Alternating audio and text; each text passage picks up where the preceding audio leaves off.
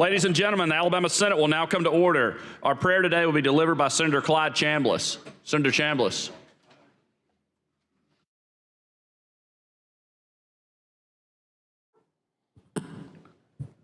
May we go to the Lord in prayer. Lord, you tell us in your word to be still and know that you're God. And we do that as we enter into this busy day of the hustle and bustle of finishing up this session. And we first thank you for allowing us to be participants in this divine form of self-government that most people in this world do not enjoy. We just thank you for that privilege. With that privilege comes responsibility, and we thank you for allowing us to be part of those who have been called to serve.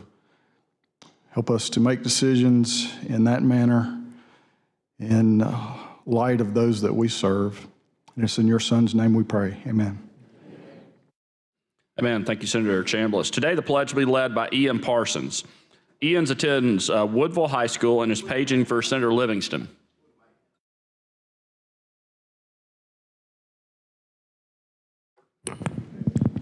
Attention, salute, pledge.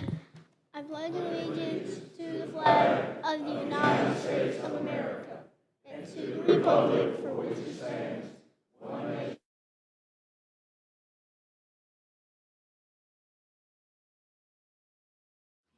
Hey, Ian, thank you. Secretary, call the roll. Mr. Albritton. Mr. Allen. Mr. Barfoot. Mr. Beasley. Mr. Bell. Mr. Butler. Mr. Carnley. Mr. Chambliss. Mr. Chasteen. Ms. Coleman. Ms. Coleman-Madison. Mr. Elliott. Ms. Figures. Mr. Gavan. Mr. Gudger. Mr. Hatcher. Mr. Hovey, Mr. Jones, Mr. Kelly, Mr. Kitchens, Mr. Livingston, Mr. Melson, Mr. Orr, Mr. Price, Mr. Reed, Mr. Roberts, Mr. Sessions, Mr. Shelnut, Mr. Singleton, Mr. Smitherman, Mr. Stewart, Mr. Stutz, Mr. Wagner, Ms. Weaver, Mr. Williams,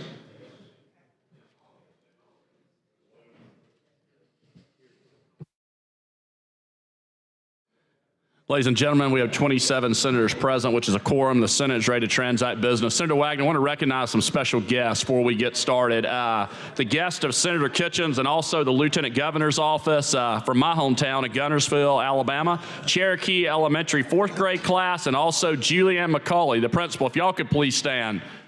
Welcome to the Alabama Senate.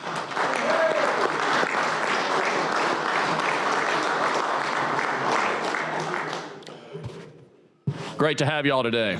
Welcome to Montgomery. Senator Wagner. Mr. President, move we excuse absent senators. All right, any objection? Hearing none, so ordered. Mr. President. Senator Wagner. Move that we dispense with a reading from the journal from the previous legislative day and that we adopt said journal. All right, any objection?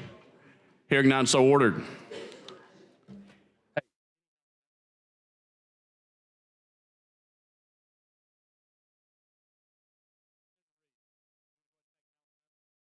All right, House messages. All right, Secretary, call the first House message.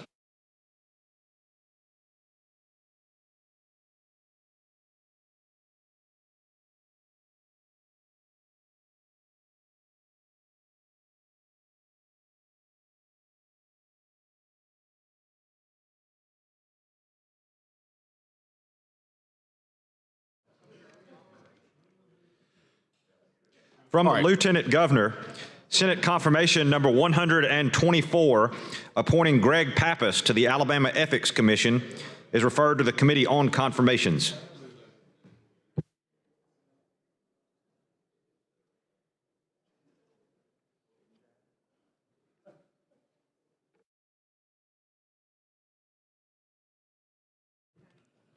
Report of the Committee on Conference. We, the Committee on Conferees, appointed to reconcile the difference between the two houses concerning Senate Bill 219, have met, considered the matter, and agreed to the attached conference committee substitute. Respectfully submitted, Senators Shelnut, Smitherman, and Williams, conferees on the part of the Senate, and Representatives Crawford, Jones, and Witt on the part of the House.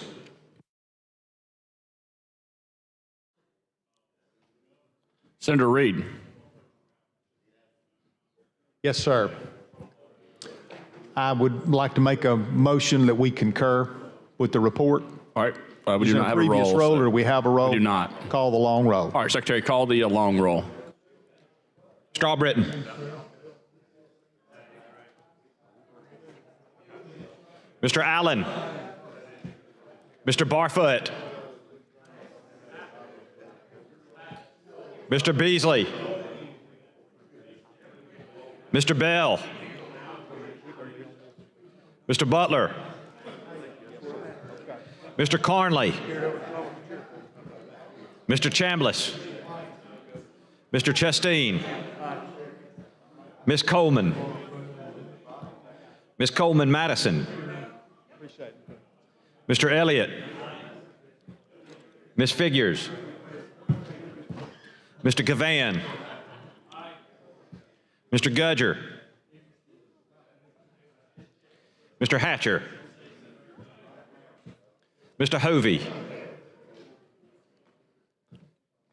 Mr. Jones. Mr. Kelly. Mr. Kitchens. Mr. Livingston. Mr. Melson. Mr. Orr.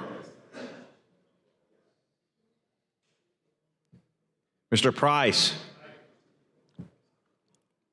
Mr. Reed. Mr. Roberts. Mr. Sessions. Mr. Shelnut. Mr. Singleton. Mr. Smitherman. Mr. Stewart. Mr. Stutz. Mr. Wagner. Ms. Weaver. Mr. Williams.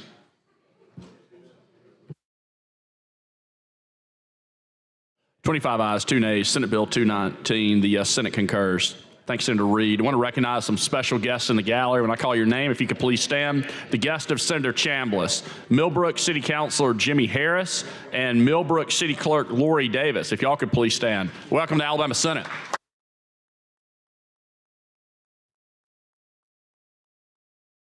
All right, Senator Reed. Next House message.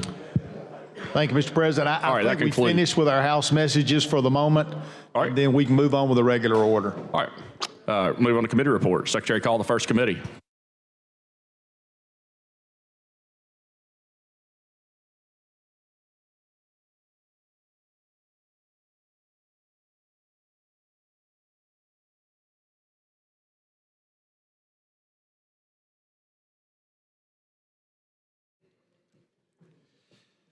From the Committee on Finance, Taxation, Education, House Bill number 326 receives a favorable report by a vote of 12 ayes and 0 nays.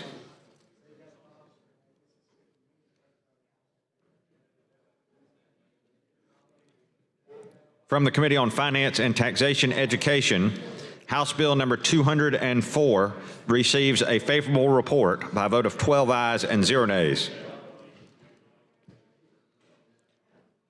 From Finance and Taxation Education, House Bill number 47 receives a favorable report by a vote of 12 ayes and 0 nays. These bills received a second read and be placed on the calendar for next legislative day. Secretary, call the next committee.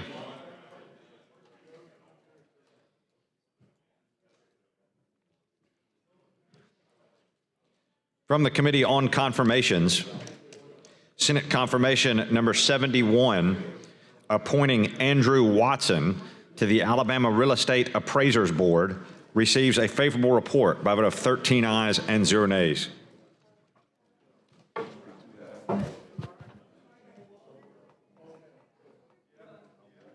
Mr. President, I move that The Senate confirms Andrew Watson to the Alabama Real Estate Appraisers Board using previous role. No objection. All right, any objection? Hearing none, so ordered. Mr. Albritton. Mr. Williams.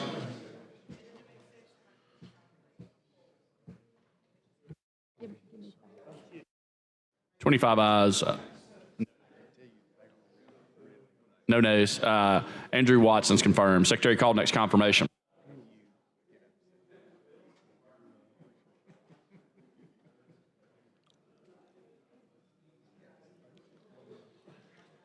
From the Committee on Confirmations, Senate Confirmation Number 72, appointing Andreas Smith to the Alabama Real Estate Appraisers Board, receives a favorable report by a vote of 13 ayes and 0 nays.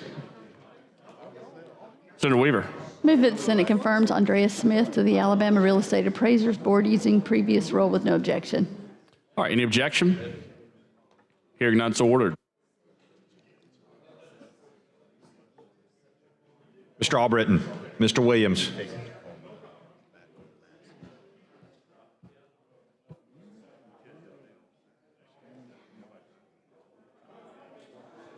Twenty-seven ayes, 0 nays. Andreas Smith is confirmed. Secretary called next confirmation. Before you do that, I want to recognize a special guest in the gallery, the guest of everyone in this room, a state treasurer, Young Boozer. If you could please stand. Welcome to the Alabama Senate.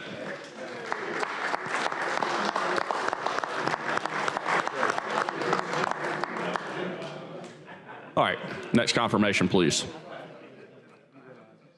From the Committee on Confirmations, Senate Confirmation Number 76, appointing Roger Ball to the Alabama Real Estate Appraisers Board, receives a favorable report by a vote of 13 ayes and 0 nays. Senator Weaver.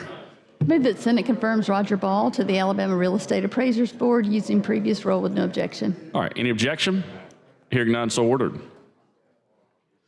Mr. Albritton. Mr. Williams. 27 ayes, 0 nays. Roger Ball is confirmed. Secretary called next confirmation.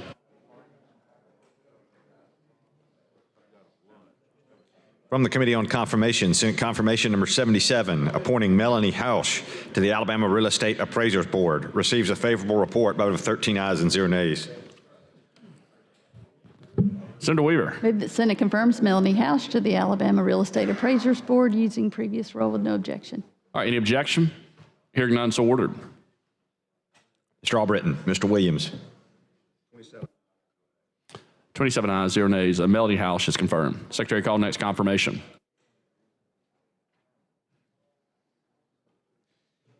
From the Committee on Confirmation, Senate Confirmation Number 78, appointing William Mackey to the Alabama Real Estate Appraisers Board, receives a favorable report by a vote of 13 ayes and 0 nays. Senator Weaver. Move that Senate confirms William Mackey to the Alabama Real Estate Appraisers Board using previous role with no objection. All right, any objection? Hearing none, so ordered. Mr. Albritton. Mr. Williams. 27 ayes, 0 nays. William Mackey is confirmed. Secretary called next confirmation.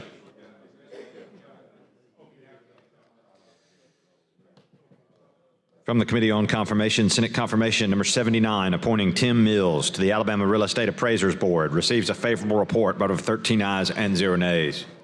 Senator Weaver. Move that Senate confirms Tim Mills to the Alabama Real Estate Appraisers Board using previous role with no objection. All right, any objection? Hearing none, so ordered. Mr. Albritton. Mr. Williams. 27 ayes, 0 nays. Tim Mills confirmed. Secretary called next confirmation. From the Committee on Confirmation, Senate Confirmation Number 81, appointing Gary L. Smith to the University of North Alabama Board of Trustees, receives a favorable report by a vote of 14 ayes and 0 nays. Move that the Senate confirms Gary Smith to the University of North Alabama Board of Trustees using previous role with no objection. Any objection? Hearing none, so ordered. Mr. Albritton. Mr. Williams. 27 ayes, 0 nays. Gary Smith's confirmed. Secretary called next confirmation.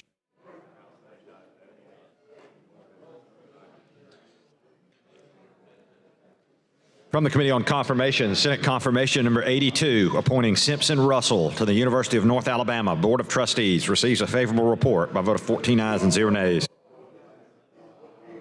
Move that the Senate confirm Simpson Russell to the University of North Alabama Board of Trustees using previous role with no objection. All right, any objection? Hearing none, so ordered.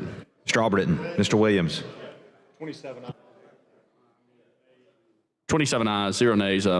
Simpson Russell's confirmed. Secretary, call next confirmation.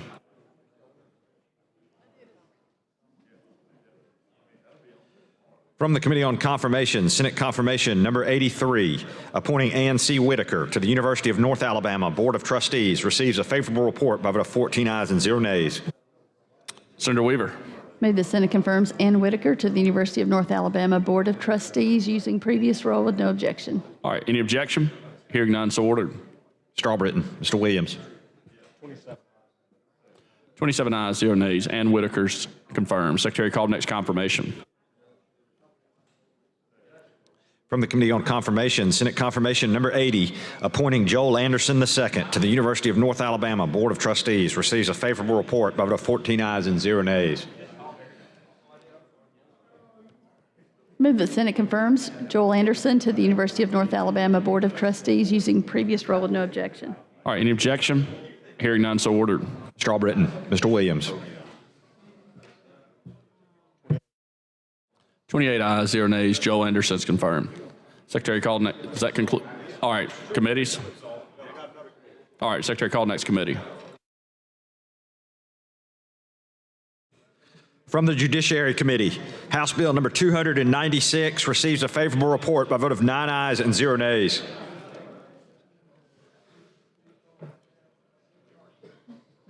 From the Judiciary Committee, House Bill Number 363 receives a favorable report by a vote of 8 ayes and 0 nays.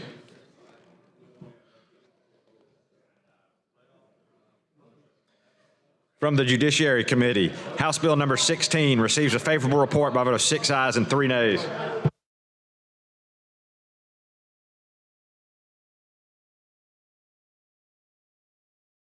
This bill is received as second reading and be placed on the calendar for next legislative day. Secretary, call next committee.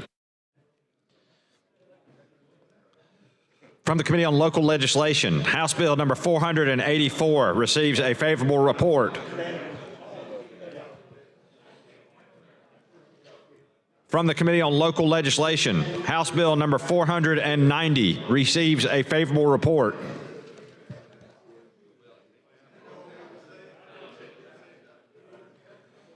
From the Committee on Local Legislation, House Bill Number 491 receives a favorable report. These bills see the second reading be placed on the calendar for the next legislative day. This concludes committee reports. Now move on to motions and resolutions. Any motions and resolutions?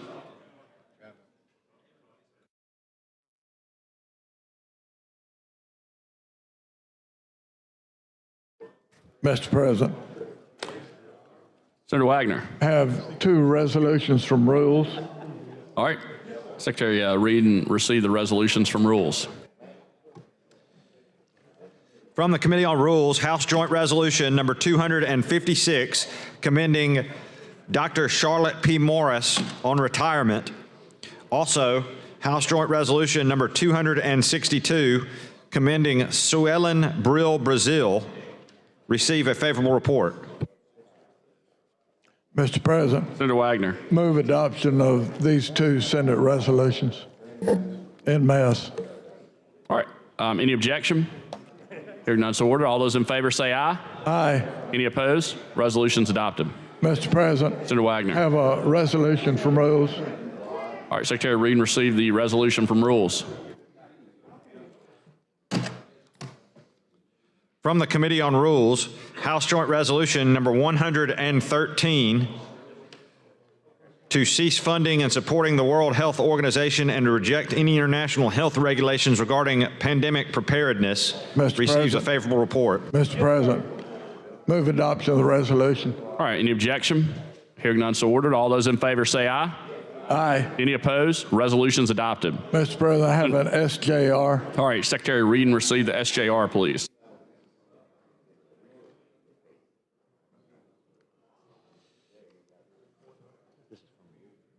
Just introduced.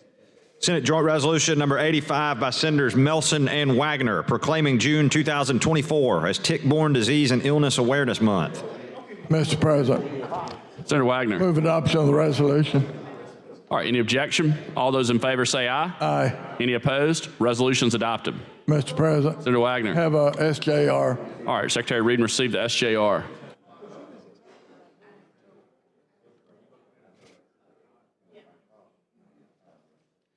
Senate Joint Resolution number 86 by Senator Wagner, designating August 8th, 2024 as Day of Clogging. Somebody handed that to me. Mr. President, move adoption of the resolution. All right, any objection? All right, here. All right, can y'all read the resolution?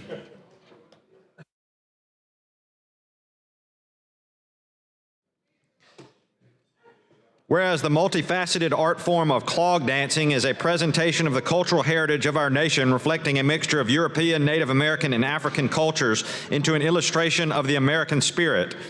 Whereas clog dancing has many forms, including flat footing, buck dancing, jig dancing, step dancing, square dancing, and power tap. Whereas for centuries, clogging has influenced American entertainment from the front porches of hometown musicians to the stages of the Grand Ole Opry and Broadway, and has been included in numerous film projects. Whereas clog dancing is rooted in diversity and is a joyful outlet which provides a source of enjoyment, creativity, and self-expression for Americans as well as cloggers around the world on both the professional and amateur level. Whereas August 8th is the anniversary of the passing of William Bill Nichols, who made an outstanding contribution to the art of clog dancing on both recreational and competitive platforms throughout its development. And whereas Alabama is home to many individuals across the state who enjoy and find community through clogging and acknowledge the impact of this art form on this day, now therefore be it resolved by the legislature of Alabama, both houses thereof concurring, that August the 8th, 2024 is designated as Day of Clogging in the state of Alabama. All right, you want to be recognized to clog? Thank you, Mr. President. I thought you said flogging. Thank you, it's clogging. I know who you're going to flog. All right. Senator Wagner, what do you want to do on this resolution? Move for adoption. All right. Any objection? Hearing none, so ordered. All those in favor say aye. Any opposed? Resolution's adopted. All right, Senator Wagner, any more? All right, any other members have any motions or resolutions?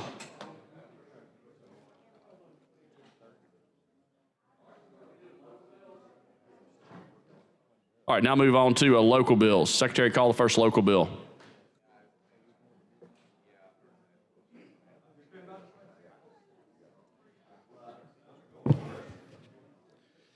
On page 36 of the calendar, House Bill number 446 by Representatives McCampbell and Jackson regarding Marengo County. BIR pending. Mr. President, Sorry, couldn't see you. I could hear you. Senator Chambliss. Mr. President, I move the BIR using the previous roll. All right, any objection? All right, hearing none, so ordered. Mr. Albritton, Mr. Williams. 28 ayes, 0 nays. The EBR is adopted. Secretary, call the bill.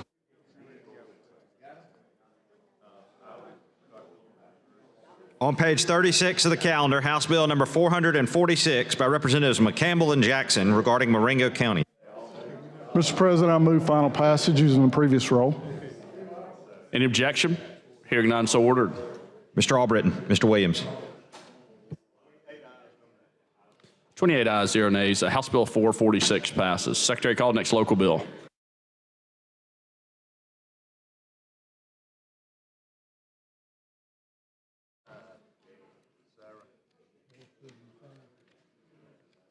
On page 54 of the calendar, House Bill number 475 by Representative Ingram and others regarding the city of Millbrook in Elmore County. BR pending. Mr. President, I move the BIR using previous roll. All right, any objection? Hearing none, so ordered. Mr. Albritton, Mr. Williams. 28 ayes. 28 ayes, 0 nays. The EBR is adopted. Secretary, call the bill. On page 54 of the calendar, House Bill number 475 by Representative Ingram and others regarding Elmore County. Mr. President, I move final passage using the previous roll. Any objection? Hearing none, so ordered. Mr. Albritton, Mr. Williams. 29 ayes, 0 nays. House Bill 475 passes. Secretary, call the next local bill.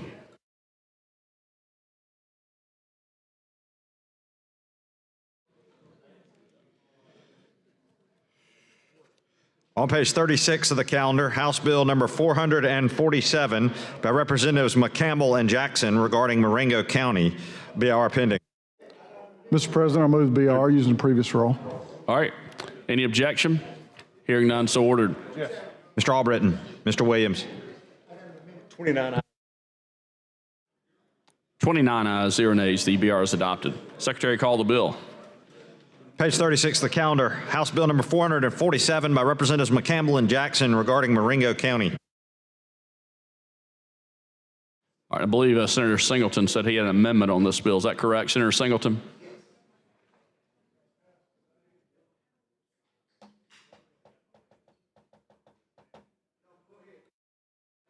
All right, we're good on this bill. Good? I move final passage using the previous roll. All right, any objection? Hearing none, so ordered. Mr. Albritton, Mr. Williams. 30 ayes, 0 nays. House Bill 447 passes. Secretary, call the next local bill.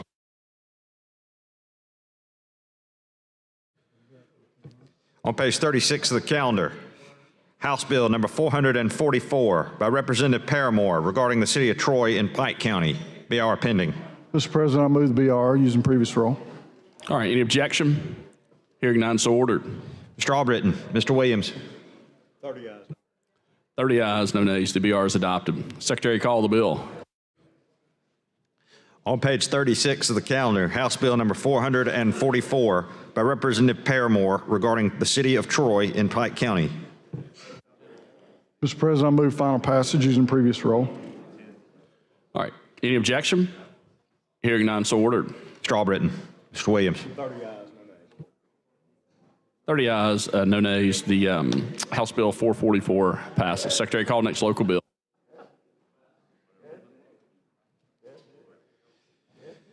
On page 36 of the calendar, House Bill number 96 by Representative Lamb regarding Tuscaloosa County. BR pending. Mr. President, I move the BR using the previous roll. All right, any objection? Hearing none, so ordered. Mr. Albritton, Mr. Williams.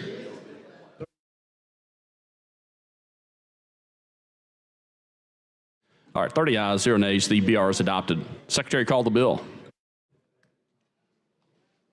On page 36 of the calendar, House Bill number 96 by Representative Lamb regarding Tuscaloosa County. Mr. President, I move final passage using the previous roll. All right, any objection? Hearing none, so ordered. Mr. Albritton, Mr. Williams. 30 ayes, 0 nays. House Bill 96 passes. Secretary, call next local bill. On page 37 of the calendar, House Bill number 384 by Representative Bolton regarding Tuscaloosa County. BR pending.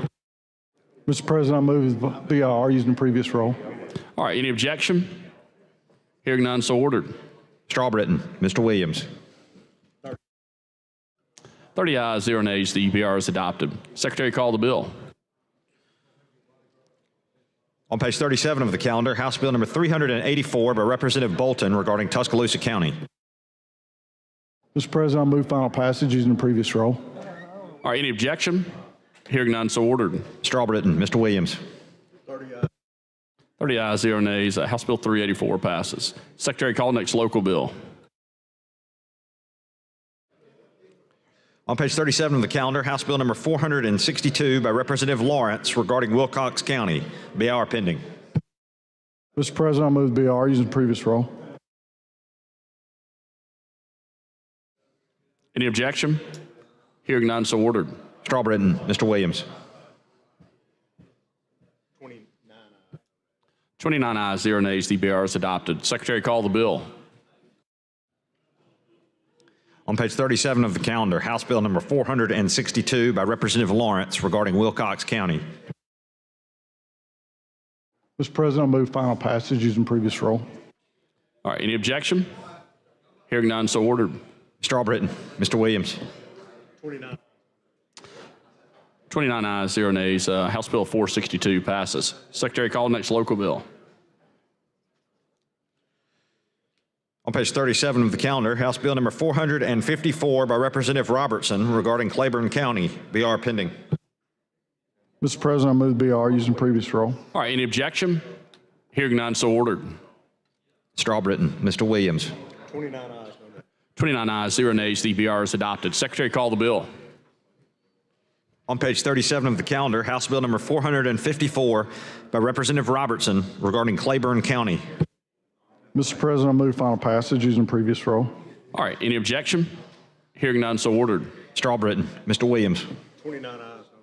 29 ayes, 0 nays. House Bill 454 passes. Before we move on, I want to recognize some special guests in the gallery. They're the guest of Lieutenant Governor's Office and also Senator Kitchens. From my hometown of Gunnersville, Alabama, we have the Cherokee Elementary School students and teachers. If y'all could please stand.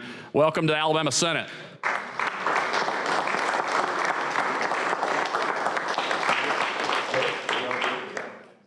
Great to have y'all in Montgomery today. All right, Secretary, call the next bill. On page 48 of the calendar, House Bill number 482 by Representative Woods and Wadsworth regarding Walker County. BR pending. Mr. President, I move BR using previous roll. All right, any objection? Hearing none, so ordered. Mr. Albritton, Mr. Williams. 29 ayes, 0 nays. The BR is adopted. Secretary, call the bill.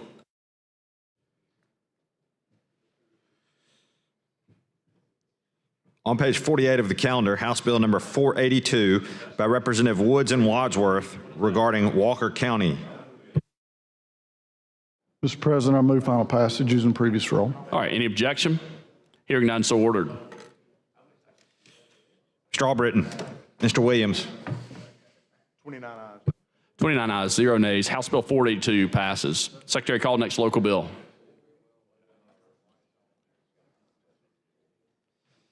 House Bill number 433 by Representative McClammy on page 48 regarding Montgomery County. BR pending.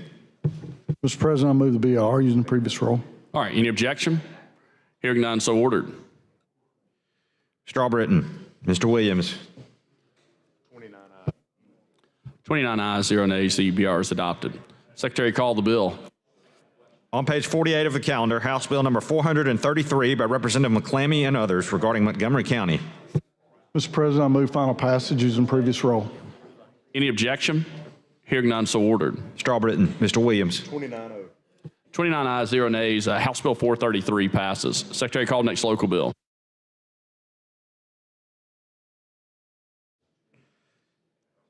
On page 48 of the calendar, House Bill number 466 by Representative Paramore regarding Pike County. BR pending.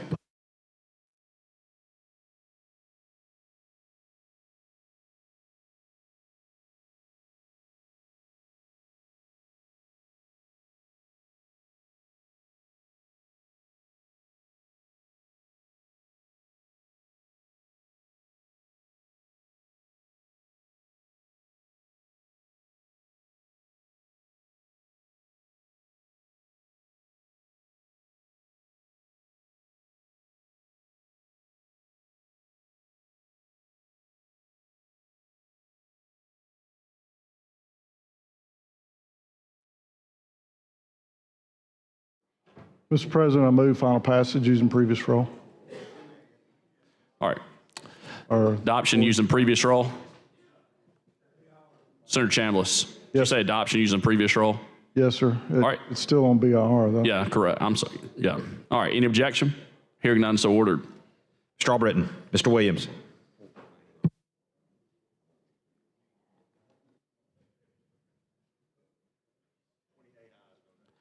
$28 ayes, 0 nays. The BR is adopted. Secretary, call the bill. On page 48 of the calendar, House Bill number 466 by Representative Paramore regarding Pike County. Mr. President, I move final passage using the previous roll. All right, any objection? Hearing none, so ordered. Mr. Albritton, Mr. Williams. 28 ayes, 0 nays. House Bill 466 passes. Secretary, call next bill. Page 48 of the calendar, House Bill number 469 by Representatives Baker and Hammett regarding Escambia County. BR pending. Mr. President, I move the BR using the previous roll. Any objection? Hearing none, so ordered. Mr. Albritton, Mr. Williams. 28 ayes, 0 nays. The BR is adopted. Secretary, call the bill. On page 48 of the calendar, House Bill number 469 by Representatives Baker and Hammett regarding Escambia County.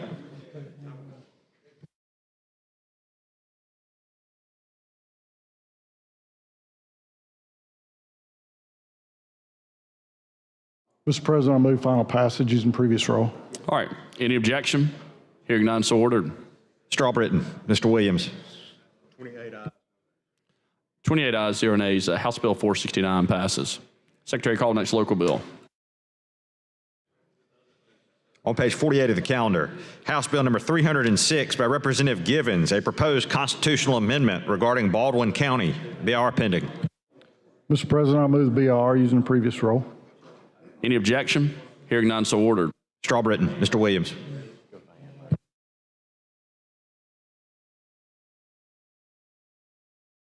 29 ayes, 0 nays. The BR is adopted. Secretary, call the bill.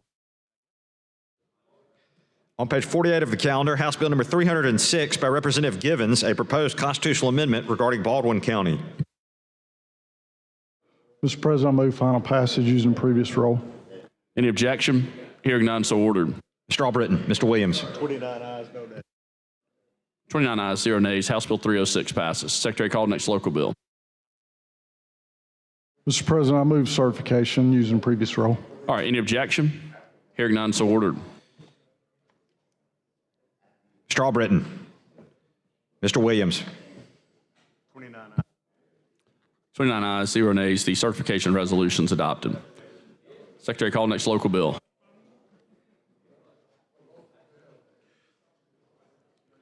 On page 49 of the calendar, House Bill number 471 by Representative Chestnut regarding Dallas County. BR pending. Mr. President, I move BR using the previous roll. Any objection? Hearing none, so ordered. Mr. Albritton, Mr. Williams. 29 ayes, 0 nays. The BR is adopted. Secretary, call the bill. On page 49 of the calendar, House Bill number 471 by Representative Chestnut regarding Dallas County. Mr. President, I move final passage using the previous roll. Any objection? Hearing none, so ordered. Mr. Albritton, Mr. Williams. 30 ayes, 0 nays. House Bill 471 passes. Secretary, call next local bill. On page 49 of the calendar, House Bill number 268 by Representative Stringer, a proposed constitutional amendment regarding Baldwin County. BR pending. Mr. President, I move BR using the previous roll. All right, any objection? Hearing none, so ordered. Mr. Albritton, Mr. Williams. 30 ayes, 0 nays. The BR is adopted. Secretary, call the bill. On page 49 of the calendar, House Bill number 268 by Representative Stringer, a proposed constitutional amendment regarding Baldwin County. Mr. President, I move final passage using the previous roll. All right, any objection? Hearing none, so ordered. Mr. Albritton, Mr. Williams. 30 ayes, 0 nays. House Bill 268 passes. Mr. President, I move certification using the previous roll. All right, any objection? Hearing none, so ordered. Mr. Albritton, Mr. Williams. 30 ayes, 0 nays. The certification resolution's adopted. Secretary, call next local bill.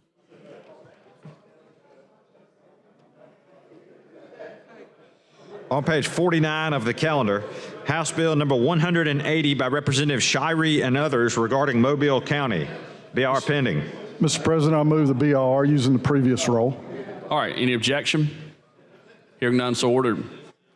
Mr. Albritton, Mr. Williams.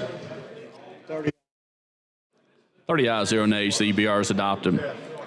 Secretary, call the bill. On page 49 of the calendar, House Bill number 180 by Representative Shirey and others regarding Mobile County. Mr. President, I move final passage using the previous roll. All right. Any objection? Mr. Albritton, Mr. Williams.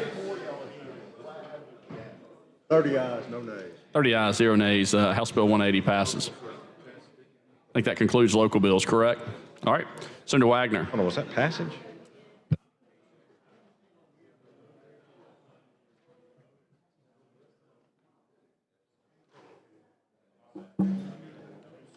Mr. President, Senator Wagner. have a report from the Committee on Rules. All right. Secretary Reed received the report from the Committee on Rules.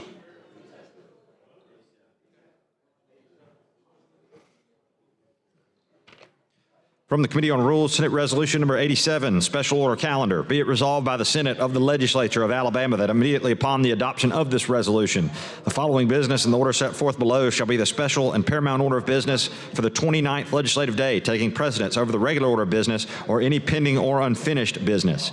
On page 42 of the calendar, House Bill number 439 by Representative Baker and others regarding public education.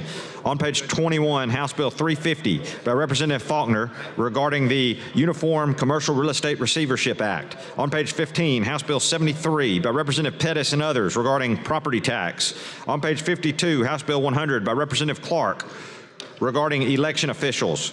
On page 25, House Bill 235 by Representative Lipscomb regarding the architecture and duties of the Board of Architecture. On page 45, House Bill 390 by Representative Crawford regarding the Cannabis Commission.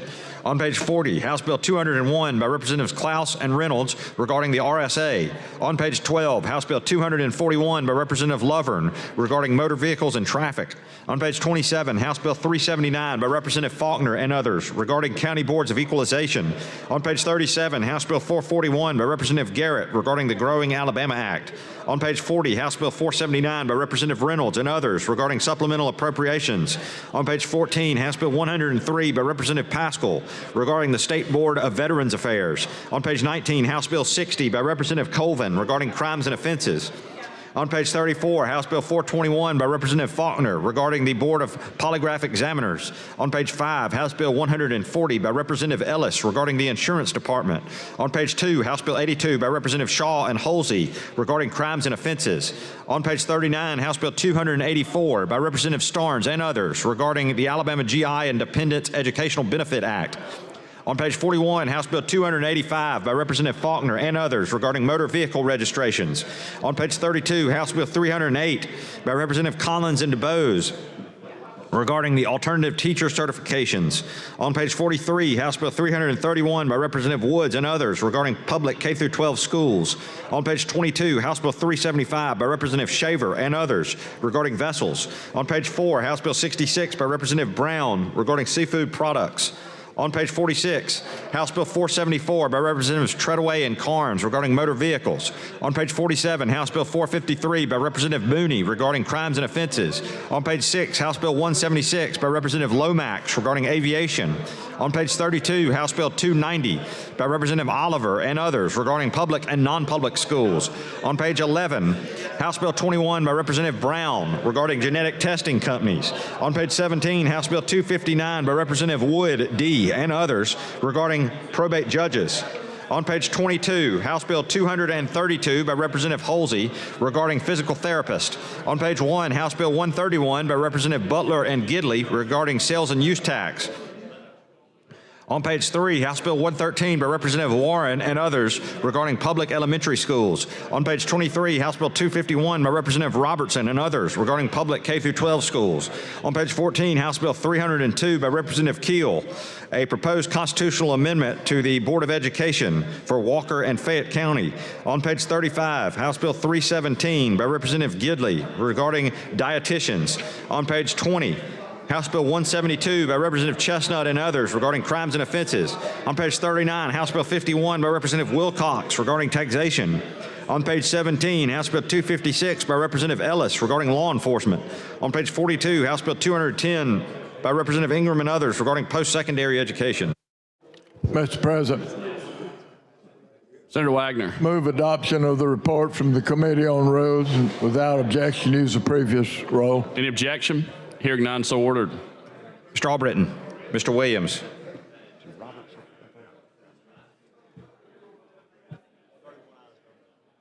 Thirty-one ayes, 0 nays. The special order calendar is adopted. Mr. Rules Chair, that might be the biggest calendar we've had all year. So good job. All right, Secretary, call the first bill.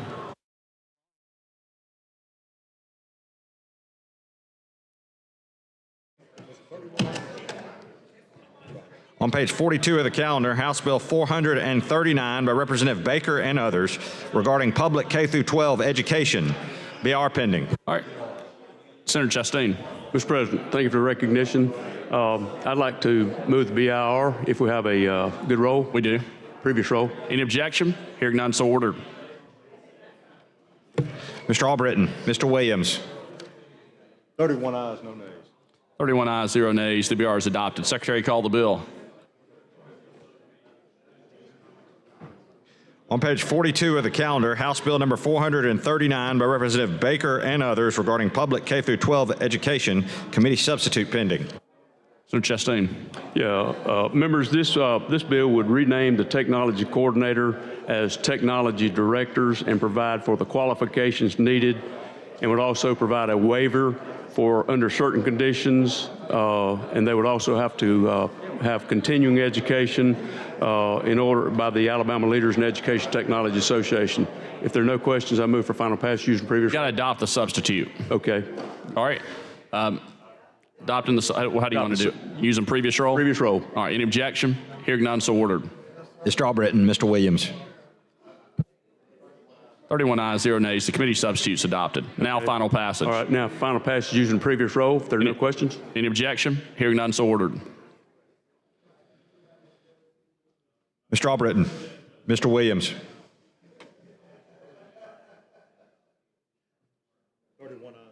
31 ayes, 0 nays. House Bill 439 passes. Thanks, Thank you, Mr. Mr. President. Chastain. Thank you, members. Secretary, call next bill.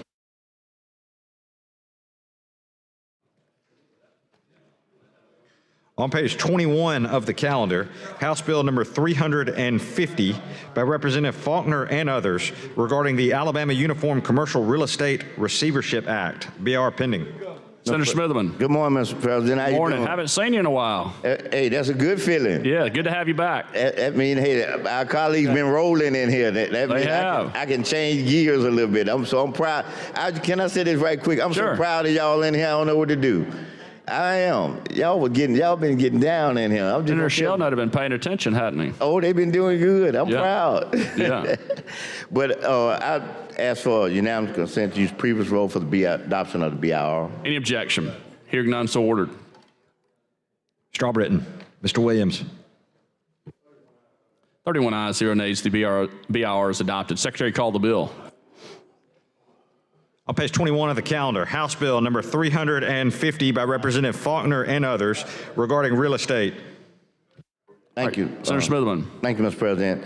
This is a Law Institute bill that, of course, you know, those bills are put together by a committee of attorneys and members of the Law Institute to address certain issues. And this issue we're addressing is the Alabama Uniform Commercial Real Estate Receivers Act.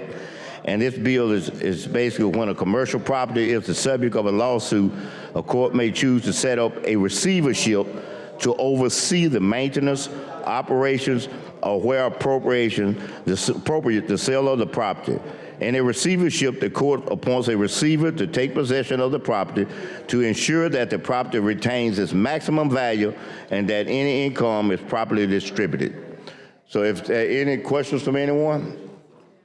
Doesn't look like it. If not, okay, then I would ask for unanimous consent to use previous roll for final passage. All right, any objection? Hearing none, so ordered. Mr. Albritton, Mr. Williams.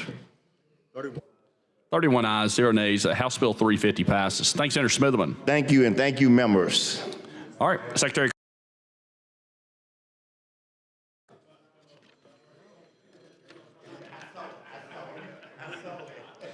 On page 15 of the calendar, House Bill number 73 by Representative Pettis and others regarding tax. BR pending. Senator Sessions. Mr. President, I move BIR using previous roll without objection. Any objection?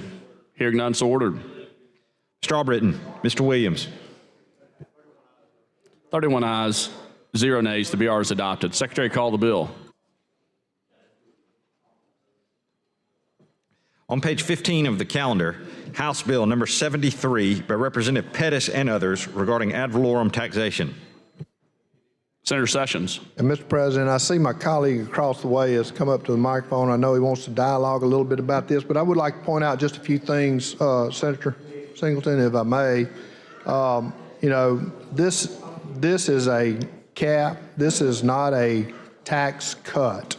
Recently, in the last few years, inflation has been hitting real hard. Housing has been at a deficit, and property taxes have been increasing substantially. And this just puts a stability increase on the property at 7% a year is the most that it can go up. And it creates a stable platform for the tax Class 2 and Class 3 property. And with that, I would yield to I do have an amendment, floor amendment, that I would like to offer at the appropriate time, but. You want to go and do the amendment now, or? Senator, I think Senator Singleton wants to speak to the bill a little bit. Senator Singleton, you want him to bring the amendment now, or do you want to? The amendment, presently the amendment, the bill. I don't like the amendment. I don't know if I want to bring the amendment right now, because I don't think I like the amendment. If I get the amendment on the board, then there got to be some action. May I offer the amendment? I don't know if I want you to offer the amendment. Yeah, Secretary Reed received the amendment.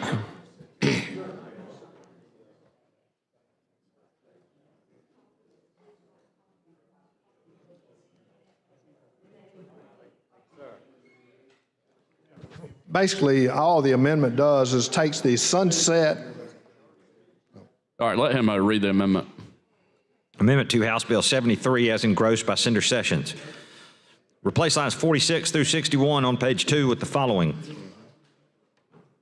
That one takes care of it. All right, Senator Sessions. Yeah, this amendment takes care of both the issues that were being floated around with this particular piece of legislation. It still has to be an annual report given by the Department of Revenue, but it takes the sunset from a 3-year to a 5-year sunset, in which most of the tax cuts and tax incentives we got most of them are 5-year sunset. So we felt like moving this from a 3-year to a 5-year. I'm okay with the sunset. I want us in this body to do our job. And I am not trying to hurt anyone's county or anything. I just want a more stable tax environment on Class 2 and Class 3 real property. And with that, that's pretty much the explanation of the amendment. I would like to speak to the amendment if that's possible. The gentleman's finished. Sure. Yes, Senator Sessions, you finished explaining the amendment? That's basically all. Okay, all right. Yeah. Senator Singleton. Have this new amendment, now I understand that there was agreement among parties to agree to the 3-year sunset provision. And I thought that that's what came out of the House. I thought that's what came out of the House as an agreement among all the parties. So now another party has gotten involved in it. And now I understand that they want a report instead of a sunset that comes up, and they want to do this every 5 years. It's an actual sunset also. So it's a sunset. It is, yeah. So you want to go, so you'll move from the original agreement. Right. Well, have you all gone back to the table with all of the parties to reach this agreement? I shared the amendment with the major opposing party. He did have some concerns in it, and I don't have the amendment in front of me. That was the only copy I had.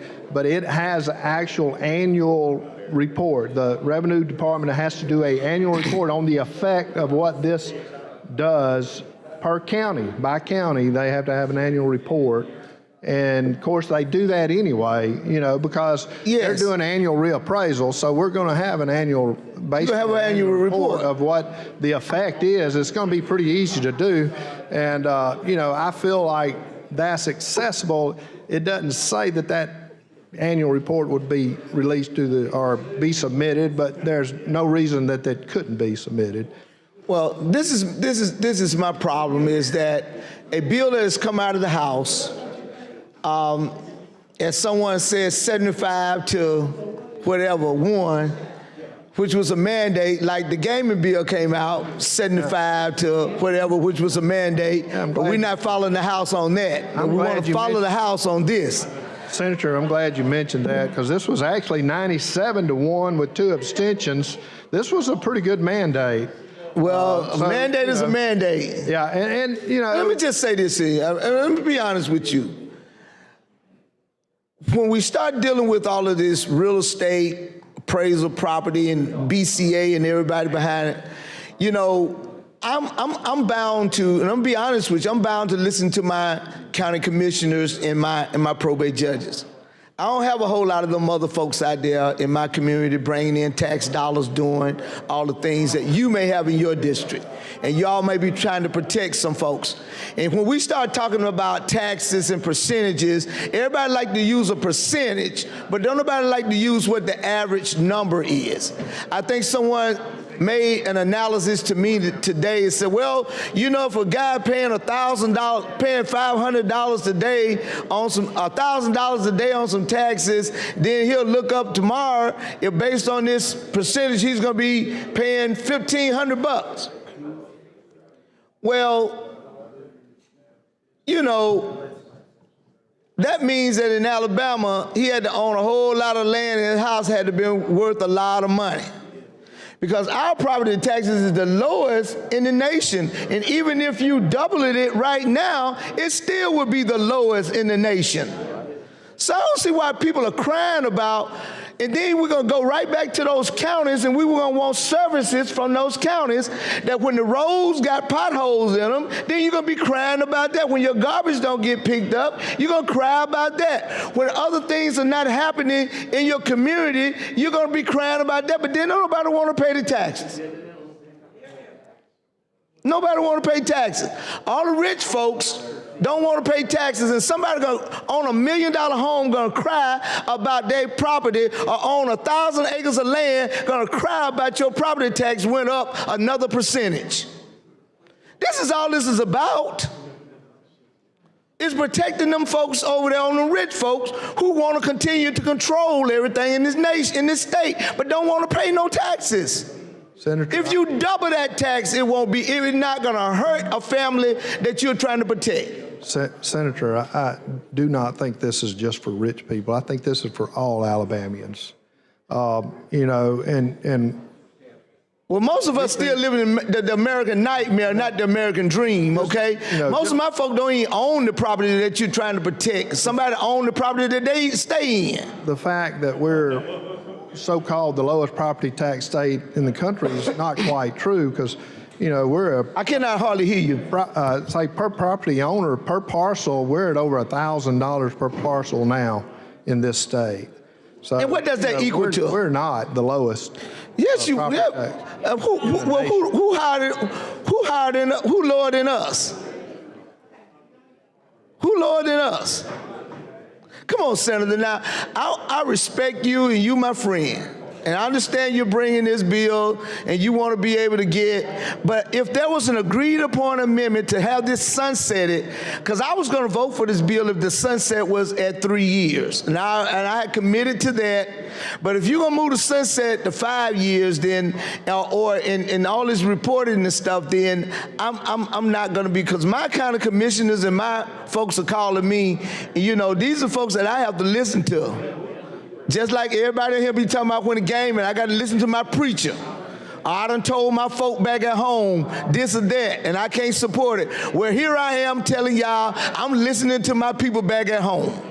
And I'm usually an independent kind of guy here, but everybody in this body almost, especially on your side of the aisle, makes some excuse about not being able to vote for something because of their folk back at home. And probably hadn't talked to one person back at home or just that one preacher. Well, I talked to that one county commissioner and I talked to that one probate judge, and they told me not to vote for this bill and to kill it, and that's where I'm finna stand. Since y'all always want to talk about that one somebody back at home, well, I'm letting you know that I listened at that one person back at home. I talked to a couple of folks over here about gaming. They couldn't do it because they preached a sermon about it last Sunday. They talk with one somebody in their district, not the 150,000 folk who might have liked it or not liked it. So I'm not finna listen to all them folks either. I'm gonna listen to that one county commissioner, and I'm gonna listen to that one probate judge who's in my ear telling me not to vote for this bill, and I'm gonna stand here until this bill goes away. If you put the sunset back on for 3 years, then I'll go with it. I cannot accept it with this amendment as given. I'm not gonna do that because I'm gonna listen to my one guy at home family. Because everybody else listen to their one somebody back at the house. They always listen to that one person who told them not to vote for something. So I'm listening to that one guy who told me not to vote for something. You know? And so I'm sorry, and you're my friend, and I love you to death, and you're my guy. And you explained this to me before it came up, and I kind of let you know what my position was going to be, and I'm going to stick with my position because the changes to this will hurt my people in my rural communities because I don't have all those extra dollars coming in from more sales tax and all, but I got so many absentee landowners in my district that's not even living there and really getting away with paying a lot of property taxes.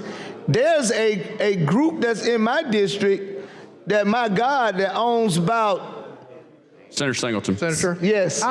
Senator, you and I had this conversation before, and I'm okay with the sunset, and I actually want a sunset on it because I want us to do our job here. 3 years, to me, is reasonable. There were groups that wanted 5. Now, there was an advisory commission on here that really was redundant, and I would like to take that off of the bill. That is a totally agreed to amendment by everyone. If I withdraw this amendment and add to take the amendment to take the commission off, it still has a 3-year sunset.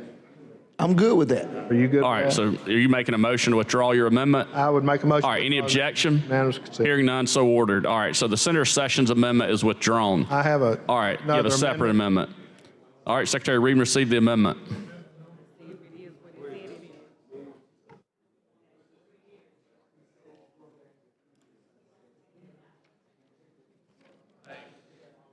Amendment to House Bill 73 as engrossed by Senator Sessions. Remove lines 49 through 60 on page 2. Basically, all that does is does away with that advisory commission, the advisory, ad valorem advisory committee. That's all that does. You still got 3-year sunset. The real estate folks are still doing their job. So with that, I'd move. Okay, so let me understand. We're back at the 3-year sunset that was agreed upon. Yes. And it takes away the advisory committee that all parties had agreed upon at that point in time. Mm-hmm. I'm okay with that. Yep. I move the amendment using previous rule. Hold up. One second. 1 second.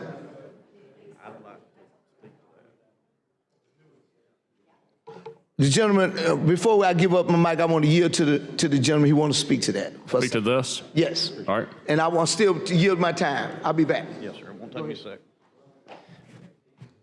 All right. Senator, I understand you withdrew, and I was hearing the previous conversation. One of the things about, in the real estate business too, if people that rent a property, and a lot of people rent property, they rent it as an investment. So property tax continues to go up. That's passed on in the rent. No other way around it. And that's what the bottom line is. But just to give you some examples, I really hate to see you pull that 5-year sunset, because I have seen a property myself in the company that we manage increased 108% this year. 3 at 28%. So you do that in 2 or 3 years, it gets the tax assessment is supposed to go along to have a true value of the property. That's not what's going on. So I hate to see, I would have preferred this to be the 5% instead of the 7%, and I kind of backed up from that since I understand, 7%. Senator, and I do appreciate that. And here's the thing, you know, a lot of these counties are getting ready to get hit with that 4-year adjustment. It's going to be 30, 40%, 50%. So something is better than nothing. And hopefully, you know, this has time to go to the House and concur, and we get something this year, because, you know, a lot of times politics is like football or farming. There's always next year. So I would hate to totally lose this year and not get anything. So I appreciate your stance. I understand where you're coming from, and that may be a bill for the 3 years from now when the sunset comes into effect. Senator Kelly, you may be wanting to come with a bill that says CPI or 3%. You know, there are a lot of states that do it like that. We're not the only state with a cap in place. This is just the first attempt to try and get something done to stabilize these property taxes from going out of whack. Well, I definitely applaud you in what you're doing, and don't misunderstand what I'm saying. I mean, I definitely appreciate what you're trying to do. I backed off that 5% because I felt like with the 5-year sunset, that would give us enough time, and we would have enough data over 5 years to show what we're saying. Because what's gotten missed in all this, the whole property of the whole example of a tax assessor's office assessing property is to get it in the proximity to a true market value, and then tax on that true market value, and that's not what we're seeing. Some of it by rule and otherwise. So regardless of what it costs for the property to be built or whatever, what it sells for and what it's able to be on the open market is where it costs. So I really hate to see the 5-year sunset lifted. And Senator, I understand. I'll the microphone back to my. Of course, if it Thanks, Senator Kelly. I remove my motion to adopt the amendment. Okay, so we got let me make sure everybody knows, we're on the amendment right now, and we have a motion to adopt this amendment using previous roll. Yes. Any objection to that? Object. You object? All right, you want the long roll? All right, Secretary, call the long roll. Mr. Albritton. Mr. Allen. Mr. Barfoot.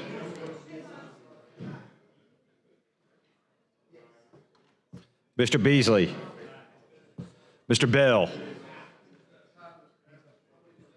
Mr. Butler. Please vote aye. Mr. Carnley. Aye. Mr. Chambliss. Aye. Mr. Chasteen. Aye. Ms. Coleman. Aye. Ms. Coleman Madison. Mr. Elliott. Aye. Ms. Figures. Mr. Gavan. Mr. Gudger. Mr. Hatcher. Mr. Hovey. Mr. Jones. Mr. Kelly. Mr. Kitchens. Mr. Livingston.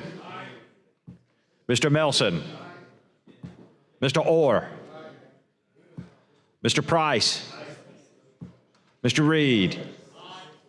Mr. Roberts. Mr. Sessions. Mr. Shelnut.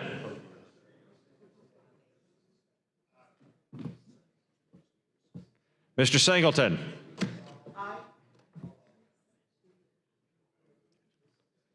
Mr. Smitherman. Mr. Stewart.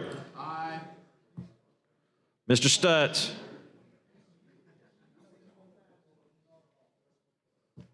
Mr. Wagner. Ms. Weaver. Mr. Williams. All right, 33 ayes, 0 nays. The Senator Sessions amendment's adopted. Senator Sessions. Motion to approve, use long roll. All right, Secretary. All right, Secretary, call the long roll. Mr. Albritton. Mr. Allen. Please vote aye. Mr. Barfoot. Mr. Beasley. Mr. Bell. Mr. Butler. Mr. Carnley. Mr. Chambliss. Mr. Chasteen. Ms. Coleman. Ms. Coleman Madison. Mr. Elliott. Ms. Figures. Mr. Gavan. Mr. Gudger. Mr. Hatcher. Mr. Hovey. Mr. Jones. Mr. Kelly. Mr. Kitchens. Mr. Livingston. Mr. Melson. Mr. Orr. Mr. Price. Mr. Reed. Mr. Roberts. Mr. Sessions. Mr. Shelnut. Mr. Singleton.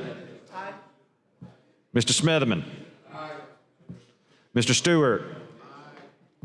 Mr. Stutz. Mr. Wagner. Ms. Weaver. Mr. Williams.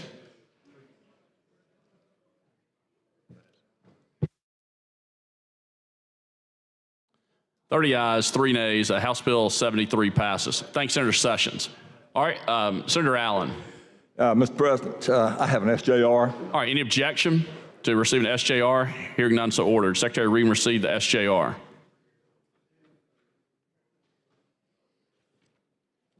Senate Joint Resolution number 88 by Senator Allen, celebrating the life of Cecil Ingram. Mr. President. Senator Allen. Yes, sir. Hootie Ingram was a friend of Alabama and of course, the university as well. But all the citizens of Alabama remember Hootie Ingram. And I would love to add all senators to this SJR without objection. All right, any objection? Hearing none, so ordered. Mr. President, I move immediate adoption. All right, all those in favor say aye. Aye. Any opposed? The resolution's adopted. Thank you, Mr. President. All right, thank you, Senator Allen. All right, let's move on to the next bill on the calendar.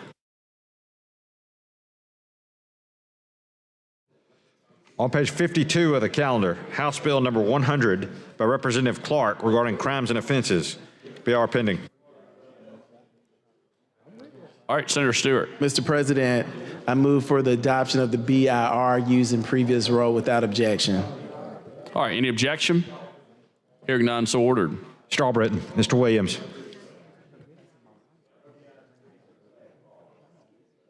Thirty ayes, 3 nays. The BR is adopted. Secretary, call the bill.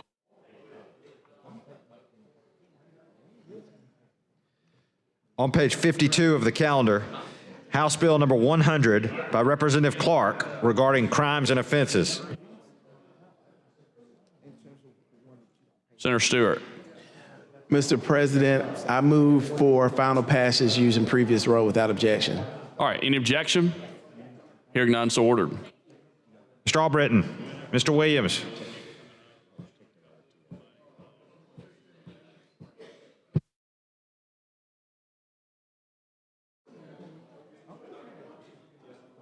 $31 ayes, 0 nays. House Bill 100 passes.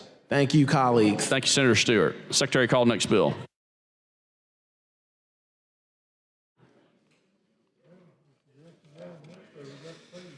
On page 2 of the calendar, or on page 25 of the calendar, House Bill 235 by Representative Lipscomb regarding architecture. BR pending. Mr. President. Yeah, Senator Kitchens. I'd move for the BIR using previous role without objection. All right, any objection? Hearing none, so ordered. Strawbritton. Mr. Williams. 31 ayes, 0 nays. The BR is adopted. Secretary, call the bill. On page 25 of the calendar, House Bill 235 by Representative Lipscomb regarding occupational licensing boards.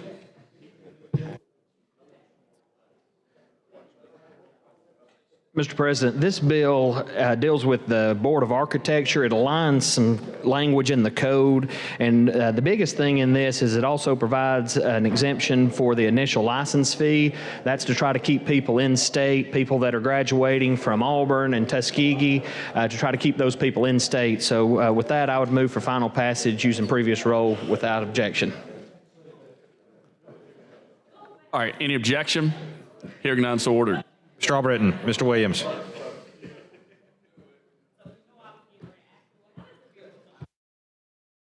33 ayes, 0 nays. House Bill 235 passes. Thanks, Senator Kitchens. Secretary, call the next bill.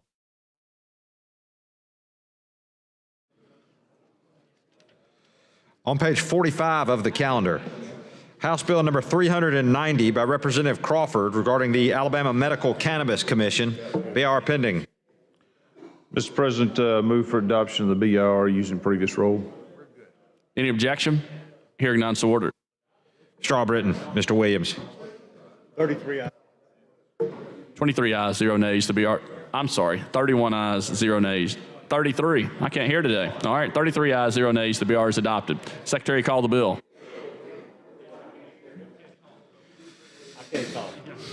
On page 45 of the calendar, House Bill number 390 by Representative Crawford regarding the Alabama Medical Cannabis Commission. Mr. President, Senator Barfoot. Mr. President, move for final passage using previous rules. See the colleague across the way. All right, Senator Beasley. Mr. President, thanks for recognition. I'd like to offer an amendment on this bill, please. Okay. Yeah, Secretary, read and receive the amendment.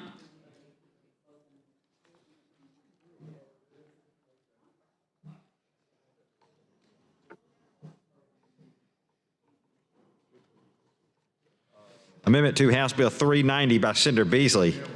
Replace line 218 on page 8 with the following. Mr. President, move to table. All right, all those in favor say aye. Aye. Any opposed?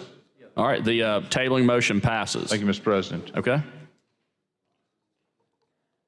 President, all right. I renew my motion for final passage using previous rule. All right. My amendment get tabled. Let's see. All right. Did my amendment get tabled? Yes, sir. Yeah. Okay. All right. Thank you. Mr. President? Yeah, Senator Albritton. May I be recognized? You're recognized. Thank you. Senator, this is an interesting bill, and this deals with our medical marijuana that we passed, I guess, back in 21. That's been 3 years ago or so. We passed that in the hopes of being able to find giving some benefit to people that could use that as a medication. Lots of needs out there from what I understand. And also, partly was the promise, if you will, that with this, it would bring in revenue to the state. 3 years, we haven't got a single license, I don't think, issued. We don't have a single operator functioning after 3 years.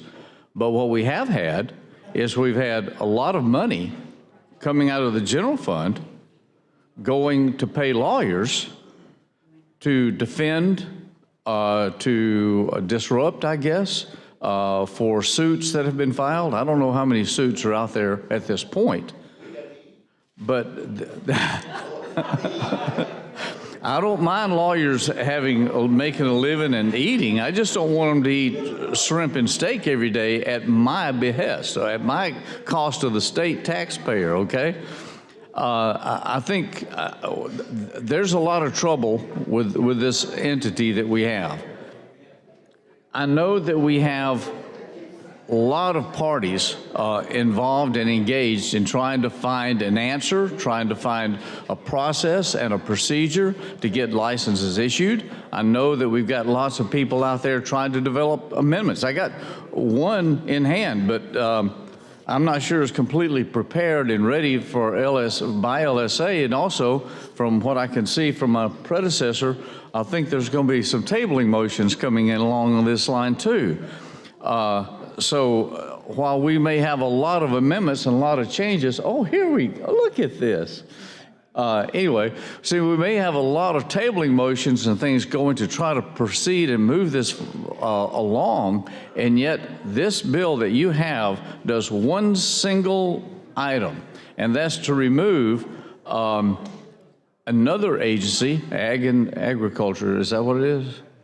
That's right. I think you'd be supportive of that. You're correct in this, and the bill itself simply removes the Commissioner of Ag and Industries, the Ag and Industries Department from that process. It just eliminates them and eliminates the cost that they are incurring while they are continuing to battle this out in court. So it's a very simple bill, very simple amendment to the bill that we passed. As you know, there were a couple of efforts to drastically change the bill as written from a couple of years ago, and those did not get any traction. So again, this is just a simple bill that helps the state of Alabama, the Department of Ag and Industries, and Rick Pate, I understand, would be very appreciative if we would be able to pass this. I'm sure he It's would. clean. I'm sure he would. But now, as I recall, Department of Ag and Industries were engaged and were supportive of getting this bill passed in the first place.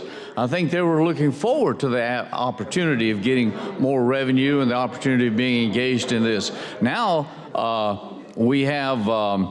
I will say a fan is involved, and now Department of Ag and Industries are trying to jettison and to find a life raft and wanting us to provide that for him.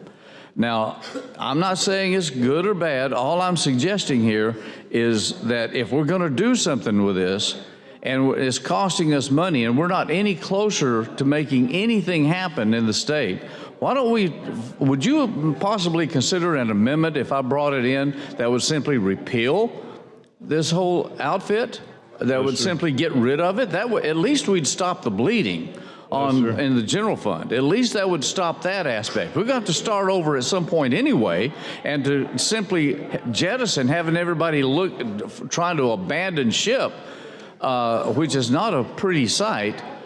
Why can't we just eliminate it? I mean, would that be a consideration that we ought to consider here today? Because in the budget that we sent over to the governor, there's a few $1 million out of our taxpayer money going to lawyers to prevent or fight or develop. In any case, we're not getting any licenses until that gets done.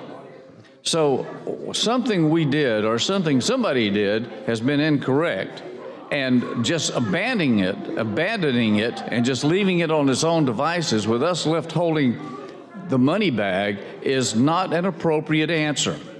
Now, I've been in conversations with most all the parties about wanting different things and how their side is this and their side is that.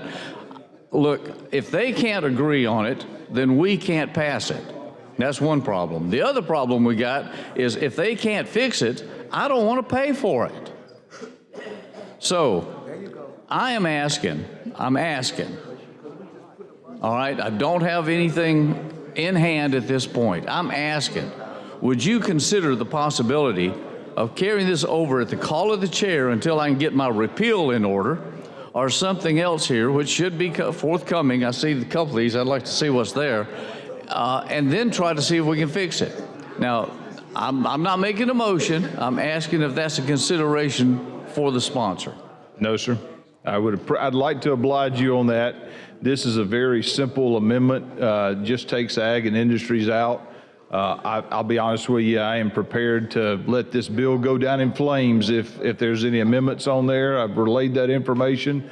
It is just to get Ag and Industries out of this. Is something they never asked for to begin with and do not want to participate in now. There's a provision in there where they will have the advice if asked for the cultivars and to be a part of that if they're asked. But there are no amendments that I would think would be friendly in this. And again, my goal would be to kill the bill if there's an amendment on there. I appreciate your forthrightness. I understand. I can certainly appreciate your stance here. And I'm not trying to hold people up. I'm not going to try to filibuster or anything of that nature. I'm not in that mode today. But I am in the mode that it's difficult for me, for the taxpayer, to pay and out of our monies when it should have been much easier and simpler done. I don't know where the screw up was. I don't know what happened or where, all right? And frankly, I don't care at this point. But I can tell you, if we don't get this resolved, simply getting Ag and Industries is not going to help. It's not going to help the state of Alabama. And I'm going to have to come forward with something to resolve this. It may be next year, but we're not going to continue this bleeding. I understand. I appreciate your comments, and I bet you do. No, seriously, I appreciate your patience with me, and thank the President. Yes, sir. All right, thank you. Senator Sessions. Senator Barfoot, appreciate you bringing this particular piece of legislation. You know, I want to echo what Senator Albritton said. This is a shame that we had passed a piece of legislation sponsored by Senator Melson to try and help people, to try and help patients, to try and get medicine where people that need it. You are correct. This needs to be one entity's ball. And I think getting, you know, I wish it would have been set up a little bit differently, perhaps. Perhaps it's not all the commission's fault. Perhaps we didn't give them enough specific instructions. There you go, pointing the finger at the legislature. Well, and you know, and I felt like I may have failed myself when the legislation was being written. I wanted to push for stricter guidance to make sure that our nurserymen and our businessmen in the state of Alabama controlled this product. And if there was any profit to be made, that Alabama nurserymen, Alabama businessmen, not corporate giants from other countries and other states, would come in here and control this business. So I applaud your efforts on this piece of legislation. I had a piece of legislation. Senator Melson had a piece of legislation. It couldn't get any traction because there's just the vision of too much money involved, and people let greed get in the way of trying to do what's right and what's best for the people of this state. I have a 27-year-old friend that was in a bad car accident that's paralyzed from the waist down.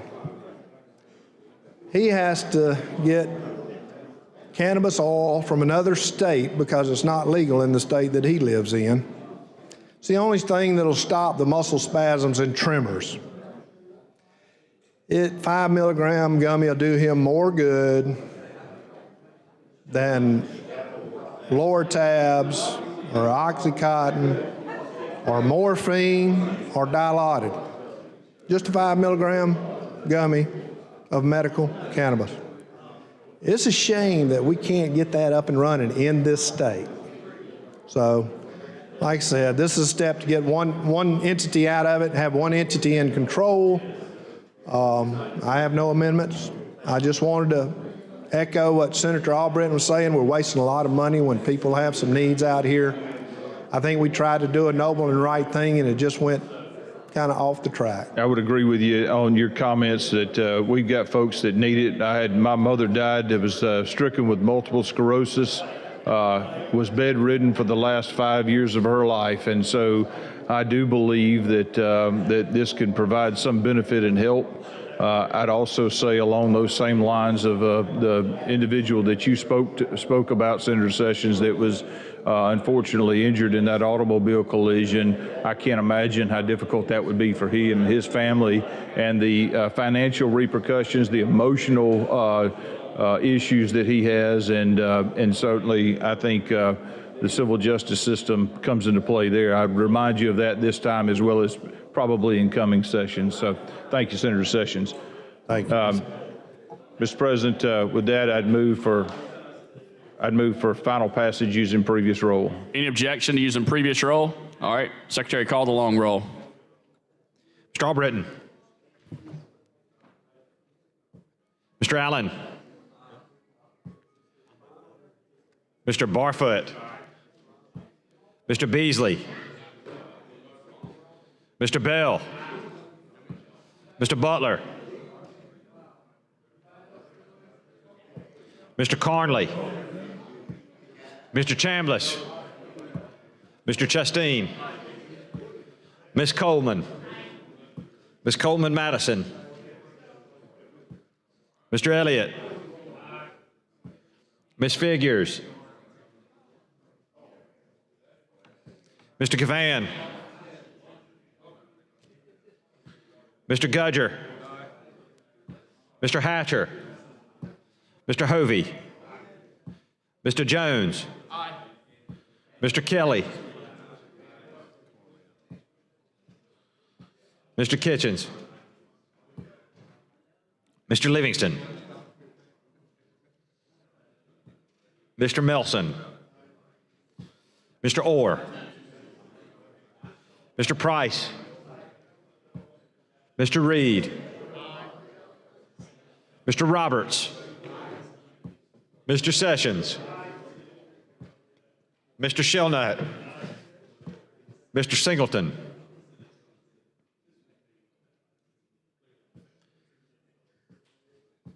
Mr. Smitherman.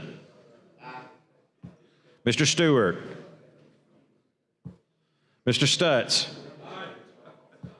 Mr. Wagner. Ms. Weaver. Mr. Williams.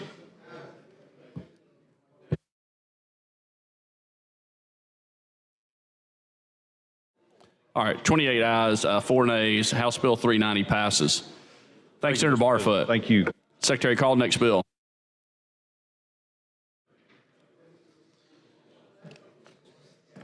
On page 40 of the calendar, House Bill number 201 by Representatives Klaus and Reynolds regarding retirement.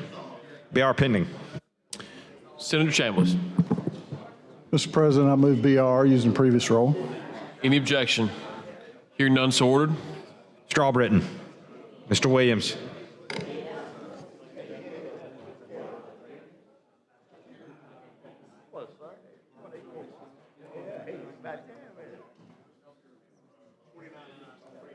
(29 ayes, 3 nays). The BR is adopted. Secretary, call the bill. On page 40 of the calendar, House Bill number 201 by Representative Klaus and Reynolds regarding retirement. Committee substitute pending. Senator Chambliss. Mr. President, I move table to committee sub. All those in favor say aye. Aye. Those opposed? The committee substitute's tabled. Mr. President. Senator Chambliss, do you yield? No, sir. Mr. President, I have a substitute. All right. Desk, read and receive the substitute.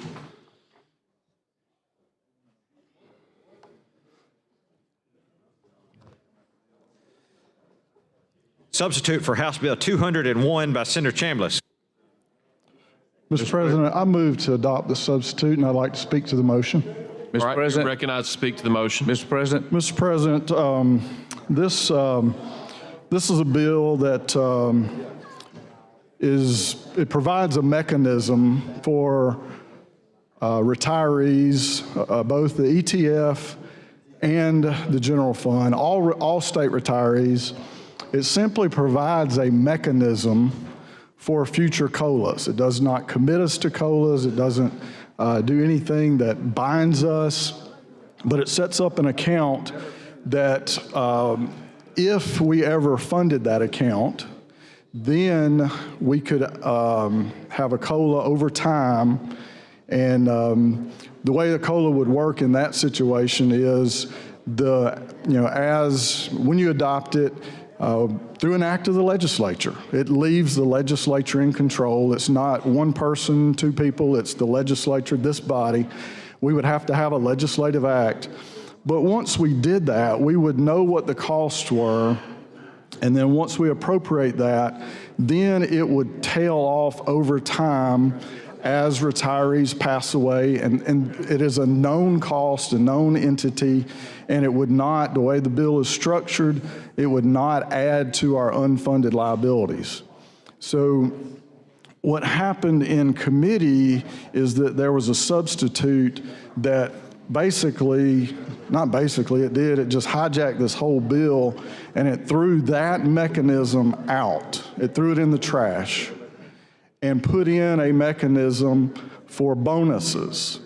Currently, the general fund and the ETF is prohibited from funding COLAs. The bill that was put in committee stripped those prohibitions.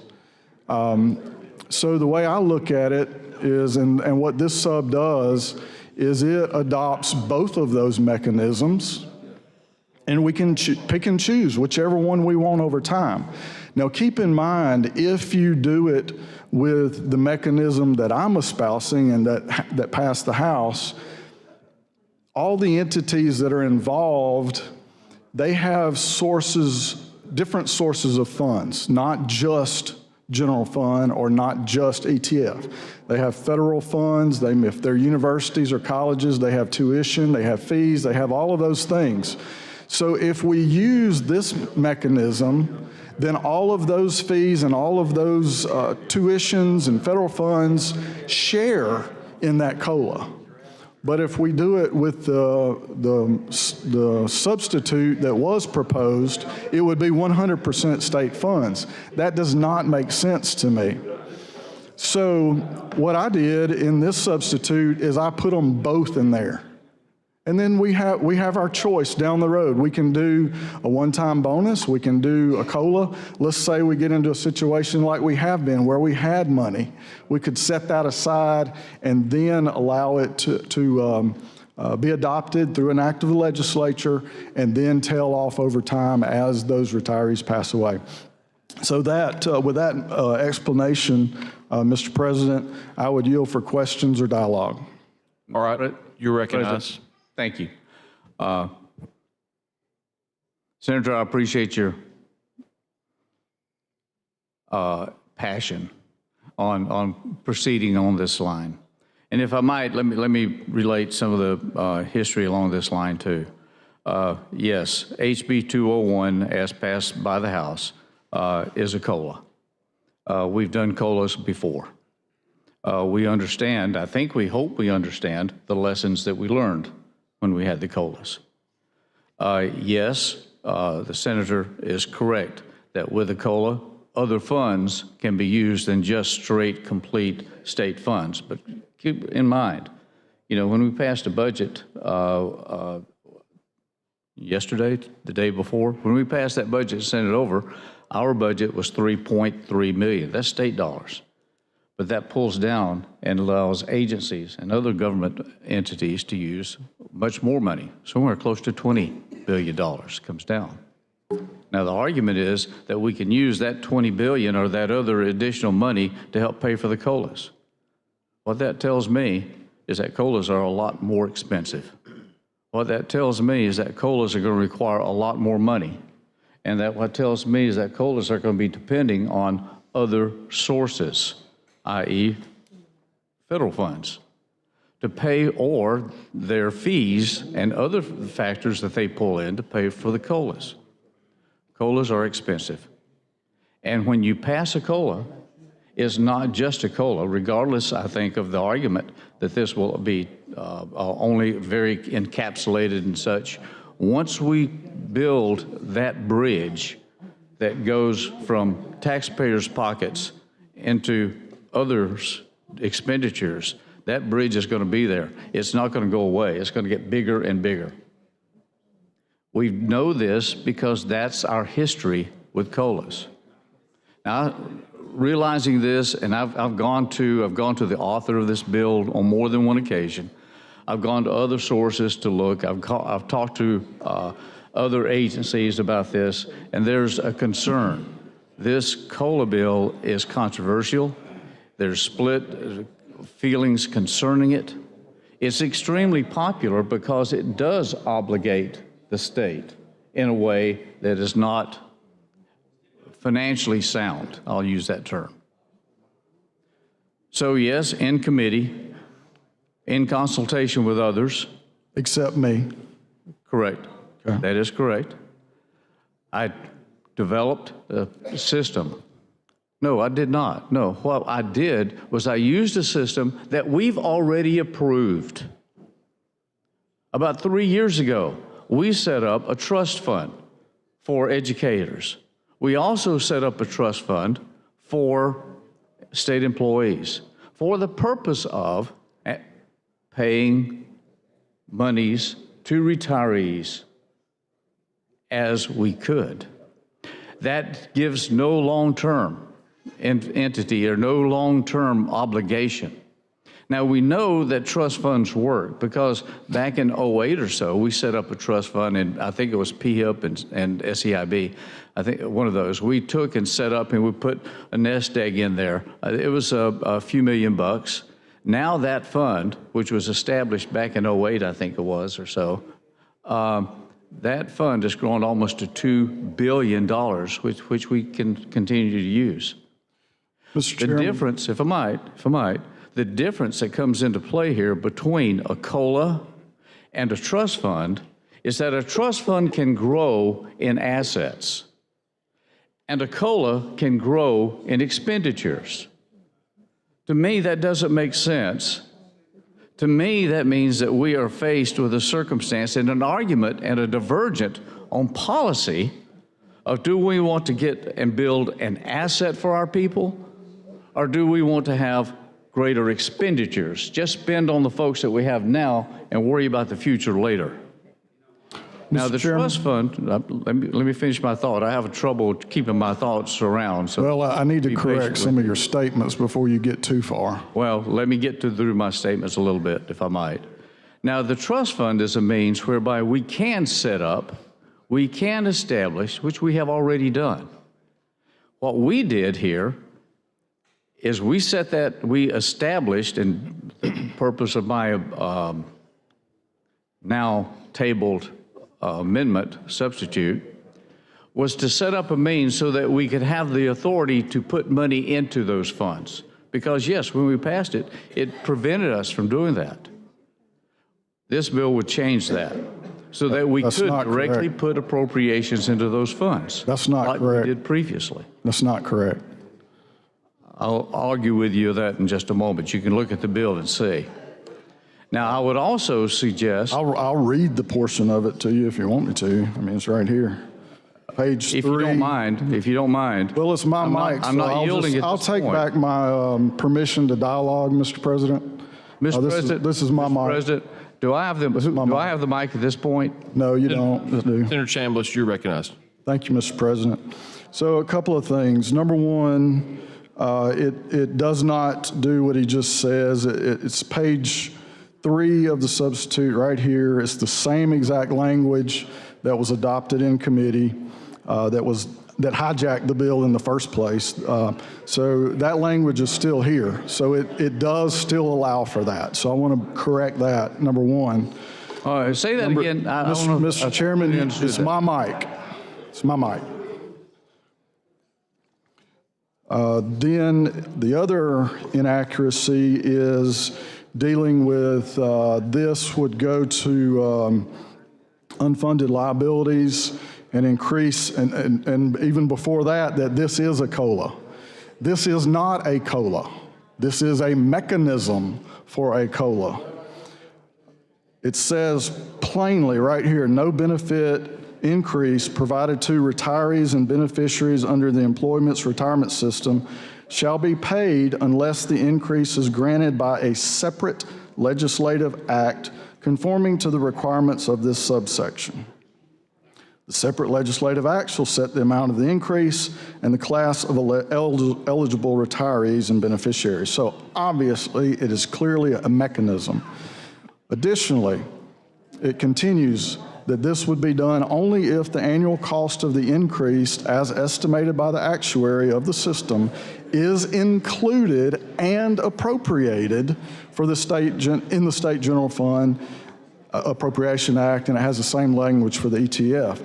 So I wanted to make sure that we all know what the bill does, what the substitute does. It does not increase unfunded liabilities. It does not grant a COLA.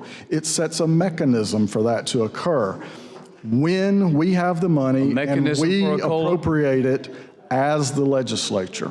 So now that you've allowed me to correct some of those misstatements, I will open it back up for dialogue. Mr. President. Mr. President, may I continue? So, all right, you still got the mic? Yes. Are you yielding? I will yield for dialogue with Senator Smitherman. All right, Senator Smitherman, you're recognized. You ain't got to go nowhere. Just let me use. I understand. Senator, I thank you for dialoguing with me, and I don't mind, being limited, because I know you're talking, but that's only temporarily limited. Yes, sir. I think that you're doing an outstanding job. I really do. I think that it's time for us to get this mechanism in place for our retirees. I'm very strong in my feelings about the young people, and I think people know that. And I'm the same way with our senior citizens. So I don't consider myself no senior citizen yet. So I'm talking about this people who do. But let me get that straight. But I do want to say this. Is that if we can, and I mean, I'm embedded in what I'm saying, because I've said it about other things. I said it about feeding the children, if you remember that. I talked about that, and I'm talking about our senior citizen people who work now. If we can give $400 million to the rich, if we can give $400 million probably on an annual basis to the rich, we surely can take care of our retirees and the people who are senior citizens and our retirees. And I just want to say this to you.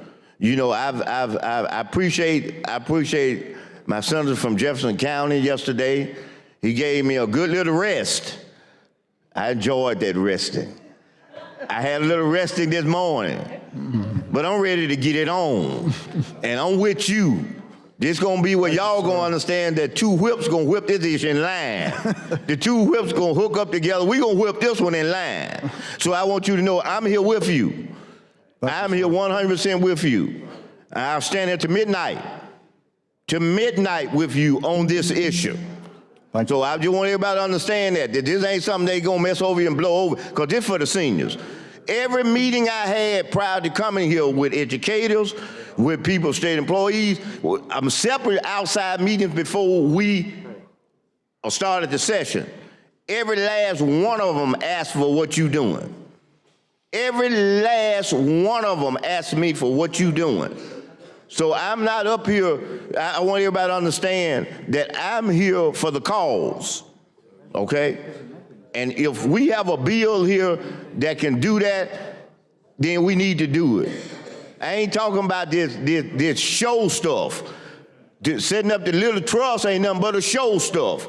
I mean, because you don't want to fund it, because we got the transportation trust set up, and the senator from Birmingham, Jefferson County had a bill that was going to help fund it. It was rejected. So the little trust stuff just by itself is a harder road to hold the road than it is what you trying to get done by providing an avenue from wherever those resources come. And yeah, these other folks who getting these $400 million a year, wherever that coming from, that ought to be shared with the retirees. Okay, that's what I'm saying. See, so, we talking about we ain't got the money and the money tight, but we got money to get rich folk money. And I'm not against rich folk getting money. What I'm saying is, I don't know how many, and I'm gonna yield back to you to let you continue. I'm gonna be ready when that time comes. Now I'm telling you, I'm ready. Thank you, sir. All right, I want you to know that. But we talk about we don't have the money and we can't do this and do that, and we do all the other things that we do. Okay, all the other things that we do. But if you remember when you were in college, there was a thing called Maslow's hierarchy of needs. Yes. And the first need is the physiological need, food, shelter, and everything. This brick and mortar stuff is down here number 6 and 7 and 8. And we want to put brick and mortars up here at 2, 3, and 4. Because that's what people see. They see the edifices, what we provide, buildings and all of those things. We have existing programs, but we want to say that we started a brand new one and we're not even taking care of the basic programs. This is the basics, what you're talking about. These are people who spent their whole lives, their whole careers for supporting and working to make our education system better, our state better, and everything. They deserve it. These are the people who work when minimum wage wasn't even what it is now. These are people who didn't get these rights. You know how the athletes, you know how the waiver athletes come and they paying them whatever, and now the athletes you get, when they start talking about contracts, they start at 35 million, 43 million, 26 million, and all that a year. But the ones who came before them, they were getting the 8 millions and the 10 and 12 because things changed and got better. The same thing with them. They were making crumbs when we were paying crumbs. Now we paying better money, but they ain't getting no more. Because retirement is based on what? The last 3 years you work, am I right? That's right. Last 3 years. They ain't getting nothing. So we trying to set up something so that we can get the balance to where it should be. The cost index goes up tremendously every year. They don't get a dime. And we expect for them to live off that set amount of income, inflation going up, costs going up, and then we want to say that, we got a problem with that. Well, I go back again. I got a problem when it's just like what the senator from the Black Belt, when he was talking about that problem. I got a problem when you got somebody got a $1 million home, and then we give them $400 million for them to use to go to school, and then we got somebody over there who's staying up in a little apartment, a little house, and need repairing, and they got to make a decision whether they get their medicine or whether they eat. These are the people you're talking about. The ones where they get their medicine or where they eat. So yes, I'm gonna be here, because we gonna take care of them people. And I'm with you 100%. So I'm gonna yield back to you now and let y'all, do whatever you're doing, and then when that thing peel off, when y'all get too tired to get through talking, I'm gonna come right to the mic and I'm gonna ask you to yield that mic to me, and then you can go get you some lunch, you can go get some dinner, whatever you wanna get, And then, no, y'all ain't gonna break off here and go to the sign and die party with me be here, because I'm gonna tell you now, I'm gonna call a quorum call. I'll tell you what I'm gonna do. See, y'all know me, I don't run no tricks on nobody. I'm like Vince Lombardi. He tell you sweep right, sweep left. That's where I am. Quorum call. It's coming now, so don't leave. Okay? I yield back to you. Thank you, sir. Thank you, Mr. President. Yield to the senator for questions and dialogue. Senator Figures. Mr. President, thank you, Mr. President. Appreciate you. Senator Chambliss, now this bill is for retired state employees, right? No, ma'am. It's for both ETF and state employees. It's both. Okay, because I just wanted to be sure, because I was going to be getting an amendment ready to make sure that the education employees were added as well. Yeah, it is both. Okay, now I understand, I heard someone say that the Retiree Association was against this bill. Have you heard no, ma'am, that? That's not accurate. Right, I thought it didn't sound right. So thank you. You have my support, because we do need to give our retirees money that they can actually live on. We're always talking about people having salaries that are livable salaries and to be paid on things that they can afford.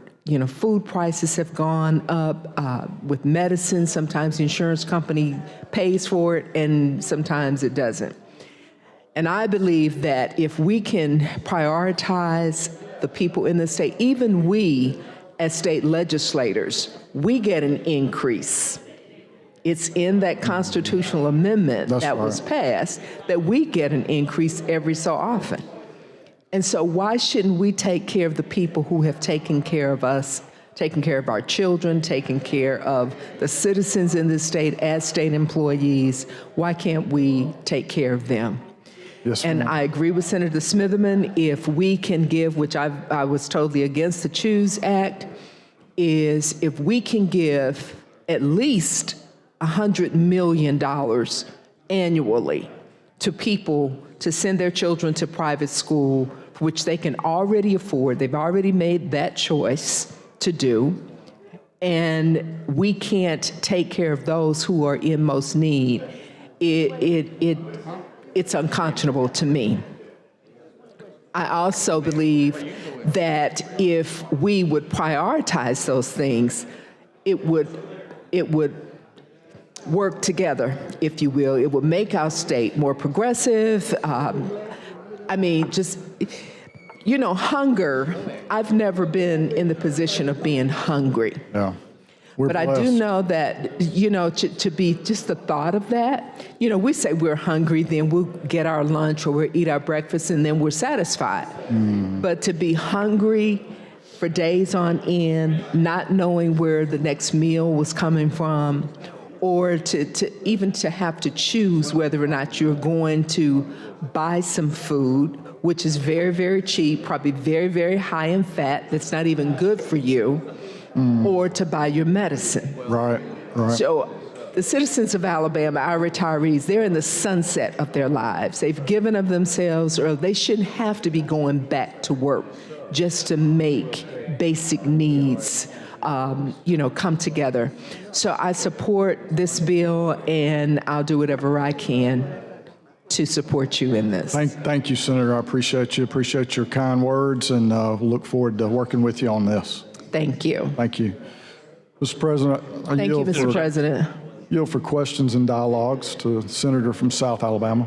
All right. Senator Albritton, you're recognized. Thank you. This goes under the heading, one of those deals where no good deed goes unpunished in this matter. We were trying to find a way that we could approach and deal with this circumstance to help retirees. And we're having evidently a policy discussion of how the best way to handle that would be. And we're having a disagreement along this as to which way it would be. At the time when we brought this deal, one of the reasons we brought this is that we would have a means of beginning right away immediately, because we already had the trust funds established. We could put a means in so that it would be, we could fund that by direct appropriations. And then we actually, in both budgets, we put money in anticipation of passing this bill. And then, as they moved in, the House removed the funds that had been set aside in anticipation. So, would you remind me how much money that was set aside, or not set aside? It was appropriated. It was appropriated, in the yep, Senate bill. exactly. And this was done in the waning days, the very last week, in fact, is when we came up. And it was, I think it was a total of $5 million divided between the two. So yeah, that's what it was. And we were anticipating getting this started right away. The COLA bill would be a matter of having to get that mechanism set up and moving and sponsored again. So anyway, that was one thing. And then yesterday when we were up and we heard that the funding had been removed, the thing that came to my mind at that point was, where's the bill that came out of the committee? We need to get that moving. And that's what prompted the movement of trying to get this bill up forward so we could get it passed. And the senator is correct. I made an error earlier on in trying to put this together quickly and trying to talk to the House sponsor and trying to talk to others and getting together on the means of which would be actually the most sound principle. And I did fail to reach to him and talk to him before the committee. That was an unintentional error, and evidently a fatal error at this point. But still in all, the principle is we have a means that we can fund this and move forward if we pass the substitute that has been tabled. I agree that we need to help employees. I agree that we need to move forward and accomplish the things that we need to. I disagree vehemently that this is merely a mechanism. Mechanism will create the same aspects that we've had previously. It will lead to the same problems that most COLAs do. I don't want that to occur. One thing that's in my mind is that these are defined benefit plans. They are legally have to be, by IRS rules, they have to be defined in a way so that the individuals know what they're getting. There is no guesswork as to what their retirement will be. They know that when they go in, they know that when they go out. The COLA, under, as I understand it, IRS, says that that would fit under that same defined benefit plan. That's what the IRS rules say now. Those rules are very flexible, as you know. My concern is for our employees and the best way we can accomplish that. And secondarily, my concern is for the taxpayers of the state and how best to use their funds in a way that when they pay it, we're not spending tomorrow's taxpayers' money, we're spending the monies that we have now. We're not obligating and putting into play the political pressures that would come into play that COLAs have done in the past. I agree with you. I agree with you. We agree on so many things. That is what the bill does. It can be granted only if the annual cost of the increase as estimated by the actuary of the system is included and appropriated. Is this in your substitute? Yes, sir. Okay. It was in the original bill, mind you. What's your substitute do?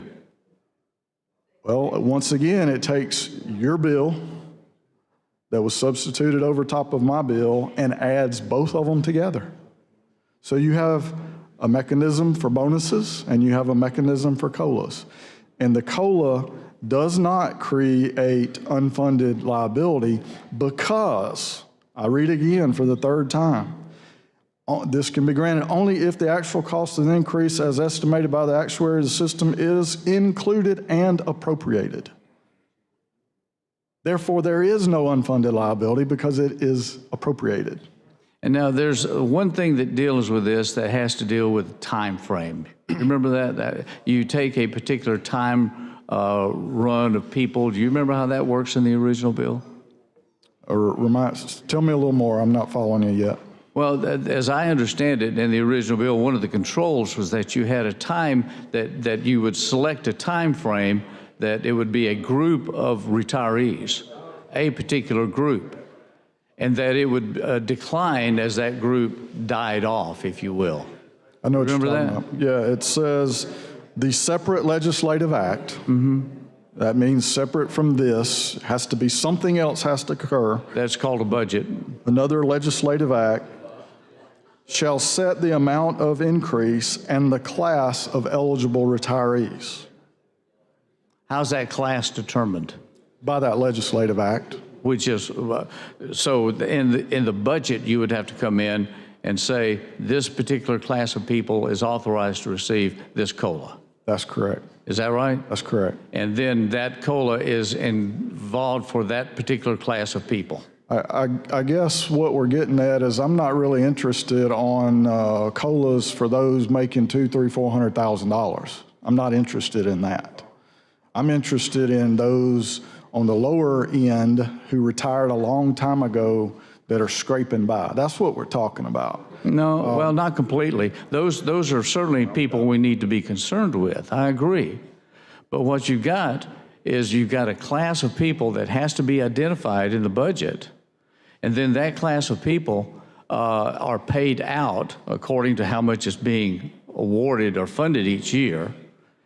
And then from there, what happens to the other class? Now, you mentioned about the people that retired long ago that inflation's eaten in. We can make those a particular class. But that, as time goes, when does that class expire and when do you have another class? There is no restriction in the bill that tells you how many classes you can have. There's no restriction in the bill that doesn't say when you can restructure or get another class. So my question is, I guess, is if you have a particular class identified in one bill, why couldn't you identify another class and another class and another class? We can focus on those who retired, let's say, in 1991, but what about the class that retired in 1997 or 1993, or the people that retired in 1985. The constraints there are missing in this regard. There is, and there will be complete political pressure, regardless of what the actuaries say.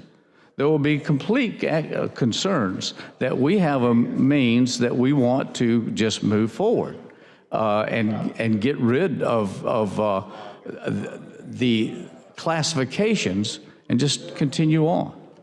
Senator Albritton, you care if I make a quick announcement? Certainly. All right, need to make a quick announcement. Reminder for the Confirmation Committee members. The committee will meet at 1 p.m. in the Secretary's Conference Room. And again, that's for Confirmations Committee. They're going to meet at 1 p.m. in the Secretary's Conference Room. Thank you. Thank you, Mr. President. My point there is that though this mechanism sets up a means that has supposedly controls in there, there's also openness there that allow the classifications and the classes to grow and grow and grow. And while, yes, the one class would be declining each year because you haven't identified what you can fund and that goes there, there is no restriction from identifying another class. No time limit, no means of control in that way politically. And the actuaries only speak of identifying the class.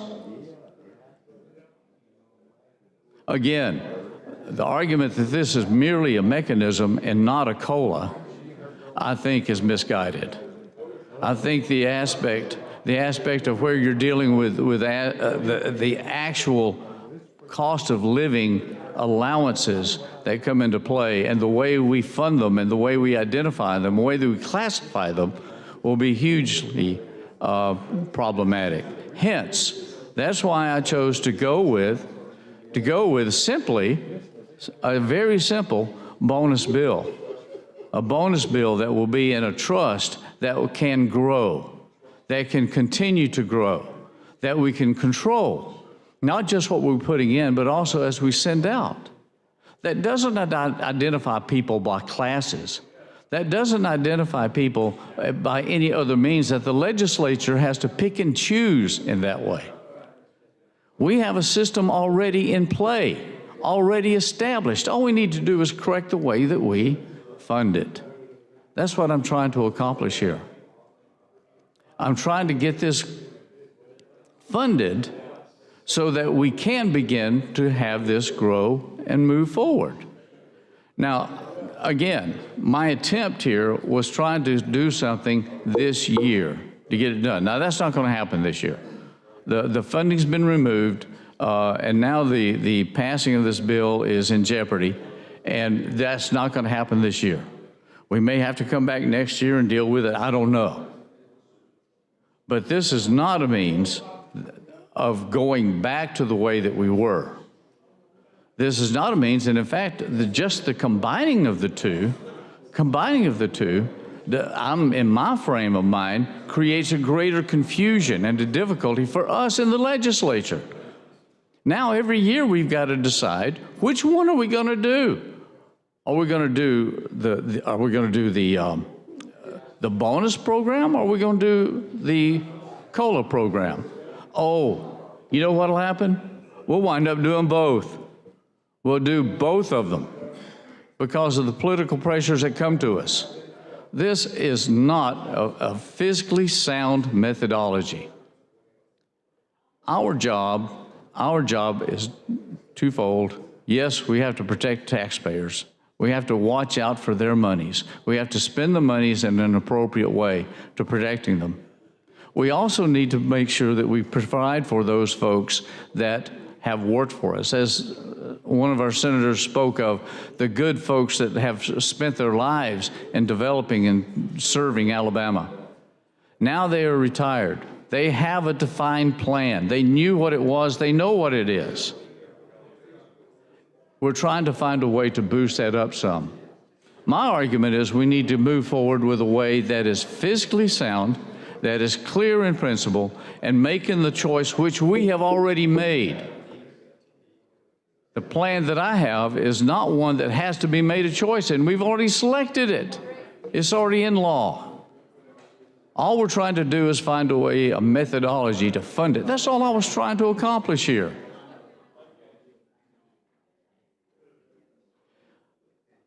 I know that I'm accused of being a little bit stingy.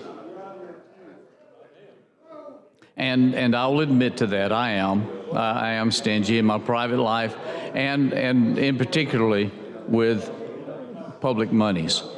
Handling public monies is a sacred trust. We are not Santa Claus. We are not the Easter Bunny. We are not the ones that just pour forth gifts from on high. In order for the state to function, we have to take money from people, and it is our obligation to use it judiciously and carefully. The bill that I had presented as a substitute in committee does that. I believe that's where we are. I believe that we have a dichotomy here. My argument is that the choice we have is already made. The choice that we've already done is already in place. We don't have to recreate the wheel. We don't have to go back to the way we were. I believe, again, in combining these simply confuses the matter and compounds the problems. Now, with that, I would ask if the sponsor, if the good senator would consider us carrying this over so that we can deal with this at this point or deal with it later, something of that nature. I'm not interested. I don't think we need to kill anything here, but I certainly cannot accept the substitute that's presented in this way that creates more confusion. Confusion? Yes, confusion. It's not creating confusion. Well, again, I argue that it does. When you give to the legislature a choice of two different methodologies that we have to select from, each and every year we have to select from, and then we wind up choosing this one this year, this one that year, we alternate, and what's going to wind up, and you know this as well as I do, that as soon as we do this, we're going to wind up funding both of them. We can't afford one of them completely. And now we're going to wind up funding both of them. That's how politics work. That's my concern on this bill, on your substitute that you presented here. I do not believe a selection process, A or B, is going to work in this body. We won't get a budget passed when we have to select A and B. We've got to select one or the other. My argument is that what we have, what I'm trying to accomplish is what we already have. We've already decided this. It's already the law. I'm just trying to find a way to fund it. And now we have the COLA bill, which is different from that. Let's say we pass just the COLA bill. Let's say we just take the COLA that's here, the HB 201 that passed out. What we'll have is exactly what your substitute proposes. We will have two matters in law to choose from.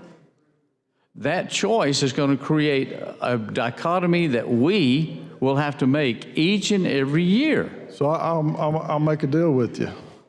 We move to table this substitute and go back to the original bill and pass the original bill. And then we have one mechanism, not two.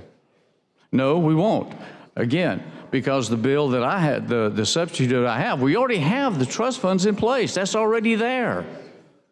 Passing the COLA in whatever form will be the second choice. It will be another matter. We'll have still two choices. But creating the dichotomy that we have, that is not a deal. That's doing more harm in my mind. It doesn't create confusion because there's no money in those two funds. Those two funds have no money in them, so that mechanism is useless. It's not going to create any problem there because there's no money in those funds. You can't do anything with those funds. There's no money in them. Now, this year I tried to get some money into the plan that we have. This year, that didn't work. What happened with that? I do not know that. I haven't been able to run that down. I found that out yesterday, okay? It's not there, though. But it left this body with the money in it, right? That's correct. That's correct. It did. Based on the anticipation that we would pass the bill that was substituted in committee that would allow us to fund it. Of course, if this did not pass, the money would not have gone anywhere because we didn't have the authority to do so. But, and that's why I brought the bill to try to make it work. Why do we not have the authority to do so? Because that's how we passed the bill about 3 years ago. Why would we have put that in there? I'm uncertain at that point. I don't know. I don't remember why that got passed that way, but it was. And in fact, at the time when we were trying to work this deal among the chairs of the committees, the budget committees, this is where we stumbled across, I guess, the bill that we already had. And why don't we do that? It wasn't until we started moving forward with that, it was pointed out to us by staff that we were not authorized to. Hence, we had to find a vehicle to make that work in time. We couldn't drop a new bill to do it because we didn't have time enough to get through the process. So the vehicle that we had was 201 that was sitting there ready to go. And so that's where the substitute came in, is so that we had a means to make it work. It didn't work, obviously. Is it kind of standard procedure to take one bill and substitute a totally different bill in it and do away with that bill at the end of at the 11th hour? Is that standard procedure? Can you spell gambling bill? Yeah. It's fairly standard procedure very often to take one bill that's germane and substitute another to make and achieve what we needed to. That's exactly what we did here. But is it germane if one's a bonus and one's a COLA? Those are not the same thing. They are retiree payments. They are a means to find a way to get money to retirees. We didn't have another bill even close to that when we came up with a plan of how to try to pay and get money to retirees. So this was the one that was sitting already. It's already passed the House. So who came up with this plan without the Senate sponsor's involvement? I'm sorry, say again? So who came up with this plan? You said we came up with a plan. Who came up with this plan without the Senate sponsor's involvement? It was the budget chairs that were looking to find a path to get some monies to pay to the retirees. So the House budget chairs knew what was happening and was going to hijack a bill? Now look, you're using the term hijack, all right? It's very, very appropriate. Well, maybe. You're not the only victim to that either. There's been many in this body that have fallen victim to those the difference matters. is wasn't in the discussion. I agree with you. I've admitted. That's why you call it a hijack. When you have no control, you don't know what's happened. Somebody comes out behind you. But I did speak with a House sponsor. I did reach out to the House sponsor beforehand. I did. Should have reached out to you. You're correct. I did not. So here we are. Here we are. So let's just go ahead and pass it and move on. Well, you may be able to have the votes to pass it if you choose, but okay, you may have the votes to pass it, I guess, but that would not be with my condolence or my vote. I would ask folks to don't vote for the substitute, don't vote for the system that's going to create a double ante on us. Don't vote for the confusion factor. We've already voted for and already established what I'm trying to use here. That's all I'm asking is allow us to fund that, which we've already set up. Don't go back to the way that we've done before in the past. But you may. This is a very popular matter when you look at things that are there. When you look at public employees and teachers. And I understand that. My wife is a retired teacher. I understand the pressures that's there, but it's not fiscally sound for the state. It is fiscally sound for the state because, and I'll read it for the fourth time, this is not allowed unless The annual cost of the increase is estimated by the actuary of the system and is included and appropriated. That's fiscal soundness. So don't keep saying it's not fiscally sound. That's not accurate. It is not accurate. I disagree It says with it you. right there. You have to have the money before you do it. If you don't have the money, you can't do it. How many That's times- the definition of being fiscally sound. I understand the language, I understand the words, but that doesn't write politics and how the budget systems work. There have been many, many times. That's why we've wound up in proration so many times prior to this. It's because we spent money that we didn't have. The reason we have problems in budget and matters now with mental health and others is because we don't have the money or we spend it in the wrong places. This is another example of, yes, the words are there, but the politics are going to be there also, and that is being ignored in this. The words are also there that we have a balanced budget. Policies. Real quick, y'all care if I stop discussion for just a minute? Need to recognize some guests in the gallery. Sorry to do that, but the guest of Senator Roberts, we have the, and when I call your name, if y'all could please stand. Excited to have the 4th grade of Vestavia Hills Elementary, Cahaba Heights. If y'all could please stand. Welcome to Alabama Senate.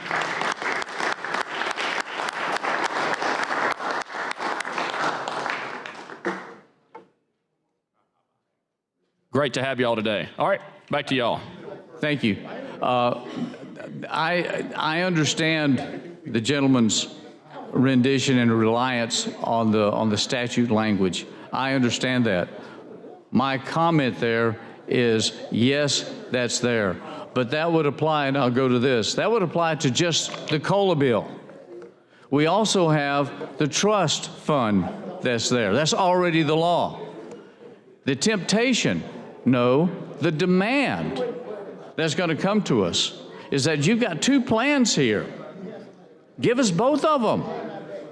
And there's going to be people out there that come in and say, that's great, let's do that.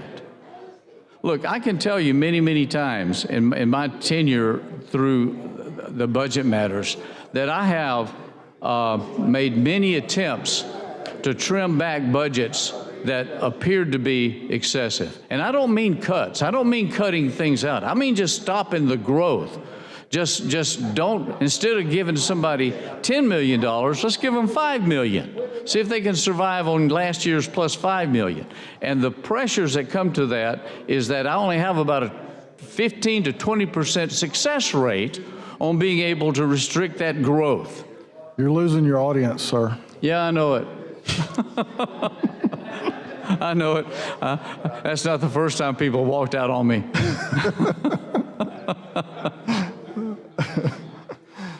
However, I caution the gentleman in proceeding in this way. I don't want, and unfortunately, the goal that I had, what was it, last week when we did this, maybe it was 10 days ago, something along that line, when this came to fruition on that, the goal was to try to get money to our retirees this year. That has failed. We're not going to be able to accomplish that regardless of what we do on this floor this day. That is not going to happen. But I do want to be able to provide something next year. And I want to be able to control it. I don't want to be able to make it so that's worthwhile to our retirees and that it protects our taxpayers also. That we don't blow the budget. That we don't exceed those resources that we have and may not have tomorrow. We're going to be looking, we've had beautiful times, most wonderful times in the last 10 years, I guess, partly because of the way we've handled our budgets here and partly because of the economy and the growth that we've had here. The good times we've had financially here in the state. Our budgets have almost doubled in the last 6 years. And that's great. But that time's going to end. That time will end. Much like it did in 08, much like it did in 2000, and you keep going back. That's going to occur. And having these matters, such as this, is going to put even greater strains on our resources and on our own ability to control.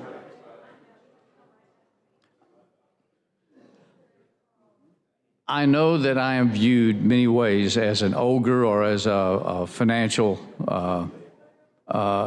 limited person that can't see the aspect of use all the resources and go on. I do not adhere to that. That's what's interesting, that you and I are both here, because we both see eye to eye on a lot of that. We do. We do. And this policy differentiation, I hope, will not bring a complete rift. I simply feel extremely strongly, I'm sure you do too, on the aspects of this. And I know I mishandled some things on this. I appreciate that. You know, I know that, I understand that.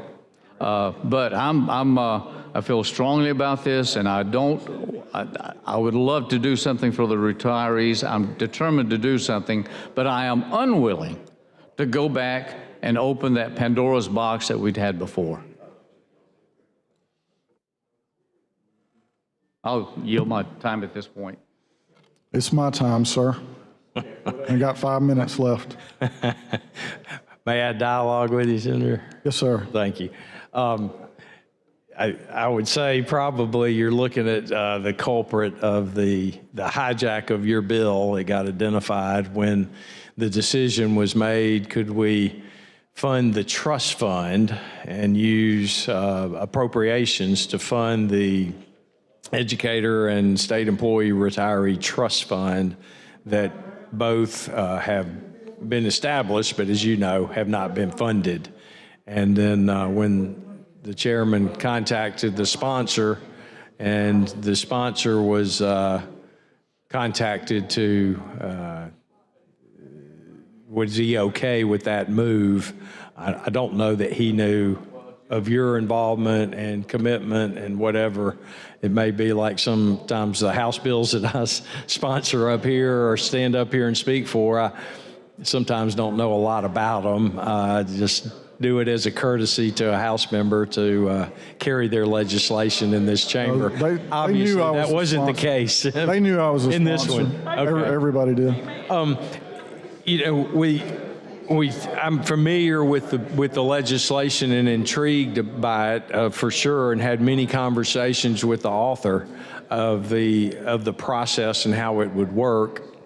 I got a little of apprehension where the retirement system is neutral on it, if I could call it that, or not and these are my words, enthusiastically endorsing.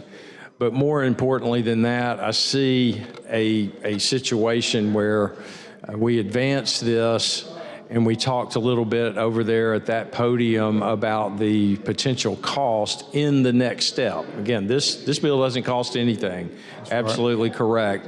But then we talk about if we try to do all retirees, or do we try to take a particular subset of retirees, such as those who have 25 years or more of service, so they're, quote, fully retired.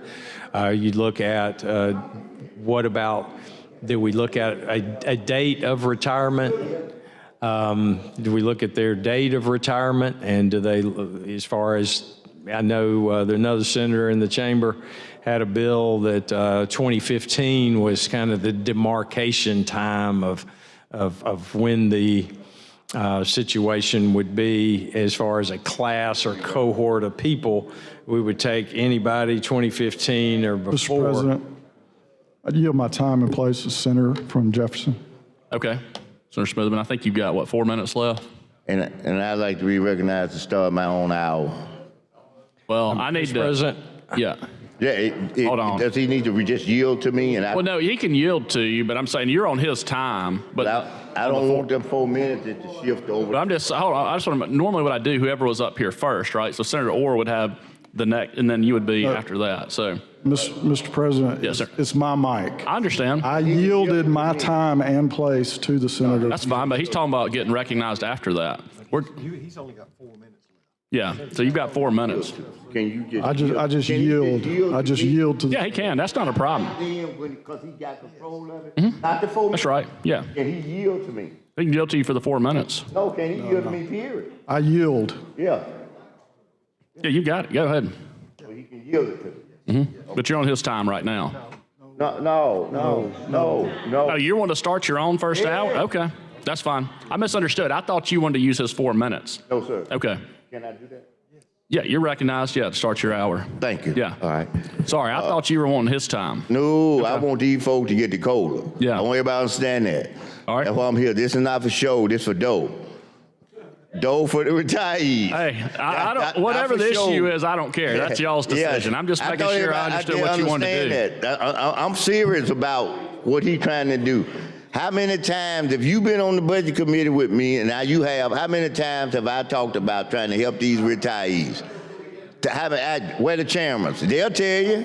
He'll tell you, the chairman right there. How many? And I'm not asking you to count, Mr. Chairman, and tell them that, but he know that this is where I've been all along when it comes to trying to help retirees. I've been there all along. And we can't do anything better in this session before we leave than to put in place the help we need to. We went, and let me just share this. We had the conference committee. Then all of a sudden, powers may be down below us. Get a drink. I'll be right back. They want to take the little $5 million retirement money we had in there and split it up and do some other things. You know, see, we were supposed to be putting money in there this time. And that once again, I'm just telling y'all, you know, the money out there is there. It's there.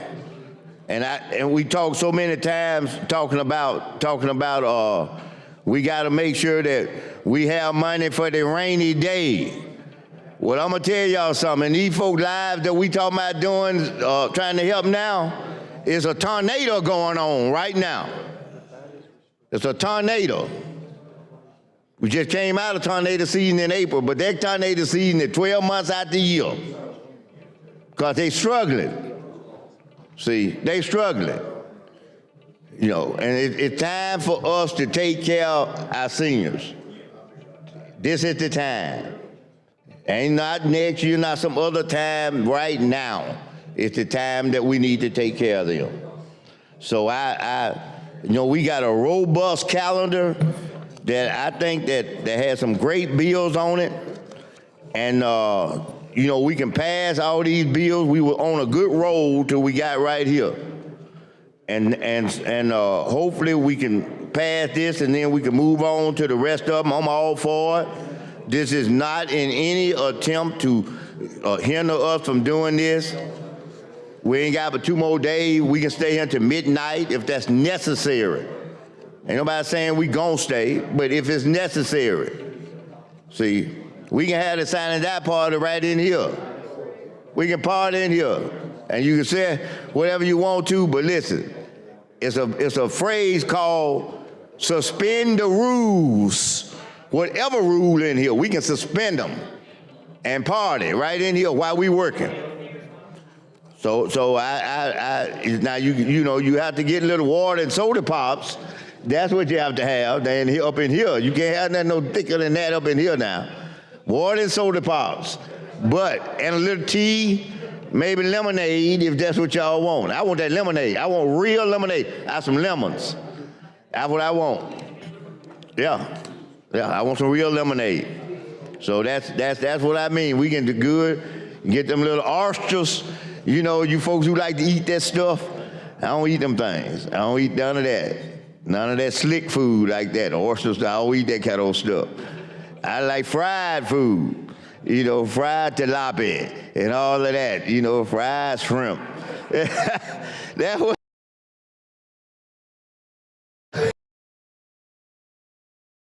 To eat that catfish, but you know, you need to go night fishing for catfish and see what they be doing. You change your mind about them catfish. I'm just all I gotta tell you. I go night fishing sometimes, but oh, no sir. You can fillet it if you want to. I can't forget what I saw. You know, that's why. See, and so that's why we gotta help them though, because do y'all realize that some people, I'm not talking about a large percentage, but some people, they got to choose whether they going to buy medicine or dog food. Yeah, some folks eat the whole food. They don't have no choice. They don't have no choice. They ain't got no money. These folks be hungry. See, we took care of the children, thank y'all, you know, because they would have been starving after, let's see, I know in one of our middle school, graduation is May the 31st. On June 1st, their stomach will be growling because they won't have a meal. See, so this year, I'm going to have to try to help find some funds if I can, you know, for where I am, you know, in one of the areas I represent, we have what's called Camp Birmingham. And that's where the kids, these same kids we talking about who going to be starving, then they go to school for half a day, get some enrichment, and they get a chance to eat 2 meals a day. So the little grant money that we get, I'm going to shift part of that so we can have Camp Birmingham for this year. Because what we passed this year is for next year. Starting next year when the kids, not this summer. See, so we got to do something for them this summer. The same thing about seniors.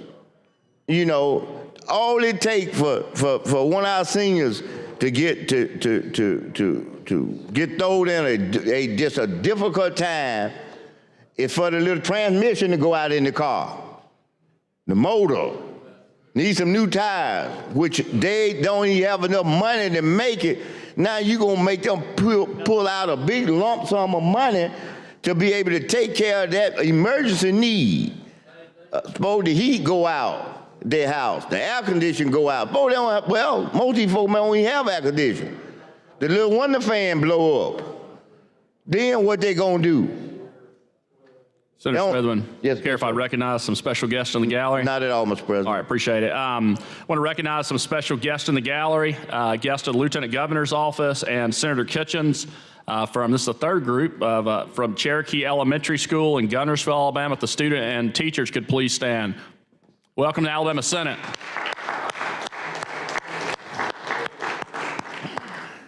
Also see Dr. Barnett, our superintendent. Dr. Barnett, you could stand up. Superintendent Gunnersville. Let's give him a round of applause. Y'all are getting to witness what we call a filibuster here in the Alabama Senate. So, Senator Smithman. This seems like them your folks up there, Mr. President. Yeah, oh yeah, okay. That's all right. You see how that superintendent dressed? He dressed cool. I like that. Yeah, I like that. Yeah, okay. Good. I'm going to have to come up to Gunnersville. You know, when I come up there, I'm going to get me one of them little lodge, you know, one of them little places on the lake. But I don't want to be put back in the woods. I want one right on the water. Now, you want us to make sure we have you some raw oysters when you come, too? Fried. Fried oysters, okay. Fried. Got to fry my stuff. Yeah, I have to fry, man. Y'all don't know. I don't want nothing moving around. I want it all crispy. Now, getting back to and see, our retirees struggle because even now, you know, think about this. And I know we didn't think about it like this, but I'm just trying to tell you. They can't get no help worth nothing. We put restrictions on them. What that is, the EBT card? That what it is? EBT? E what? BET. EBT. Yeah, we put limits on the EBT card so they can't get but certain things. And then all of a sudden, you know, y'all don't remember back in the day. Because very few of y'all are my age, so you won't remember back in the day. See, I don't know if y'all remember, but back in the day, we used to have what's called the commodity line. Anybody remember that? Anybody in here remember the commodity line? You know, you get the little bucket of syrup, you get the little flour, the meal, then you get the cheese. Hey, you talking about that sharp cheddar cheese? That was that extra sharp. That stuff was good. It was real orange, made in a square block about like that, about that long. Man, you could get that cheese. Shoot, I still eat cheese eggs right now. I ain't talking about them little fancy cheese eggs where you get cheese and put the little, egg and put the little cheese on the top. No, sir. I crack them eggs, put that cheese in there, stir it up real good. Oh, yeah. Yeah. Put it in the skillet. Hey, and put you some of that virgin oil in there. Y'all can I'm talking about memories. That was Monday morning. I did that this week. They gonna do it Friday when we leave Friday morning. Yes, sir. That virgin oil, and you put that cheese in there, and see, you know, you can't back in the day back then. See, you couldn't afford the little cheese they already shredded up in the bag. No, you had to get one of them metal shredders, cut off your chunk, and you had to do it yourself. Do it like this. Oh yeah, put that stuff up in there, cook it. Shoot, you talking about feeling good. Now, if you want to taste good, see, we trying to provide for the seniors, so this can help them. And if you wanted to really have a flavor to it, then when you put that eggs in there with that cheese, and then listen at this, then you cook it with some bacon grease. Oh, the bacon grease. You know, hey, it be tasting so good. Yeah. And if you want to get fancy, what you do is that you make it like a little omelet. See, then you go in there and get your little green stuff, your lettuce and whatever, and shred that and chop that and throw that, and then you have one of them veggie omelets. See, that's what these folks, they have to resort to these kind of things to eat and survive, because we're not helping them. We're not doing what we got to do. See, that's the problem. Yeah, that's the problem. See, so this is a chance for us to do that. And I know, see, we should have done this when we got the big money by a couple years ago. Okay, we should have done it then. But see, we still got a few little crumbs in the. I don't know. He might have that one. I don't know.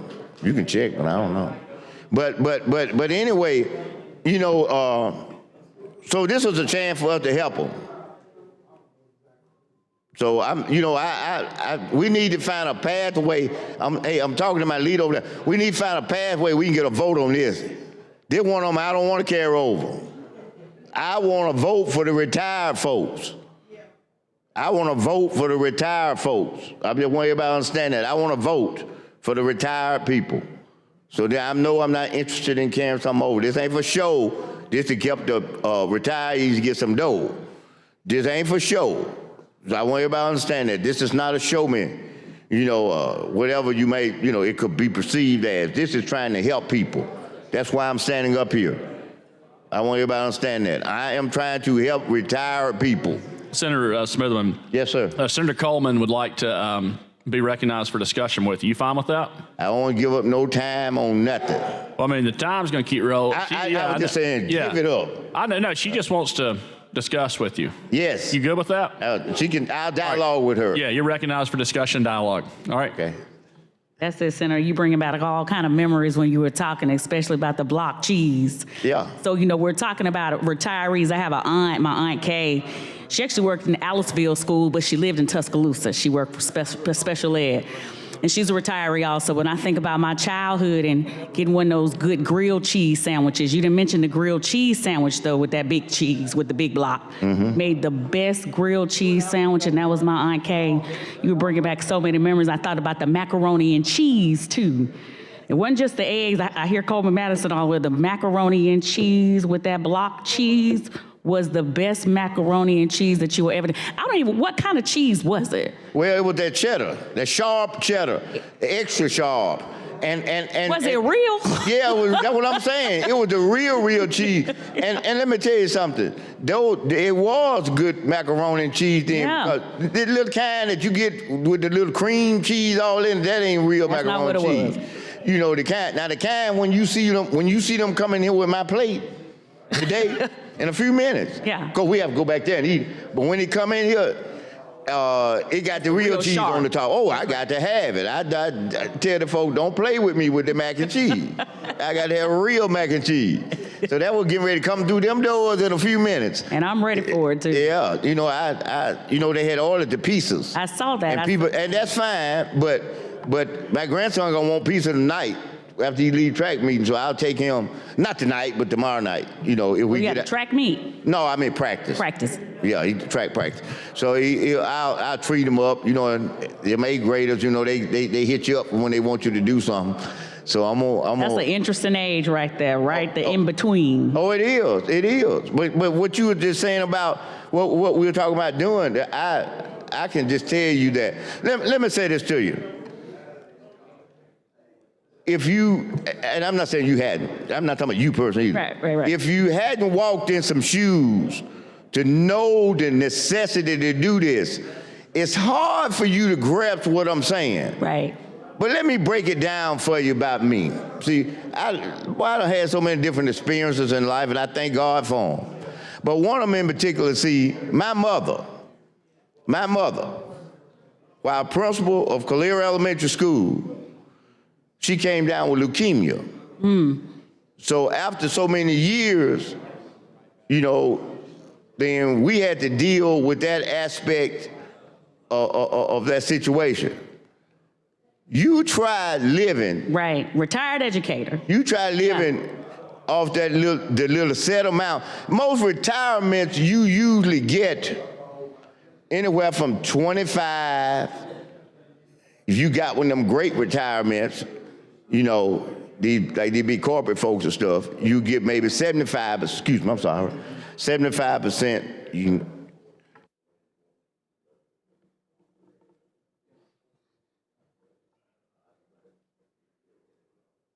the youth at max, them good retirements like that, they get 75%.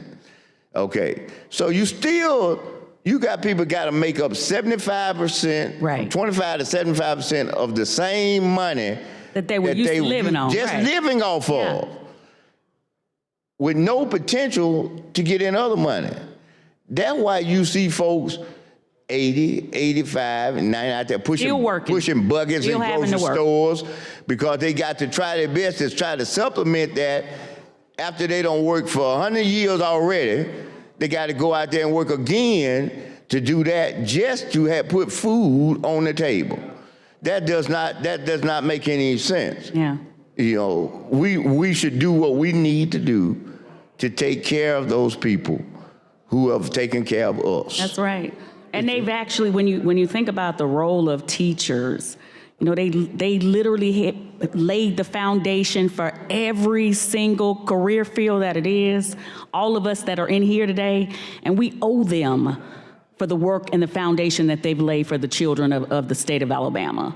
And so I'm here with you. You know, we go to those RAC meetings together, Senator, and with all of our... What do they be saying at the RAC meeting? Every single time. They're Tell them what they be saying at the RAC meeting. Every time, increase in pay, increase in pay. Are you all going to fight for us? Retirement. They want more than just a one-time check. Yeah. $100 or $200. What does that do at the end of the day? And I'm not, you know, negating, you know, that $100 or $200 may help something, but they deserve to have an income, a living wage that they can actually enjoy their latter years with. And you know, that's what we're fighting for. And one of the things that you have to really enjoy that is the same thing that we as a state have to do when we go to the bond market. And that is, we have to show a consistently cash flow that we can have revenues that are going to be coming on a regular basis to be able to fund and pay for those bond issues. The same thing is with retirees.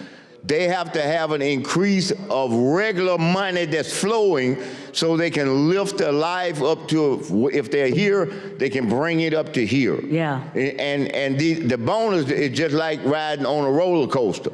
You ride, get that bump up here, but after that little bump, you back right down here. You can't ever level off and sustain yourself. See, you can't, what we call leverage. Right. You can't leverage your money to do certain things.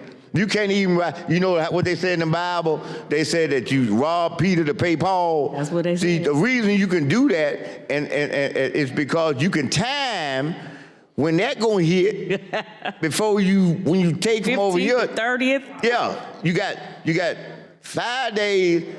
You got 5 days when the money come, and you got feeling like a 7 king and days queen for before those it few due days. over That's here. right. That's right. So you can take the money over here and pay this.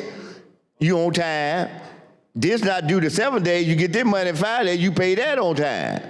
But because you paid that on time, the second thing, you ain't got the money for this one, so you have to do the same. It's cash flow. You can manage that if you got a flow. But if you ain't got a flow and you ain't got the dough, you cannot do it. You know, it's I just thought that you was simple. gonna say if you don't have the flow, you don't have the dough, you can't go. Yeah, well, that sounds good too. That sounds good too. So that's why you see me standing here. The senator, he has a great bill, you know, and yes, we need to pass that bill. You know, he said the magic words. You know, it still got to be appropriated. Yeah. It still has to be appropriated. It ain't no confusion. It's all it is. It has to be appropriated. See, Senator, I keep thinking about all of the revenue we could have had. Oh yeah. Had we passed gaming this session, the potential for revenue that we could have had, and we could have shifted some other things around, and then we wouldn't even be talking right now about how we're going to be able to continually help and support our seniors. Now you're right. It just the one thing I will say though, and this is I've always been this way. You know, how folks, it's just me now. That folks be talking about, you know, we gonna get this, or we might get this, or to get that. I don't spend money till I get it. See, so to get that makes you feel good, but you start spending in your mind that it's coming. I know it probably is, so this is what I'm gonna do. Then they don't get here, you just, Just disappointed. Oh, that's it. So you can wait till you get it. So that's what we're trying to do right here. We're trying to set the process up so they can get it. Otherwise, remember I said you waiting around trying to guess and little bonus if we give them one. Right. And you know we give them. I know we give them more than this, but I'm just exaggerating a little bit. We give them $10, then we want to walk out here with our chest up. Man, please. Hadn't done a thing. No, just made our own self feel good. They thankful if it was $5, but still, you know, we need to take care of that, and we need to do that. You know, so I would hope that we will look close at this bill. I think that the senator that's carrying it has done a good job. He's done a good job, and it's just, you know, sometimes you have to look at things and you have to see about also having fun. See, so you know, right now I'm having some fun. I just want you to know And that. you're telling some truth too. Yeah, but I'm having fun doing this because I like the fact that the two whips gonna try to whoop the same in line. Two whips, you know, the big whip and the next whip. We gonna be whipping in line. On now. Yeah, this is our day today. This whip day. That's what we gonna call it, the whip day. We ain't had one day. Who's gonna prevail? The whips. The whips. We gonna prevail. That's why they pointed at whips. We gonna prevail. Yeah, we got to prevail, you know, today. But Senator, you know, holistically, we need to do more for our educators, our retirees, but also our current educators. I was so proud of one of my former students from Miles. She's an educator. Ran into her, and she was kind of telling me and giving me an update about what she's been doing in her life. And, you know, she still has to supplement her income. She went to college. Yeah, see what I'm talking about? Became an educator, went back home, and she has a cleaning service to be able to supplement her income. And so many of our educators have what we refer to as side hustles so they can make it. And it just shouldn't be that way. We need to get their pay up to at least the Southeastern average. That's right. Right? That's right. You know, so, you know, we're always #1 in football and some other things. Let's be #1 in education. Well, you can't, you know, you can't, the people who deal with the most precious things we got, our children, and then we want to pay them crumbs. That's what we want to do. Not we. Well, I'm talking about the body, not us, you and me, and some other folks in here, that matter. But when I say us, I'm talking about the governmental body we are in, and not just the Senate. I'm talking about the Senate and the House, and the majority of people in these bodies want to do that.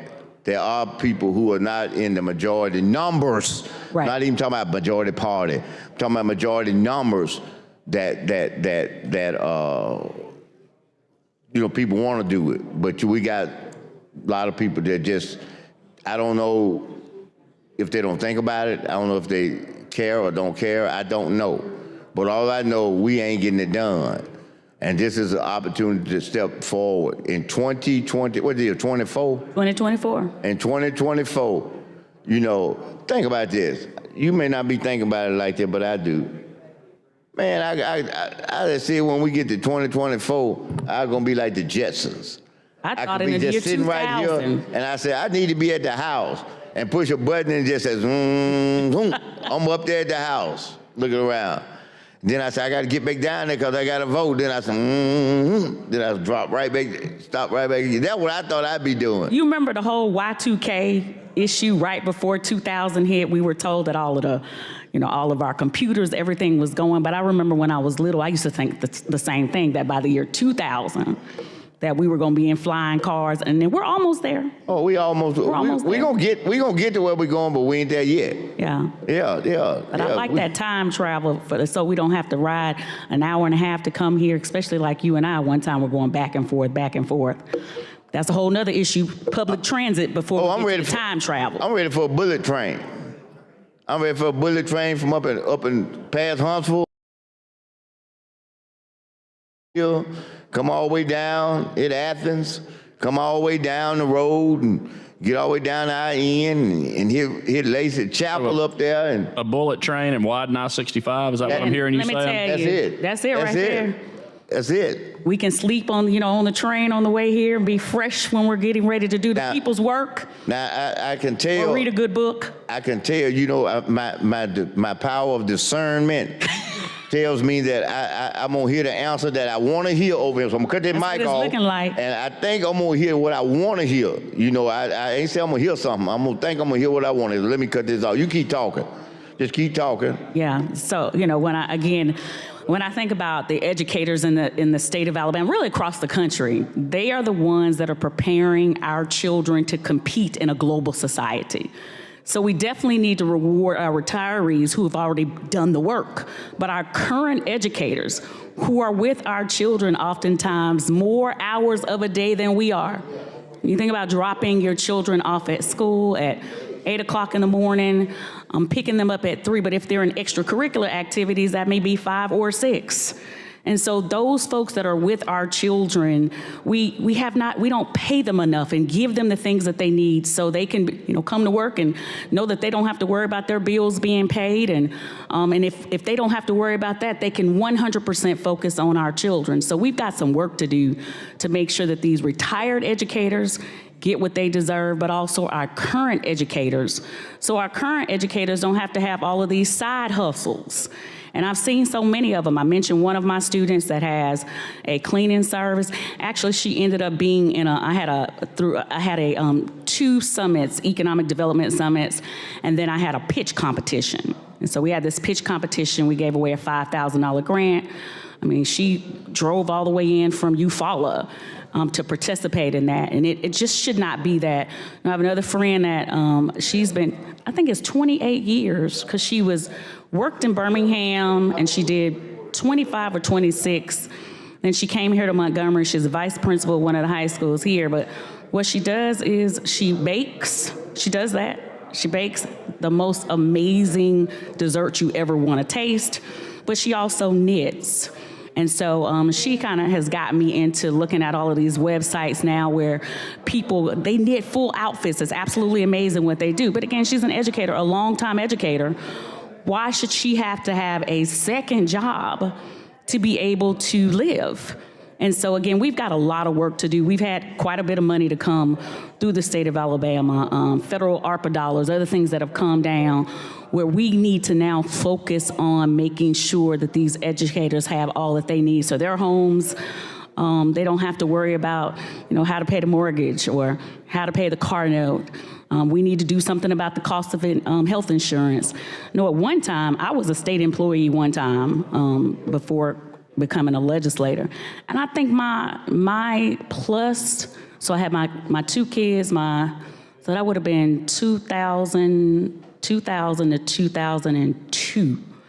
And I think my family health insurance was like $63 for family health insurance, something like that. And I think if you just had a +1, you only had to spend $2. And I know my family health insurance now is almost $700 a month. So I think I'm gonna release the microphone. The gentleman is ready to, he's gotten the answer that he needs. I did, and thank you, Senator. And you know, when you're traveling, sometimes you're a passenger in the car. You're not necessarily a driver. So, Mr. President, I'm going to turn the mic back over to the driver of the car, which is Senator Chambliss. I'm a passenger in the front seat with him, but he's the driver, so I'm going to turn it back over. I yield to him. Well, you did a good job as the passenger. All right. Thank you. Thank you, sir. All right. All right, Senator Chambliss. Mr. President, there are a lot of discussions going on and back and forth right now, and in the spirit of allowing the other bills to continue to move and work on other stuff, I'm going to make a motion in a second to carry it over to the call of the chair, and then we will continue that discussion. But we want it, you know, obviously it's next to the last day, and there's a lot of other bills, so we want to let those kind of move while we're having those discussions. So with that, I would move that we carry this bill over to the call of the chair. All right, any objection? Hearing none, so ordered. House Bill 201 is carried over at the call of the chair. Thank you, Mr. President. All right, thank you. All right.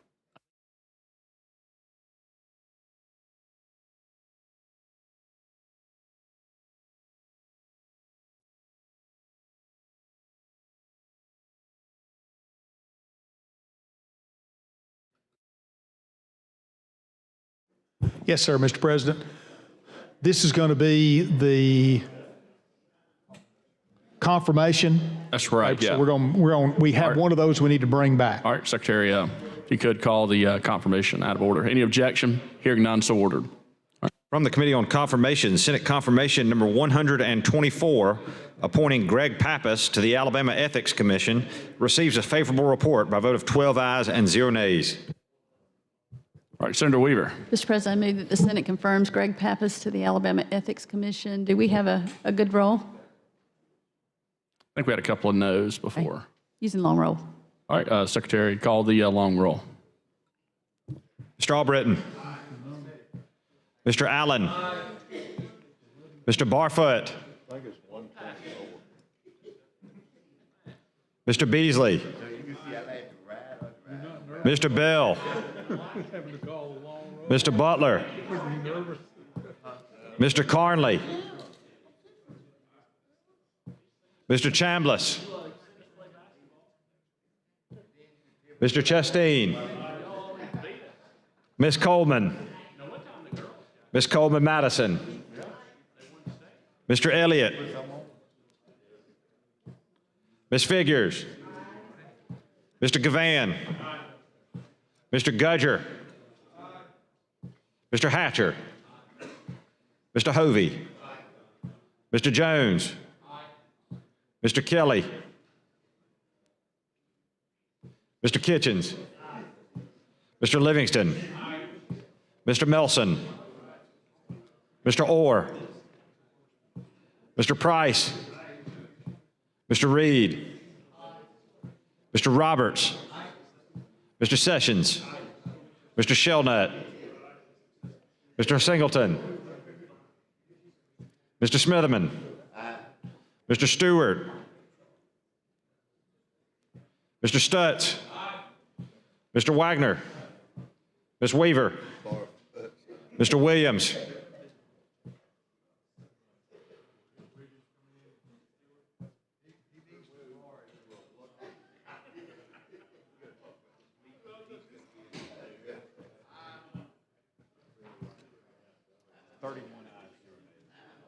All right, 31 ayes, 0 nays. Greg Pappas is confirmed to the Ethics Commission. All right, Secretary, call the next bill.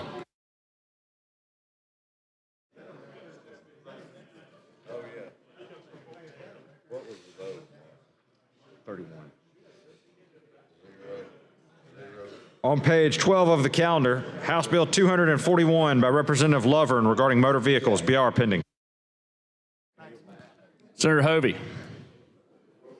Mr. President, I move for the passage of the BIR using the previous roll if there is no objection. All right, any objection? Hearing none, so ordered. Mr. Albritton. Mr. Williams.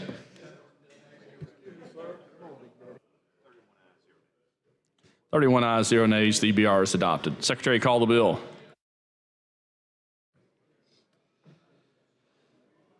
On page 12 of the calendar, House Bill number 241 by Representative Lovern regarding motor vehicles and traffic. Mr. President. Senator Hovey. Mr. President, this is a House companion bill to a Senate bill we passed previously regarding first responders' rights on the right-of-way, and I'll move for final passage if there are no questions using previous roll. Are you okay? All right. Any objection? Hearing none, so ordered. Mr. Albritton. Mr. Williams.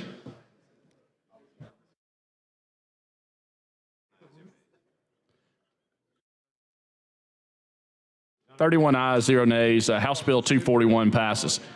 Thank you, Senator. I almost called you Senator Lovern. Yeah, Senator Hovey. Thank you. Sorry about that. I looked down. All right, Secretary, call the next bill.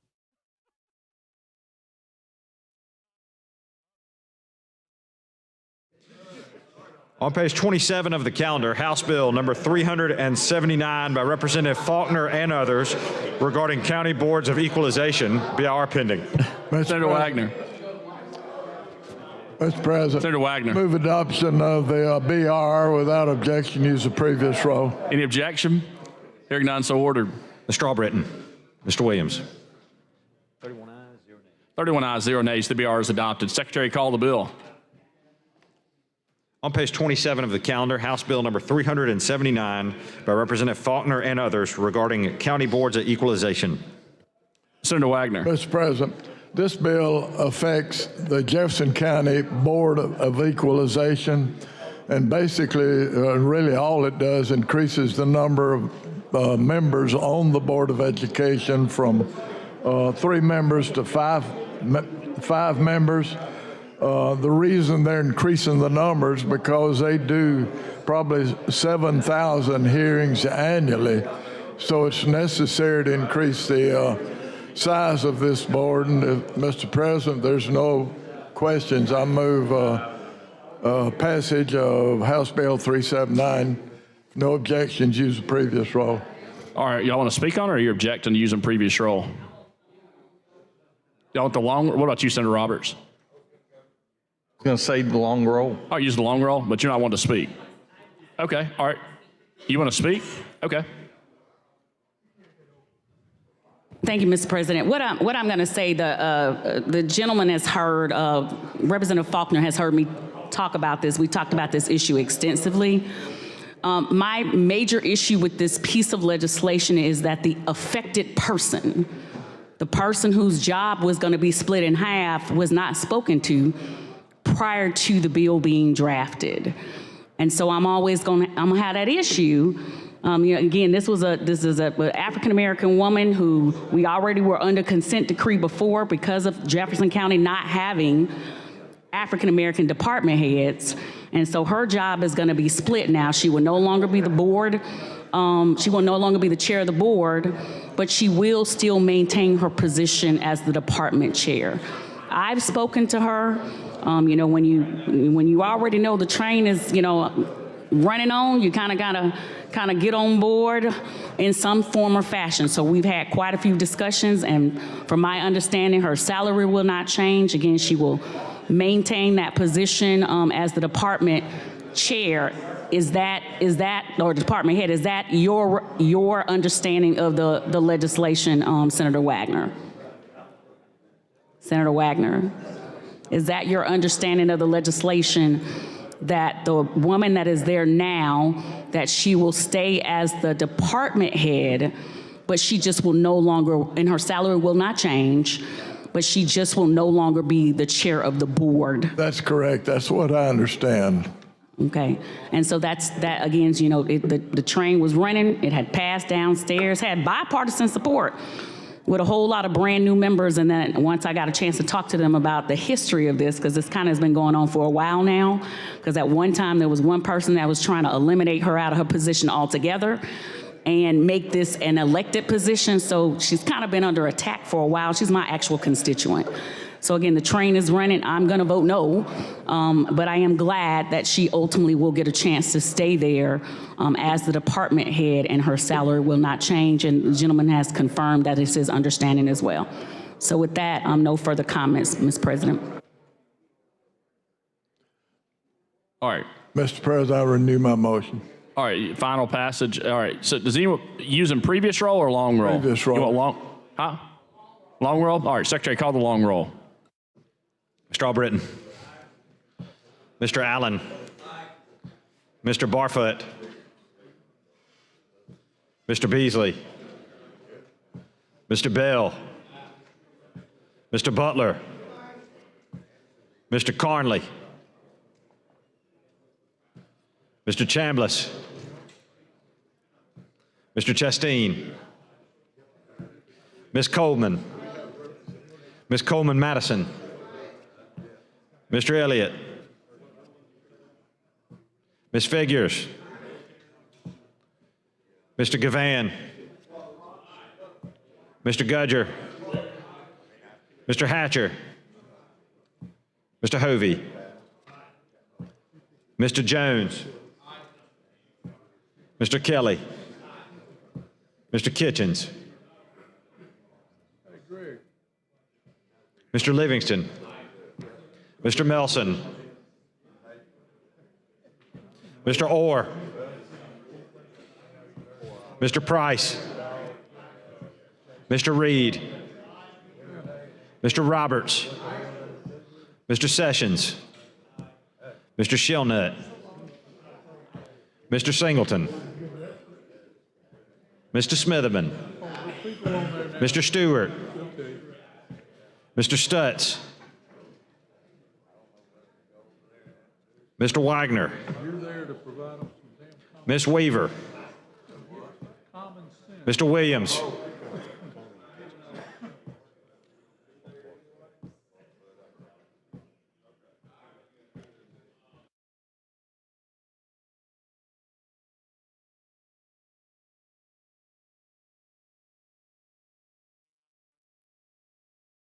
(31 ayes, 1 nay). House Bill 379 passes.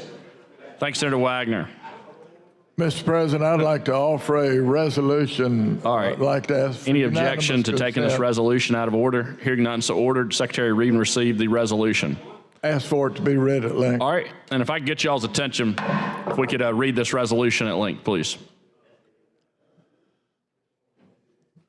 Senate Joint Resolution number 89, commending James Michael Murphy on his induction into the Alabama Sports Officials Hall of Fame class of 2024 by Senator Wagner.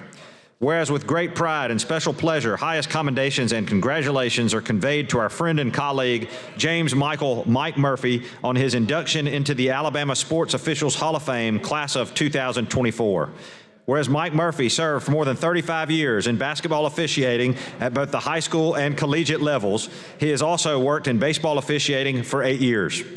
Whereas as a member of the Capital City Basketball Officials Association, Mike Murphy served as a board member and a signer for many years and worked in numerous Alabama High School Athletic Association state basketball tournaments. Whereas Mike joined the Gulf South Conference, known as one of the most respected Division II conferences in the United States. He later became the conference's supervisor of officials for both men's and women's basketball.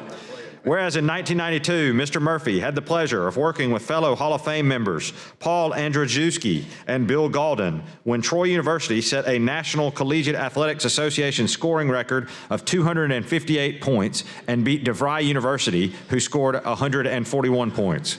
Whereas Mike also worked in the NCAA Division II Elite Eight in Louisville, along with several GSC tournament finals and Alabama Junior College tournament finals. Whereas Mr. Murphy was a member of the Sunshine State's Southern Intercollegiate Athletic Conference, Trans-America Athletic Conference, Atlantic Sun Conference, Mid-American Conference, and the Southwestern Athletic Conference.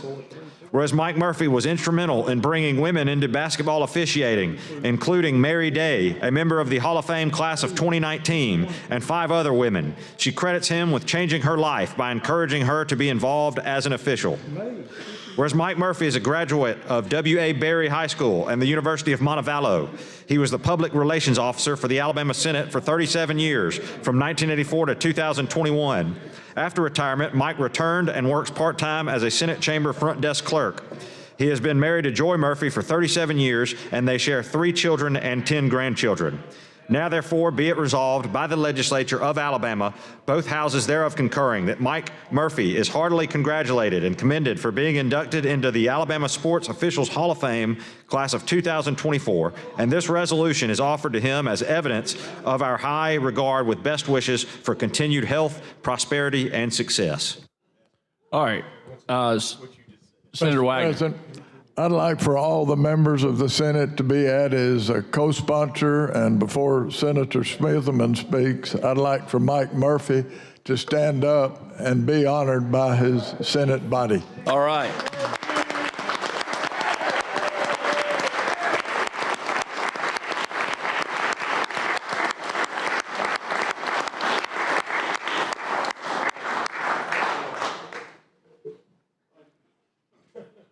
All right. Senator Smitherman. Thank you, Mr. President. It's not often that you get a chance to take a cosmic view of what you hear on a resume, but I've had the opportunity to do that with Mike. You know, a lot of folks don't know. See, Mike and I went to college together. We go way back. We go way back. We go way back to the point that is that your oldest daughter? One? No, okay, the daughter, but and make a long story short, her mother, grandmother or mother, her teacher, yep, her mother taught me English in high school. That's how far we go back. So I've been knowing Mike a long time. I want y'all to know that. And he's been committed to everything that you just said. I've seen it go through life. And no, we ain't gonna tell y'all where that Montevallo stay at Montevallo. Y'all ain't got no business knowing it. But we went to school together. And Mike, I'm just real proud of you. And I appreciate your commitment to ladies and to that profession, because, you know, as I said, that you ain't just Johnny come lately. You was always that way. And we just appreciate what you've done here, and just wish you all the best of the world of life as you keep going forward. Thank you. All right, thanks, Senator Smitherman. Mr. President. Yeah, I think there's one. I'd like to also speak to this incredible moment. Mr. Murphy's daughter, his one and only girl, was my student in the 11th grade. And the gentleness that he presents to us consistently every day is a model for all of us. So grateful that you get to see your beautiful grandchildren. And the idea of what we model here, sometimes it gets lost.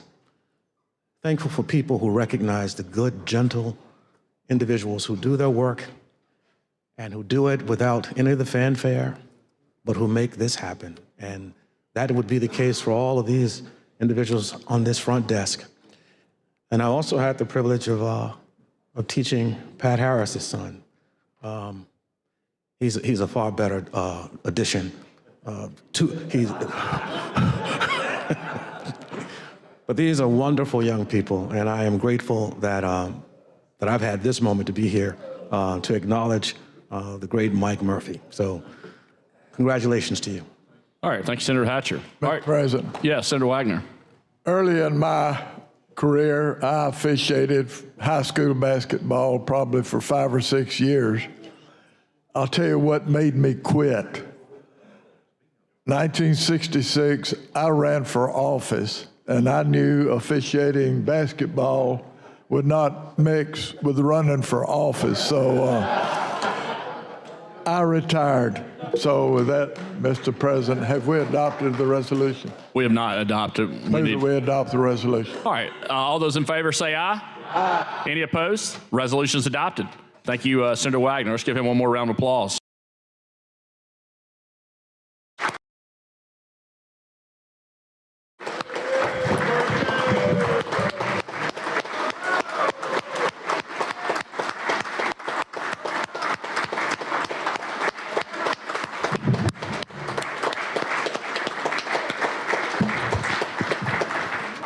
Mike, we appreciate you. All right, Secretary, call the next bill.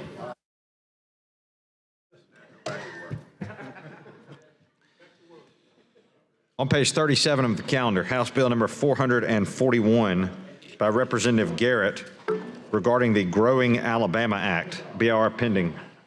Mr. President, Senator Hatcher. I'd like to move for the adoption of the BIR using the short roll without objection. All right, any objection? Hearing none, so ordered. Strawbritton, Mr. Williams.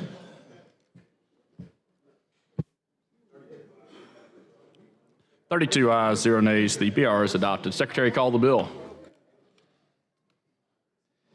On page 37 of the calendar, House Bill number 441 by Representative Garrett regarding the Growing Alabama Act. Mr. President. Senator Hatcher. Members, this bill is a bill that I brought and we passed in this body. It is part of the Growing Alabama Act, and it's a good thing for the state of Alabama. I don't see anyone, but don't see anyone across from me, so I'd move for a final passage. Using previous roll? Using the previous roll without objection. All right, any objection? Hearing none, so ordered. Strawbritton, Mr. Williams. 32 ayes, 0 nays. House Bill 441 passes. Thank you, Senator Hatcher. Thank you, Mr. President. Secretary, call the next bill.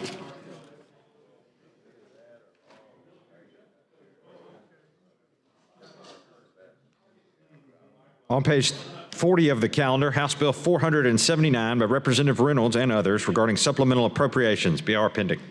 Mr. President, Senator Albritton. I move for passage of the BIR using previous roll without objection. All right, any objection?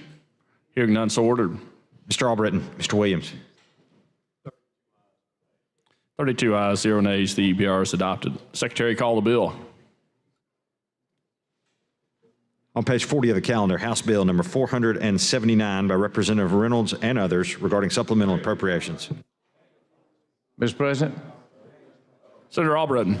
This is a supplemental appropriation. This is the opioid money. We've already passed this in the Senate. This is the House version. It's exactly the same. With that, I move for final passage using previous roll without objection.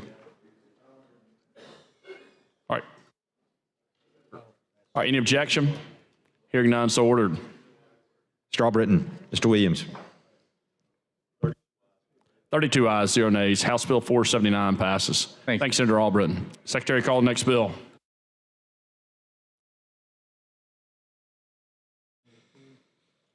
On page 14 of the calendar, House Bill number 103 by Representative Pascal regarding the military, BR pending. Mr. President. Senator Allen. Mr. President, move to pass the BIR using previous roll. All right, any objection? Hearing none, so ordered. Strawbritton, Mr. Williams. 32 ayes, 0 nays. The BR is adopted. Secretary, call the bill. On page 14 of the calendar, House Bill number 103 by Representative Pascal regarding the State Board of Veterans Affairs. Mr. President. Senator Allen. This is the Alabama Department of Veterans Affairs. This bill updates and modernizes the current operations of Veteran Affairs. Also, this bill does not impact any benefits or eligibility for any benefits. The bulk of the code hasn't been changed since introduction in 1945. And anyway, Mr. President, I move the passage using previous roll. All right, any objection? Thank you, sir. Hearing none, so ordered. Strawbritton, Mr. Williams. 32 ayes, 0 nays. House Bill 103 passes. Thank you, Senator Allen. Secretary, call the next bill.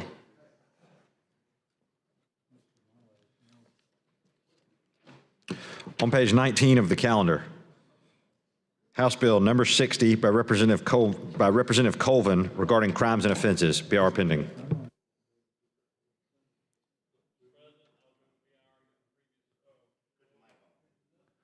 Any objection to using previous roll? Hearing none, so ordered. And then if you could turn your mic on, Mr. Albritton, great. Mr. Williams.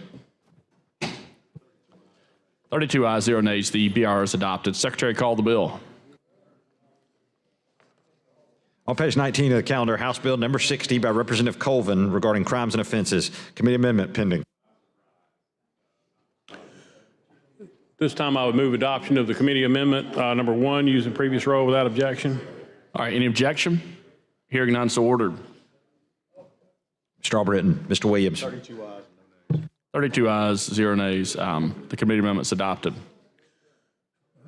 We also have another committee amendment working on the definition or reworking the definition of financial exploitation, sort of mirroring what we've got for elderly citizens. Would move adoption of the committee amendment number 2 using previous role without objection. All right. Any objection? Hearing none, so ordered. Strawbritton. Mr. Williams. 32 ayes, 0 nays. The committee amendment number 2 is adopted. Mr. President, I have an amendment. All right, Secretary read and receive the amendment.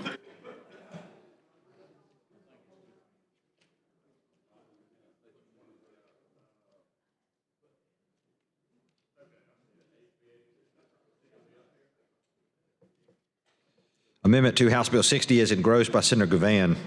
Replace lines 123 through 124 on page 5 with the following. Senator Govan. This is a technical amendment that the attorney for the Judiciary Committee pointed out in his notes that he gives us before each meeting. There's no objection. I would move for adoption of the amendment using unanimous consent.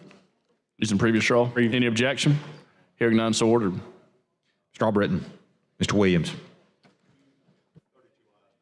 32 ayes, 0 nays. The Senator Govan amendment's adopted. All right, Senator Govan, ready for final passage, I believe? Yes, Mr. President, we move for final passage using previous role without objection. All right, any objection? Hearing none, so ordered. Strawbritton. Mr. Williams. 32 ayes, 0 nays. House Bill 60 passes as amended. Thank you. All right, Thank you. At this, Secretary, call the next bill. Mr. President. Oh.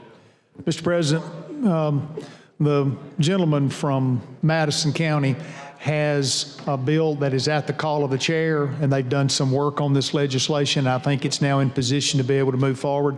So we'd like to call that bill back from the call of the chair.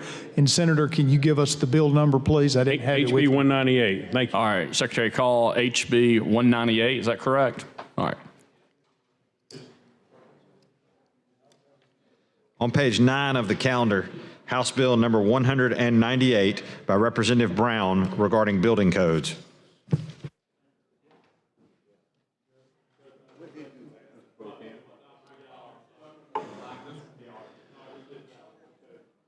So at this time, I have a substitute. All right, Secretary, read and receive the substitute.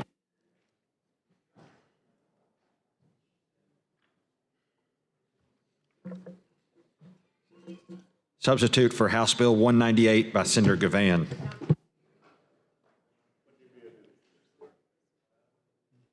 Mr. President, what the substitute does is it deals with some issues that the governor's office had working with the DECA on this transition on who was going to be responsible for the energy code at the state level. If there's no objection, I would move for adoption of the substitute using previous role. All right, any objection? All right, hearing none, so ordered. Strawbritton. Mr. Williams. 32 ayes, 0 nays. The Senator Govan substitute's adopted. Senator Govan. So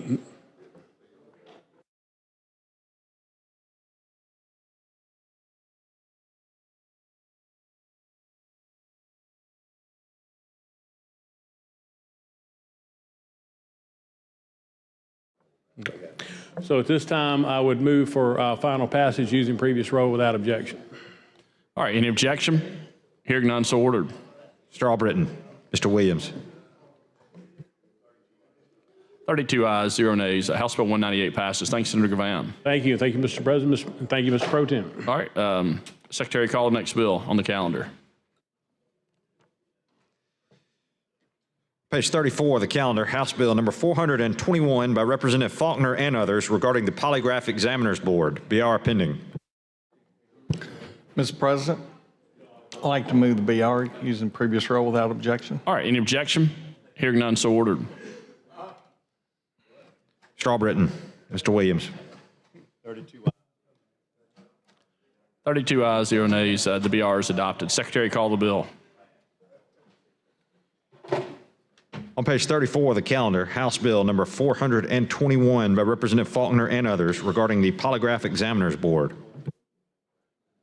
Mr. President, we have, one of my elementary schools just came in the chambers. We're doing this. If you could please introduce them, I would be most grateful. All right, Led yes. by Parker Brown. Yeah.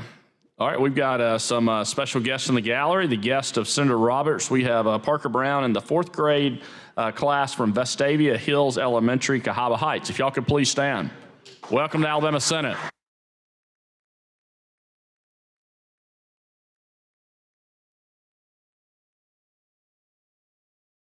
Thank you, Mr. Great to have y'all today, and great timing with y'all's senator now on his bill, so that worked out well. All right. Mr. President, this deals with Polygraph Examiners Board, and we've worked through this well, and I'd like to move final passage of the bill using previous rule without objection. All right, any objection? Hearing none, so ordered. Mr. Albritton. Mr. Williams. 32 ayes, 0 nays. House Bill 421 passes. Thank you, Mr. President. Thank you. Secretary, call the next bill. On page 5 of the calendar, House Bill number 140 by Representative Ellis regarding the Insurance Department. BIR pending. Senator Kitchens. Thank you, Mr. President. I'd move for the BIR using previous rule without objection. All right, any objection? Hearing none, so ordered. Mr. Albritton. Mr. Williams. 32 ayes, 0 nays. The BIR is adopted. Secretary, call the bill. On page 5 of the calendar, House Bill number 140 by Representative Ellis relating to the Department of Insurance. Thank you, Mr. President. This bill deals with the statute of limitations and insurance fraud. We've passed this bill out of the Senate, but I'd move for final passage using previous rule without objection. All right, any objection? Hearing none, so ordered. Mr. Albritton. Mr. Williams. 32 ayes. All right, 32 ayes, 0 nays. House Bill 140 passes. Thanks, Senator Kitchens. All right, Secretary, call the next bill. On page 2 of the calendar, House Bill number 82 by Representative Shaw and Halsey regarding crimes and offenses. BR pending. Senator Weaver. I'd like to move to adopt the BIR using previous rule and no objection. All right, any objection? All right, hearing none, so ordered. Mr. Albritton. Mr. Williams. 32 ayes, 0 nays. The BR is adopted. Secretary, call the bill. On page 2 of the calendar, House Bill number 82 by Representatives Shaw and Halsey regarding crimes and offenses. Senator Weaver. This bill deals with false reporting, and it would require that if someone makes a false report and alleges imminent danger to a person or public, the punishment would go up, and also it would require that the person convicted of making this false report they could also be charged with restitution for emergency response, for police, for fire, for EMTs, that sort of thing. So with that, there are no questions, or I'd like to move for final passage using previous rule and no objection. All right, any objection? Hearing none, so ordered. Mr. Albritton. Mr. Williams. 32 ayes, 0 nays. House Bill 82 passes. Thank you, Senator Weaver. And at this time, if I could get y'all's attention, we have Representative Shaw on the floor. This is his first bill. Let's give him a round of applause. Congratulations.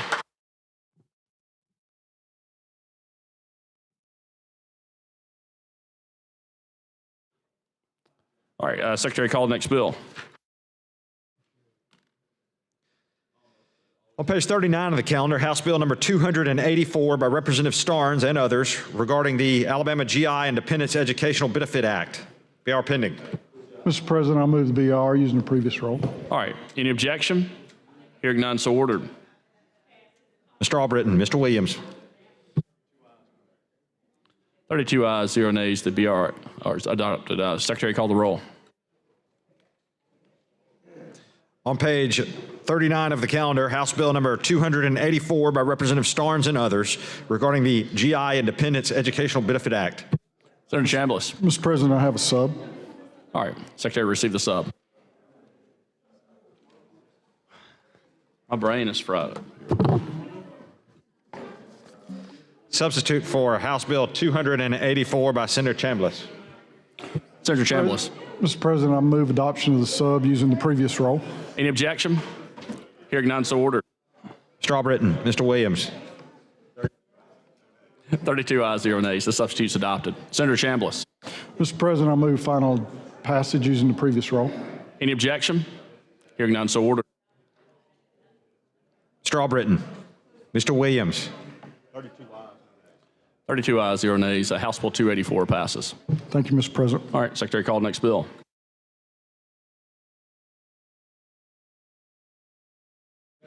On page 41 of the calendar, House Bill number 285 by Representative Faulkner and others regarding motor vehicle registration. Mr. President, Senator Wagner. move adoption without the BIR using the previous roll. Any objection? Hearing none, so ordered. Mr. Albritton. Mr. Williams. 32 ayes, 0 nays. The BR is adopted. Secretary, call the bill. On page 41 of the calendar, House Bill number 285 by Representative Faulkner and others regarding motor vehicle registrations. Mr. President. Senator Wagner. Mr. President, I've heard recently from people with disability community about the symbol on license plates. A lot of states have gone to this new symbol, and I have samples up here if anyone wants to look at it. This is the old symbol. This is what the people with disabilities would like to have on the license plates. So if there's no questions, Mr. President, I move passage of House Bill 285 using the previous roll without objection. All right, any objection? Hearing none, so ordered. Mr. Albritton. Mr. Williams. All right, 32 ayes, 0 nays. House Bill 285 passes. Thank you, Senator Wagner. Secretary, call the next bill. On page 32 of the calendar, House Bill number 308 by Representative Collins and DuBose regarding teacher certification. BR pending. Mr. President, Senator, you're recognized. I'd like to move for adoption of the BIR using the short roll without objection. Any objection? Hearing none, so ordered. Mr. Albritton. Mr. Williams. 32 ayes, 0 nays. The BR is adopted. Secretary, call the bill. On page 32 of the calendar, House Bill number 308 by Representative Collins and DuBose regarding teacher certifications. Mr. President. Senator Hatcher. And members, this bill allows, we have a teacher shortage in the state, and it just simply allows the current law only recognizes one accrediting body, and this one will recognize another. And this has already been in consultation with the State Department of Education. So if there are no questions, I'd like to move for final passage using the short roll without objection. All right, any objection? Hearing none, so ordered. Mr. Albritton. Mr. Williams.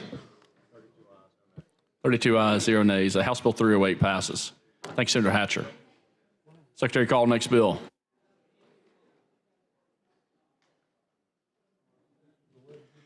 On page 43 of the calendar, House Bill number 331 by Representative Woods and others regarding public K-12 schools. BR pending. Mr. President. Senator Kitchens. Thank you, Mr. President. I'd move for the BIR using previous roll without objection. All right, any objection? Hearing none, so ordered. Mr. Albritton. Mr. Williams. 32 ayes, 0 nays. The BR is adopted. Secretary, call the bill. On page 43 of the calendar, House Bill number 331 by Representative Woods and others regarding public K-12 schools. Thank you, Mr. President. This bill would exempt students transferring from private schools into public schools for the A through F report card. With that, I'd move for final passage using previous roll without objection. All right, any objection? Hearing none, so ordered. Mr. Albritton. Mr. Williams. 32 ayes, 0 nays. House Bill 331 passes. Thanks, Senator Kitchen. Secretary, call the next bill. On page 22 of the calendar, House Bill number 375 by Representative Shaver and others regarding vessels. BR pending. Mr. Marshall, President. Senator Hovey. Mr. President, this bill addresses non-residents operating vessels on our state waters and just requires that they either have a valid operator's license from their state or take our state boating safety course. And I'm going to ask for the BIR first. Would you like to use previous roll? That would be great. Thank you. See a lot of objections in here. No, I'm just all right. Hearing none, so ordered. Mr. Albritton, Mr. Williams. 32 ayes, 0 nays. The BR is adopted. Secretary, call the bill.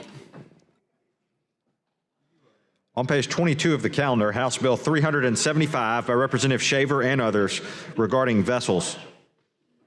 Mr. President. Senator Hovey. As I stated earlier, this bill just addresses non-residents operating boats on our state waterways to requires that they either have a license in their state or have our safety course. And I'd move for final passage unless there's any objection. Any objection? Hearing none, so ordered. Mr. Albritton, Mr. Williams. 32 ayes. All right, 32 ayes, 0 nays. House Bill 375 passes. Thanks, Senator Hovey. Secretary, call the next bill.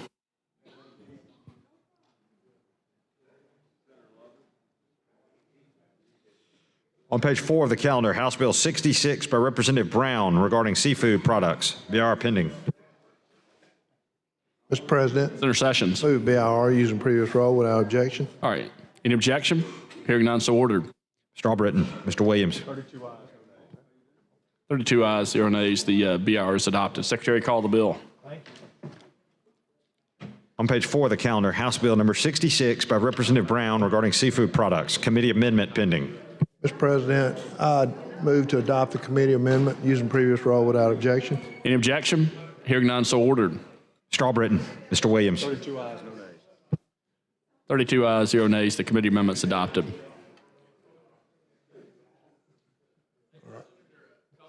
We good?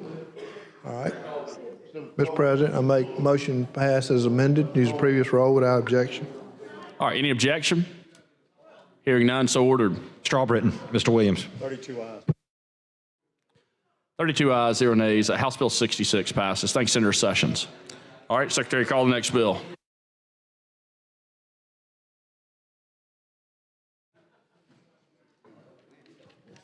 On page 46 of the calendar, House Bill number 474 by Representative Treadaway and Carnes regarding motor vehicles. BR pending.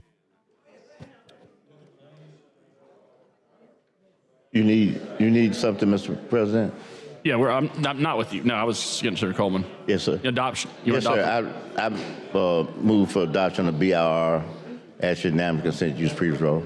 All right, any objection? Hearing none, so ordered. Mr. Albritton, Mr. Williams. 32 ayes, no nays. All right, 32 ayes, 0 nays. The BR is adopted. Secretary, call the bill. On page 46 of the calendar, House Bill number 474 by Representatives Treadaway and Carnes regarding motor vehicles. All right, Senator Reed. Mr. President, thank you very much. I know my colleague, the gentleman from Jefferson, is going to be moving through the motions on passing this bill. But I just wanted to congratulate and say appreciation to Representative Treadaway and also Representative Carnes in regards to this legislation. I've had conversations with the mayor of Birmingham about this issue on a couple of occasions, and it's related to exhibition driving, of which I understand is a terrible public safety problem in Birmingham and other large cities.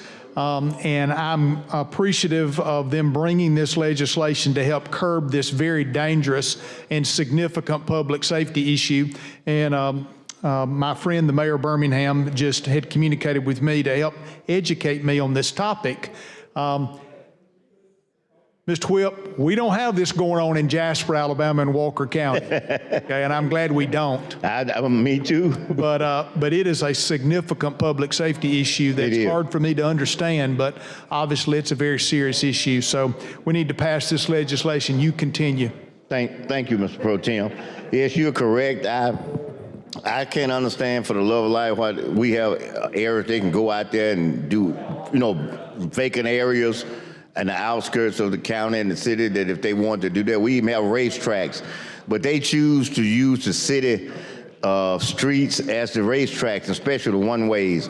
In fact, before I move on this, I'll just tell you, Sunday, and the lawyers can appreciate this, I was at work, getting out my car, going into the office, and I look down the street 2 blocks and I see a car coming down the street. I know they're running 60 or 70 miles an hour. And then all of a sudden they came up to the street where I was and just slid into the street. And then I look about a block and a half later and the police trying to come and catch. I'm talking about downtown, and all they doing is out there, they get around this point and put it spin it, put the wheel on it.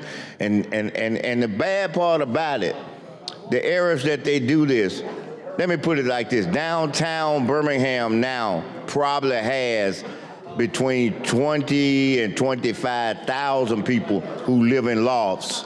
We're going from 3,000 to just as a whole city within a city. And all these folks live down there. They try to come out their places, go across the street, and it's just a dangerous situation. So we need this additional tools to be able to get that, as well as all our other major cities, under control. So if there's no other, we got a new Madam Chair. If there's no other discussions or questions, I move for final passage and ask unanimous consent to use the previous roll. Is there any objection?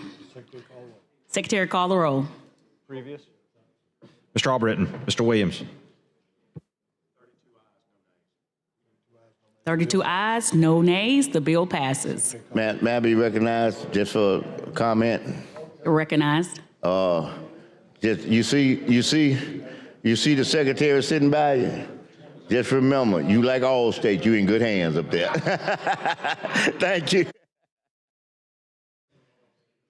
Secretary, call the next bill, please. On page 47 of the calendar, House Bill number 453 by Representative Mooney regarding crimes and offenses, PR pending.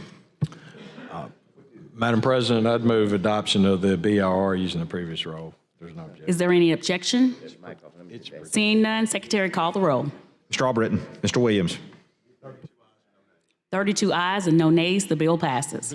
BRR is adopted. Secretary, call the bill. On page 47 of the calendar, House Bill number 453 by Representative Mooney regarding crimes and offenses. Madam President. Yes.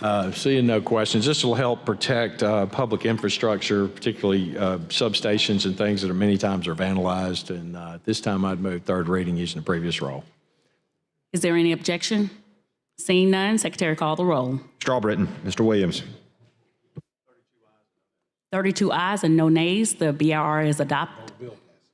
I'm going to get it. The bill passes. Secretary, call the next bill.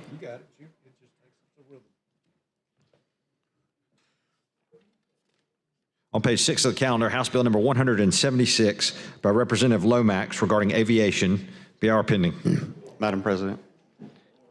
You're recognized. Motion to adopt BR. Use the previous roll. Any objection? Seeing none, Secretary, call the roll. Mr. Albritton, Mr. Williams. 32 ayes and no nays. The BRR has been adopted. Secretary, call the bill. On page 6 of the calendar, House Bill number 176 by Representative Lomax regarding aviation, committee substitute pending. Madam President. Yes, you're recognized. Motion to adopt committee substitute, previous row, no objections. Is there any objection? Seeing none, Secretary, call the roll. Mr. Albritton, Mr. Williams. 32 ayes and no nays. The substitute has been adopted. You're recognized, Senator Bell. Madam President, motion to, this is advanced air mobility to develop what Senator Smitherman was talking about a while ago, kind of like the Jetsons. This is developed with the Department of Transportation, a statewide study and plan. The funding's already been put in the general fund. Motion to adopt, motion to pass, previous row, no objections. Any objections? Seeing none, Secretary, call the roll. Mr. Albritton, Mr. Williams. 32 ayes, no nays. The bill has been passed as amended.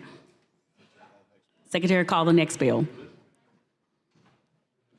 On page 32 of the calendar, House Bill number 290 by Representative Oliver and others regarding public and non-public schools, BR pending. Madam President. You're recognized. Move for the passage of the BIR using the previous roll if there are no objections. Any objections? Seeing none, Secretary, call the roll. Mr. Albritton, Mr. Williams. 32 ayes. 32 ayes, no nays. The BIR has been adopted. Secretary, call the bill. On page 32 of the calendar, House Bill number 290 by Representatives Oliver and others. You're recognized. Thank you. This establishes a requirement for our public schools to add a cardiac emergency response plan to their existing various emergency response plans. And if there's no questions, I'll move for final passage using the previous roll. Is there any objection? Seeing none, Secretary, call the roll. Mr. Albritton. Mr. Williams. 33 ayes and no nays. The bill has passed. Thank you, ma'am. Secretary, call the next bill, please. On page 11 of the calendar, House Bill number 21 by Representative Brown regarding genetic testing companies. BR pending.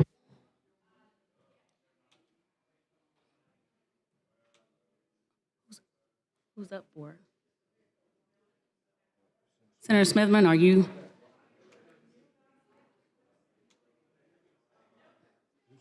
Who's handling this bill?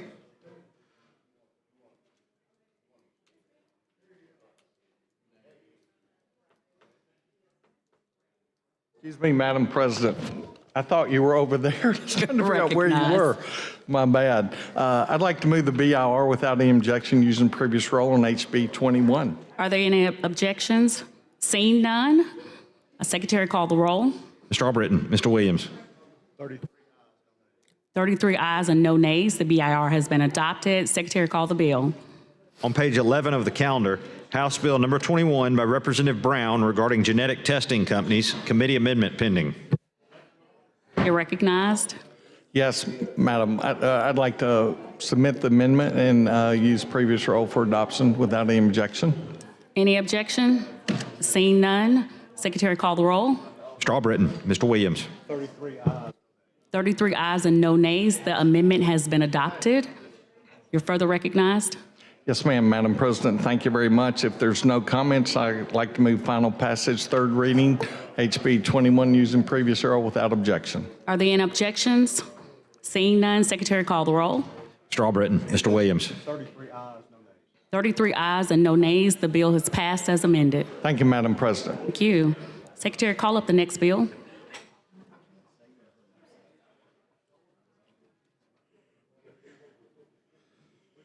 On page 17 of the calendar, House Bill number 259 by Representative Wood, D, and others regarding probate judges. BR pending.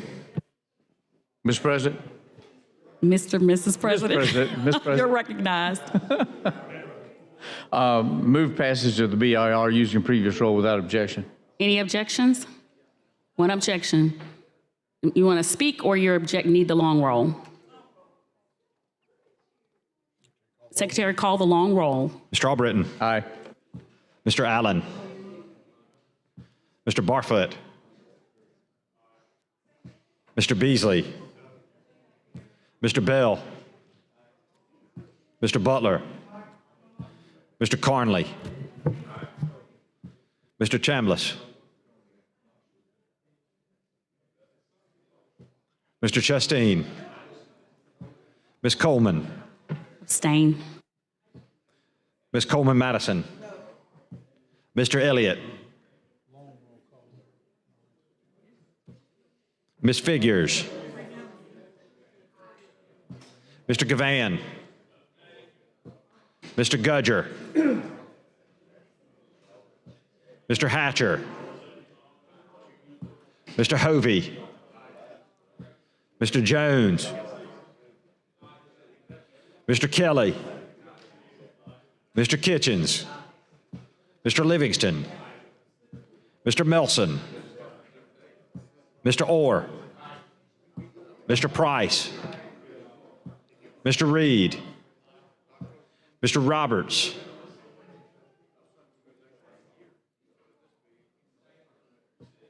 Mr. Sessions. Mr. Shellnut. Mr. Singleton. Mr. Smitherman. Mr. Stewart. Mr. Stutz. Mr. Wagner.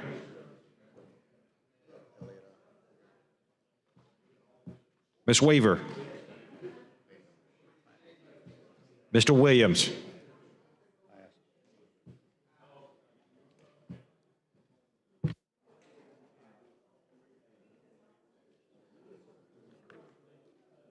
"24 ayes, 3 nays, 3 abstentions. The BIR has been adopted. Secretary, call the bill up. On page 17 of the calendar, House Bill number 259 by Representative Wood, D., and others relating to elections. Committee amendment pending. Senator, you're further recognized.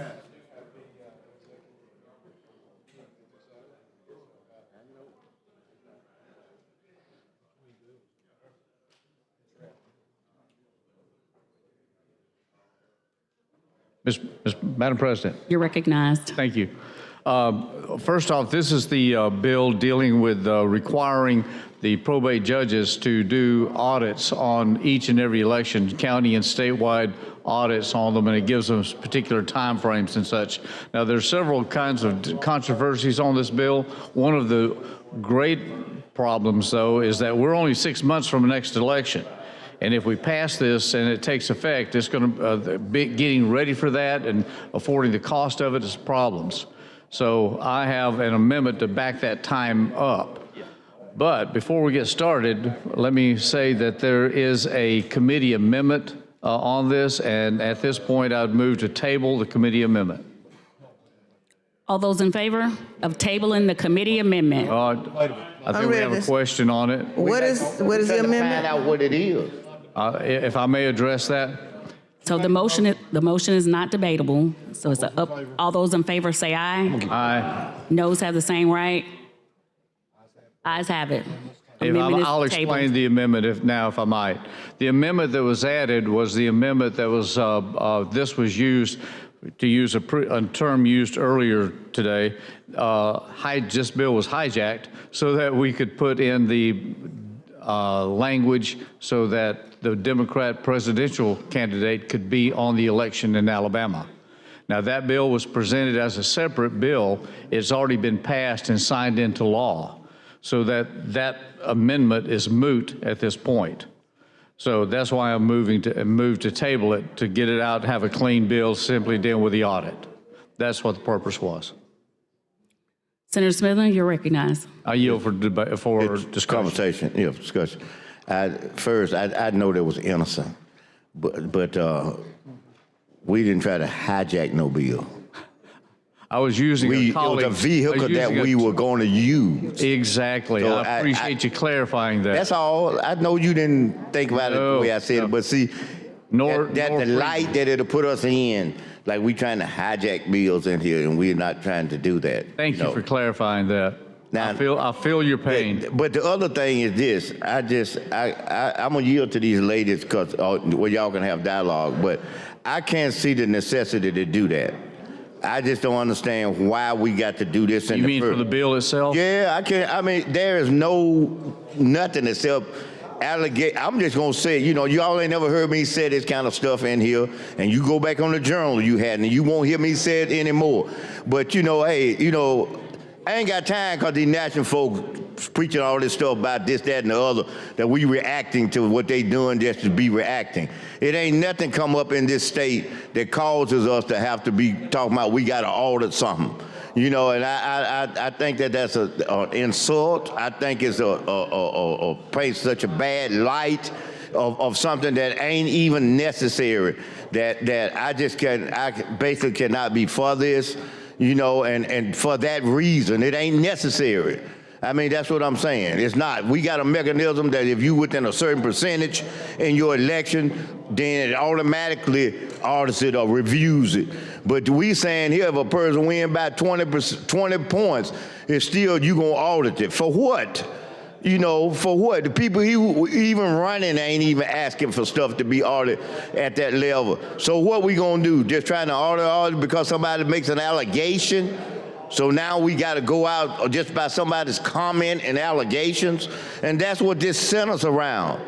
Bunch of old crap coming out of the national news. Period. I ain't gonna mention parties and all that. That's irrelevant. This stuff come down and we start reacting. Some stuff we heard over there that happened in Arizona. Some stuff that happened in Nevada. So we better go on and do this. There ain't no reason to do this. I'm tired of these national folk telling us what to do in this state, and we reacting and doing it. And it ain't even a problem. We done passed so many of these doggone bills this year. With that, we taking away voting rights. We pinning people down. We don't want folks associating with each other. You make it a crime if a college trying to get hook folks together. And yeah, I know you're going at certain communities, but just what I say about the airplane. I'm gonna give you a mic back. What I say about the airplane. You're so busy, there you go. You're so busy looking down the road, all this here just being destroyed. And that's what this is. This is a solution that can't even find a problem. I ain't talking about looking for it. They've been looking. Can't find a problem. So look, I just will respectfully ask that we carry this bill over, period. I really would. I really would. Because enough is enough. I mean, with this voting and all this, man, we done fed enough voting for this year. We done ate from the voting table. Y'all done ate all you want to. Everything you wanted to eat, you done ate. Enough is enough. Enough is enough. I keep saying this stuff like this, and some of y'all don't even relate to this. We had to die to vote. Die means you lose your life. We had to die. Die. We had so many people to get killed, it's unreal. That's only been 59 years ago. I mean, some of y'all ain't even as old as it was that we had to go back. And 59 years ain't no years. It's not no years at all. So now we talking about, we got to have this. This is just some stuff that done shot up and down there for some crazy reason. I don't know, but no. I'm gonna yield back to you for now. I'm gonna do that, but I'm gonna yield to the dialogue that y'all gonna have. But when they get through, I'm gonna come back, and of course it's your mic and all that. But when you stop, when you decide, whether it's now, later, when you decide, I'm gonna have my hand out there so you can pass the baton, and I'm gonna pick up wherever you leave off. If you stay there an hour, 2 hours, 3 hours, 10 minutes, whatever you decide to do, I'm gonna reach my hand like this and say, pass it on back, and then I'm gonna pick up, cause this is unnecessary.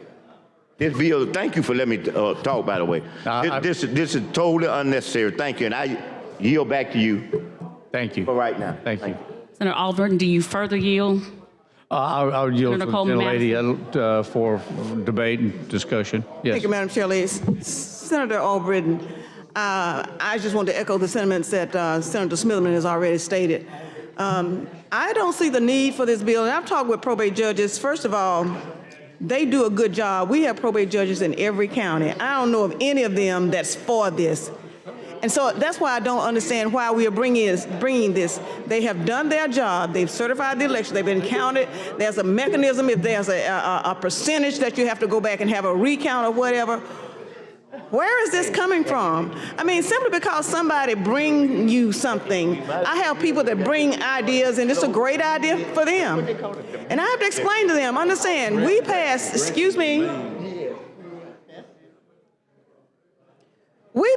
state laws. So simply because somebody brings you something and it's a great idea for them, it's not a good idea for the whole state.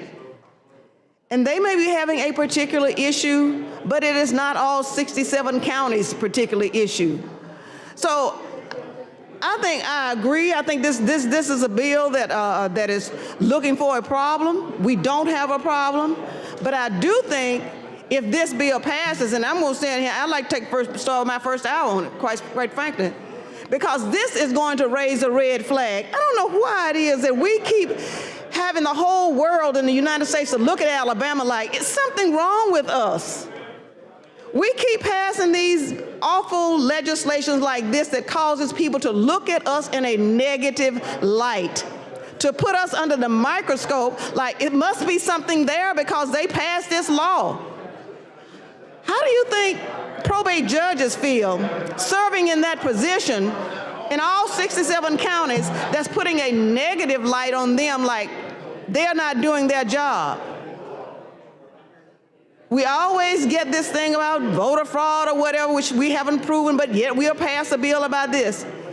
It makes national news and people are looking at us. But we don't think about the consequences of our actions and how we are viewed by other people. So can you tell me why this bill? Sir, yes, if I may explain the purpose and the intent here, if I may, which is certainly not nefarious or trying not to be overburdensome, but what this bill does is provide a methodology in which the election, after the election is done, after the election results are completed and turned in fact, it's the second Friday after the election, which gives the time for reporting and such to be completed. At that point, the probate judge and the local authorities will bring in all of the data, the containers and things, to do an audit to ensure that things were properly handled. They're reviewing their steps of what they've already taken. So, and then they can make a report of if there's any discrepancies found, if there's any difficulties discovered, and also to give recommendations if there are improvements that could be made. The attempt of this is a means of trying to give a systematic procedure of reviewing our efforts and the way it's done so that we can bring greater trust, is the attempt here, on the process and to light all the things that have occurred, and to do that quickly after so that there's not any matters that get lost or misplaced. So that's the intent here. It's not anything to throw a shadow on things. It is a type of review so that we can find a means to improve. I think it has already thrown a shadow. People used to tell me that the road to hell is paved with good intentions. I don't even know if this is a good intention. And I don't know how many of you have gone down this when they're counting absentee ballots and things like that.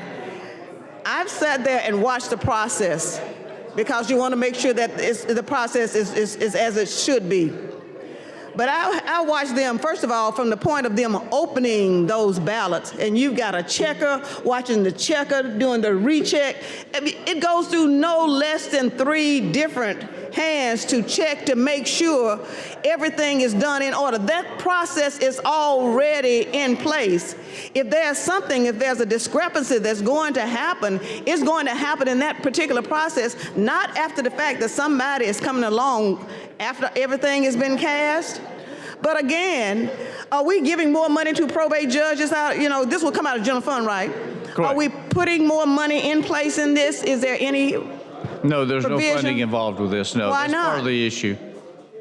Well, we are asking them to perform a certain duty, and certainly that is an intensive labor type of thing, but we are mandate, but we are not providing any, and it's an unfunded mandate. We would not be providing any money or resources for them to do this. This is part of the issue, is that the next election would be in November in this next budget, and the budget that we have does not have this proposed. Now, I have an amendment ready if we get to that. I have an amendment that would delay the inaction of this, the taking effect, until October of 2025. So we would get through this election, and then we'd be able to deal with whatever issues as far as monetary we needed to do.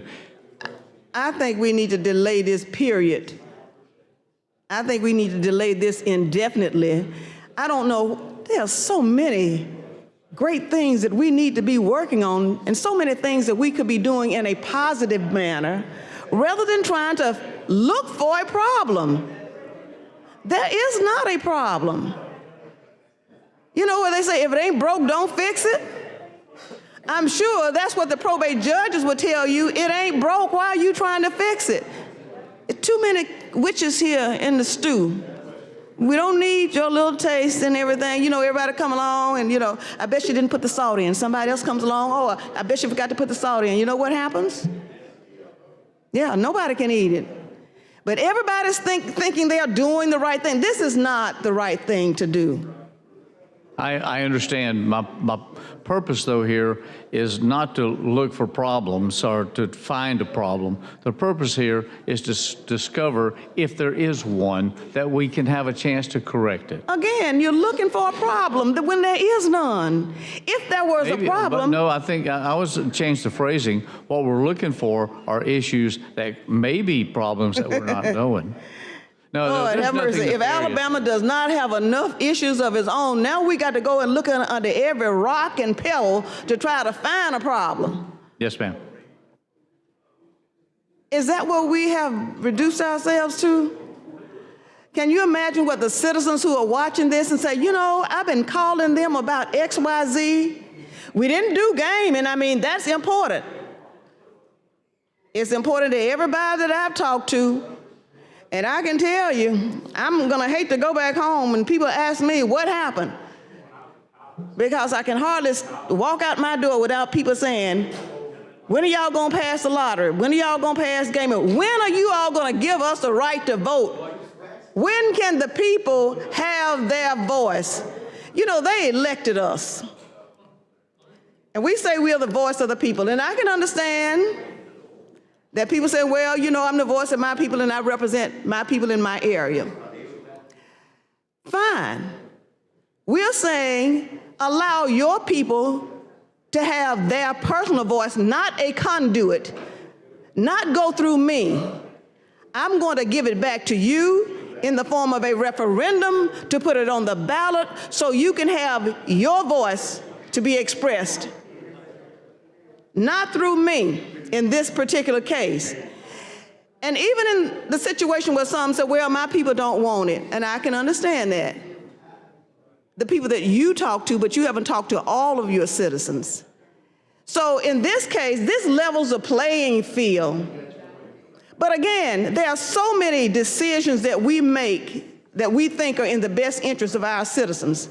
But we are talking about all 67 counties. And every county should have that right. Every citizen should have that right to vote. And my thing is that it's time for us to put this to bed one way or the other. Let the people vote on an issue that they have asked us to bring to them, not make the decision for them. And that's one good thing about this particular issue when it comes down to gaming and lottery. We can't pass it on our own. We can pass it, the governor can sign it, but it doesn't become law until the citizens put their stamp of approval or disapproval on it. This way, everybody has a vote. And whichever way it falls out, for or against, it's an issue that is settled, and it was settled by the people, and it was their choice.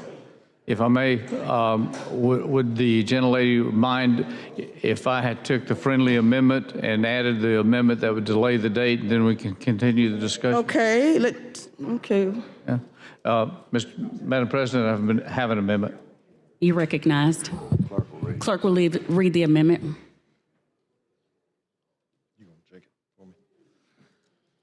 Amendment to Senate Bill 259 by Senator Albritton, replace line 100 on page 4 with the following. This changes the date, backs the date up to October 1st of 2025. With that, I'd move for adoption of the amendment using previous role. Speak to the amendment. I'd recognize the gentleman. Senator Singleton. Madam President, thank you so much. While I had the same amendment right here, ready to put it on. Understand. But I'm here to say that I really don't want this bill now. Really don't want this bill now. I spoke with my probate judges. Probate judges just came from a national auditing conference, right? Alabama probably out of the 50 states had one of the better audits based on what their elections nationwide. What we're trying to do is a bill here to send out the signal that the confidence to the public that we have bad elections, that we have unfair elections. I can't help what happened in other states that people had to go through auditings and Arizona and other places like that. Or I cannot help that someone didn't get a percentage of votes that they didn't get in certain counties that they thought they should get. And so they think that something went wrong. We can't feed into that.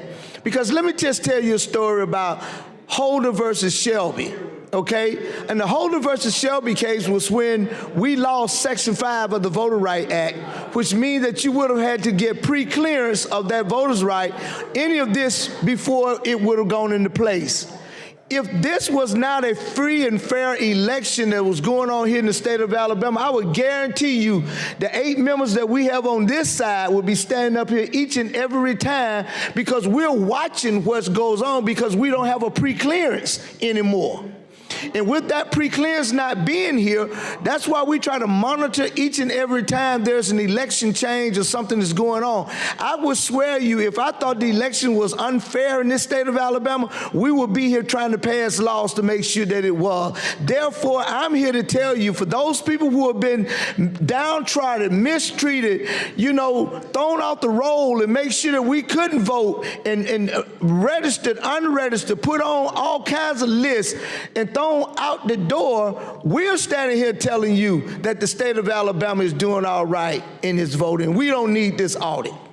And so I think this audit is a bad signal to send out to the rest of the nation to make it think that Alabama is doing something wrong. We should be trying to celebrate the fact that we are getting elections right in the state of Alabama, that we don't have recalls. We're not running around talking about people are pulling out the plugs from under and people are not being elected or because they couldn't get the votes and things of that nature. You passed a ballot harvesting bill. You passed a ballot harvesting bill that was unnecessary because we're not having a problem with absentee ballots in the state of Alabama. I would love for once for someone to come and tell me where the problems are instead of trying to find the problems. Tell me where the problems are in this state. If you could tell me where the problems are, then I'll be willing to help you pass this bill.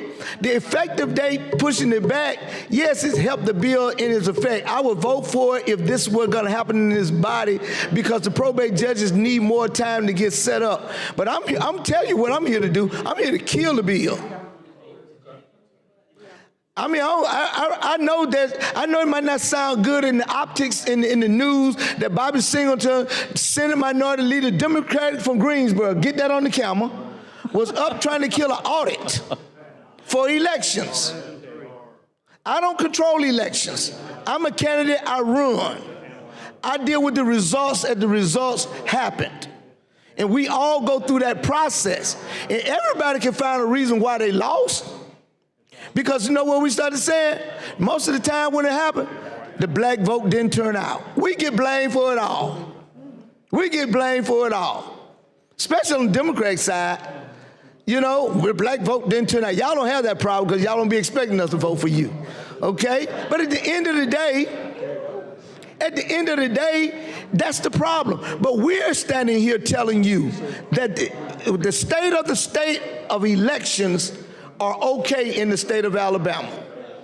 There's no problem here. If there were a problem, I would be standing here beating this drum with you and saying, yes, we need to. Now, if you had bought this bill about 10 years ago, I'd have told you we need these audits.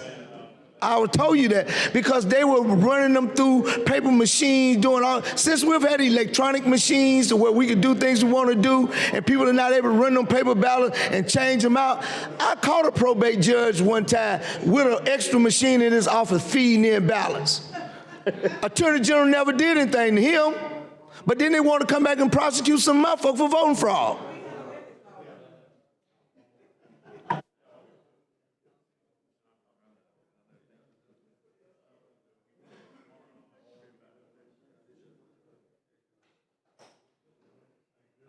And so that's where I want to be. I want free and fair elections in this state. I think that we do a bad job at when we're trying to say that our people who are working these elections are not doing a good job. And at this point in time, I'm going to yield to Senator Beasley because he has something on his mind, and I want you to hear what Senator Beasley has to say, because we tried to audit a bill a few years ago that didn't work in this state. Mr. Chairman, I'd like to yield my time to Senator Beasley without using my time, please. I appreciate the senator's comments, and I have no objection to yielding my time to the good senator who is making comments. Thank you, Mr. President. Senator Beasley. Senator from Escambia County. This is a bad bill. It's also an unnecessary bill. I think it was 3 years ago, the former Secretary of State wanted to have a post-audit election. And the probate judges put an amendment on the bill, and his assistant called me down. I was the sponsor of the bill. And she said, "You just gutted the bill, Senator." I said, "Well, that's what the probate judges wanted to do. They wanted this bill stopped." Well, now today, we have another bill. They want to do it in all 67 counties. And it's just not necessary. The biggest problem we have in this state is getting people to vote. We just had a special election that was done in the 2nd Congressional District, the new 2nd Congressional Districts. And in the primary, we had somewhere around 20% of the vote. And in the runoff, it was less than 10% of the vote. So if there's anything we need to send a message to the people of Alabama, is we need to get people of Alabama to go to the polls and vote. That's the way you get your voice heard. And now we want to talk about having a post-audit election in all 67 counties. That's a tremendous burden on the probate judges in time. It's also a burden on the expense of conducting a unnecessary post-audit election. I agree with the colleague from Hale County. You know, we need to do something to foster a real need and urgency for people in Alabama to cast their votes. So I understand you're bringing the bill. I just think it's a bad bill. And I think the body needs to vote it down. Thank you for your comments, sir. Thank you very much, Senator. I think I have another gentleman who wishes to converse. Mr. President. All right, Senator, you're recognized.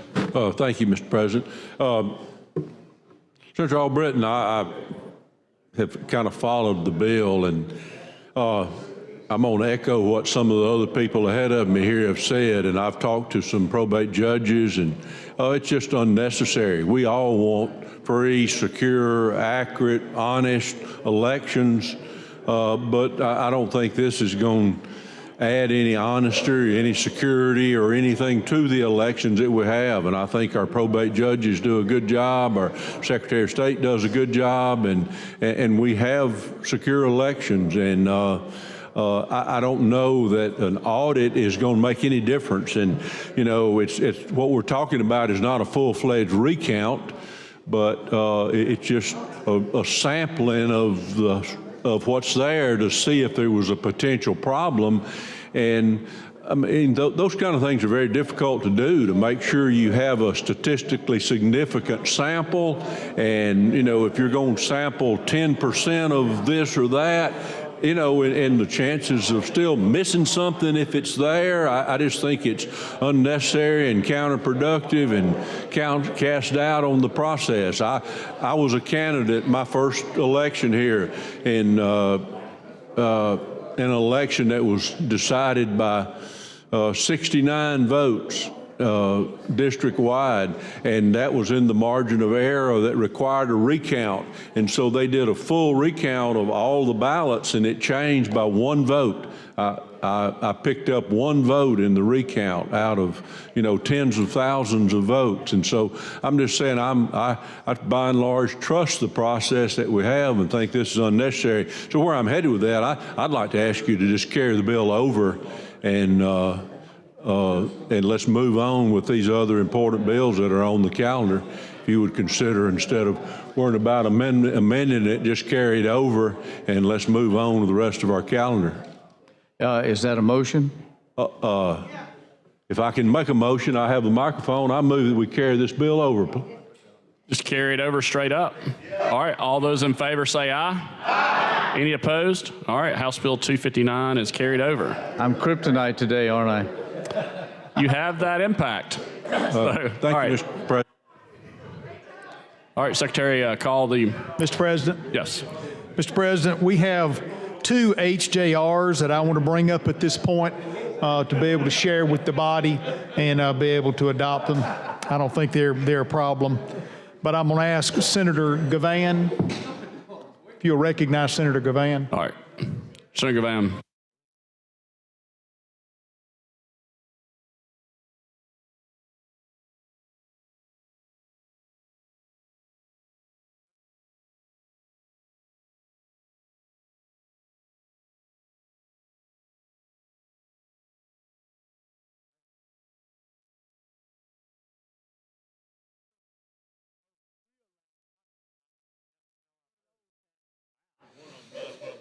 Message from the House. Mr. President, the House of Representatives has originated and adopted the following House Joint Resolution. In order, same sent forthwith to the Senate.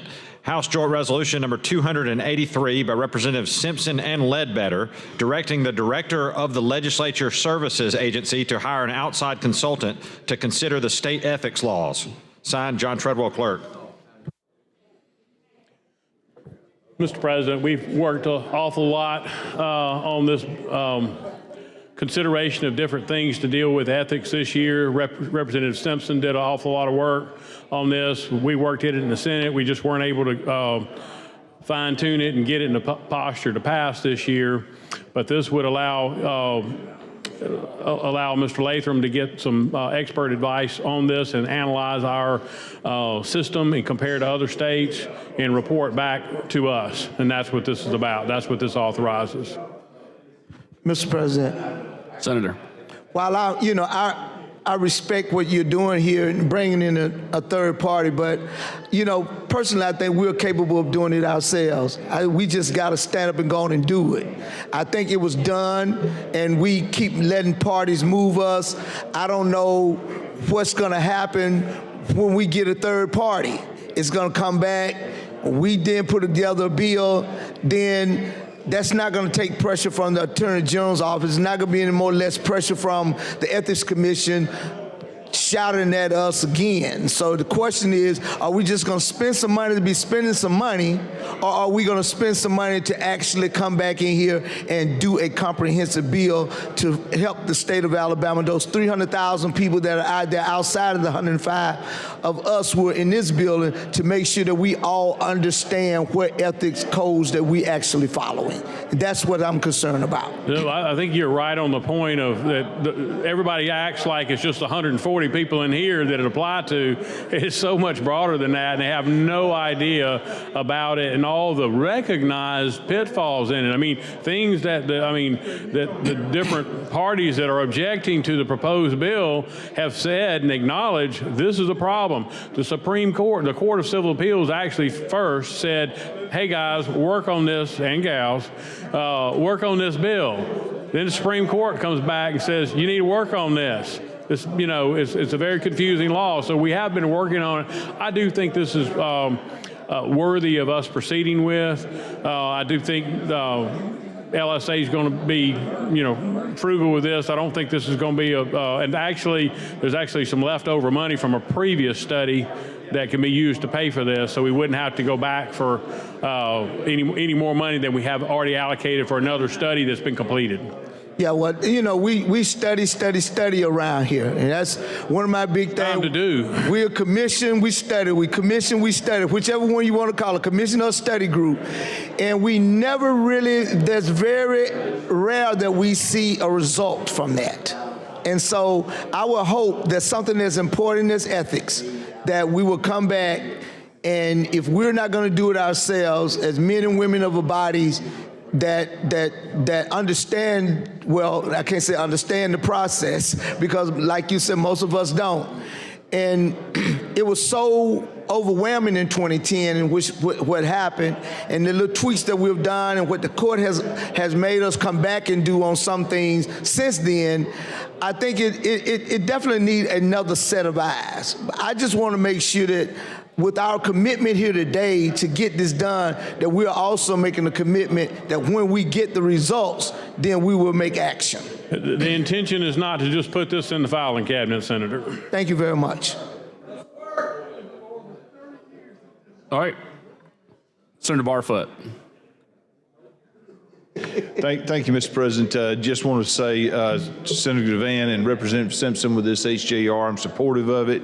I do think that it's a great benefit to have an outside source, independent source, take a look at that. Probably look at the bill that was proposed this year, look at the 2019 study committee, I think, that involved some of the stakeholders, to look at that as well. And I also think what it does is it forces us, because we're spending taxpayer dollars on this, it forces us to take another look at it next year. So I'm supportive of it. Thank you, Senator Devan. Thank you, Senator. This time, there's no objection. I would move for adoption of the HJR 283 using previous role without objection. Voice vote. All those in favor say aye. Aye. Any opposed? HJR is adopted. Thank you. All right. There's another one. All right, Message from the House. Mr. President, the House of Representatives has originated and adopted the following House Joint Resolution and ordered same sent forthwith to the Senate. House Joint Resolution number 285 by Representative Lovern, establishing the Joint Interim Study Commission on Local and Victim Notification.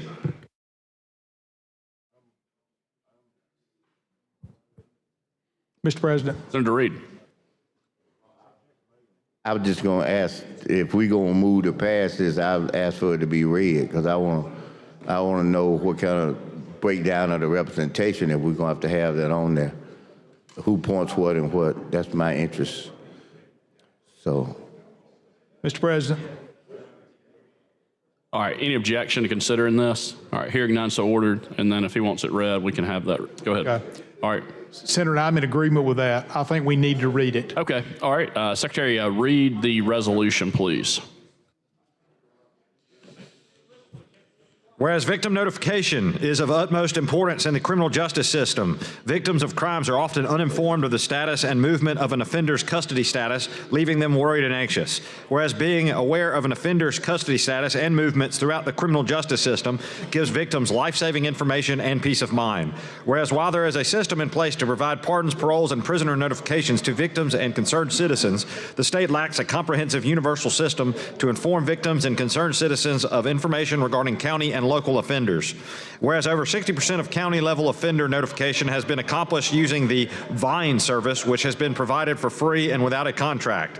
Whereas without state funding, the counties currently utilizing the service are at risk of losing the current service offered. Now, therefore, be it resolved by the legislature of Alabama, both houses thereof concurring, that there is created the Joint Interim Study Commission on Local and County Victim Notification to address the lack of funding for a statewide universal solution regarding county and local victim notification. The membership of the commission shall consist of all of the following: one member of the Victims Advocacy Group appointed by the Lieutenant Governor, the Speaker of the House of Representatives or his or her designee, the President Pro Tem of the Senate or his or her designee, the Chair of the House of Representatives Ways and Means General Fund Committee or his or her designee, the Chair of the Senate and Finance Taxation General Fund Committee or his or her designee, the Minority Leader of the House of Representatives or his or her designee, the Minority Leader of the Senate or his or her designee, the Finance Director or his or her designee, a member appointed by the Attorney General, a member appointed by the Alabama State Law Enforcement Agency, a member appointed by the District Attorneys Association, a member appointed by the Sheriff's Association, a member appointed by the Association of County Commissions of Alabama. The appointing authorities shall coordinate their appointments to ensure the commission membership is inclusive and reflects the racial, gender, geographic, urban, rural, and economic diversity of the state. The commission shall study the county and local victim notification practices throughout the state. The first meeting of the commission shall be held at the call of the Speaker of the House of Representatives or his or her designee no later than 60 days after this resolution's passage, at which time the commission shall elect a chair and vice chair. The commission may then meet as necessary to conduct business. The Legislative Services Agency, the Clerk of the House, and the Secretary of the Senate shall provide administrative and other assistance for the work of the commission as necessary. The legislative members of the commission shall be entitled to their legislative compensation, per diem, and travel expenses for each day they attend a meeting of the commission pursuant to Section 49 of the Constitution of Alabama 2022. The non-legislative members of the commission shall serve without compensation, but may be reimbursed for necessary expenses in attending meetings of the commission pursuant to the policies of their respective appointing authority. The commission shall prepare a report of its findings to the governor, the Speaker of the House of Representatives, and the President Pro Tem of the Senate, not later than the third legislative consecutive day of the 2025 regular session, at which point the commission shall stand dissolved and discharged of any future duties and liabilities. Pursuant to Section 3614-17.1, Code of Alabama 1975, the commission shall provide a notice of all meetings and the name of each member serving on the commission throughout its duration to the Secretary of State. Each appointing authority named herein shall be provided a copy of this resolution upon its passage. Mr. President. Senator Smitherman. I just got to be recognized just for a quick comment. Yes. You know, I appreciate y'all reading that. That made, y'all don't know, that made me feel a little good. Because in this one right here, I'm a back to be a full man. I ain't no half man. I ain't got to run that little appointment through somebody else. So that makes me feel good. In fact, it makes me feel good because it came from the House. The same folk that didn't want me to be a full man. So I am glad to know that at least some folk down there understand what I'm saying. So I yield back to the pro tem. Senator Reid, you recognize. Thank you, Mr. President. Mr. President, with that, we need to have an adoption of this using a previous roll if we've got a good roll. All right, all those in favor say aye. All those opposed, the ayes have it. The resolution is adopted. Thank you, Mr. President. That's a good roll. It is. I like that roll. Thank All right. you, Mr. With that, President. Mr. President, I think we have another House message that's SB 157 that's come back from or has an executive amendment. All right, desk, read and receive the message. Message from the governor. Ladies and gentlemen, I received Senate Bill 157, the Teacher's Bill of Rights, and believe that it should be amended. As enrolled and presented to me, Senate Bill 157 would, among other things, require the Educators Liability Trust Fund to reimburse education employees reasonable legal expenses if the employee successfully defends himself or herself in court against job-related legal claims. I believe that this reimbursement should be on terms and conditions established by the Department of Finance. For this reason, and at the request of the bill sponsor, I am returning Senate Bill 157 to you, the body in which it originated, without my signature and with the below executive amendment. Adoption of the above proposed amendment will remove my objection to this bill. Respectfully submitted, Kay Ivey, Governor. Senator Reid. Mr. President, thank you. I want to make a motion to concur with the executive amendment. Using the previous Using roll. the previous roll. Any objection? Hearing none, so ordered. Strawbritton, Mr. Williams.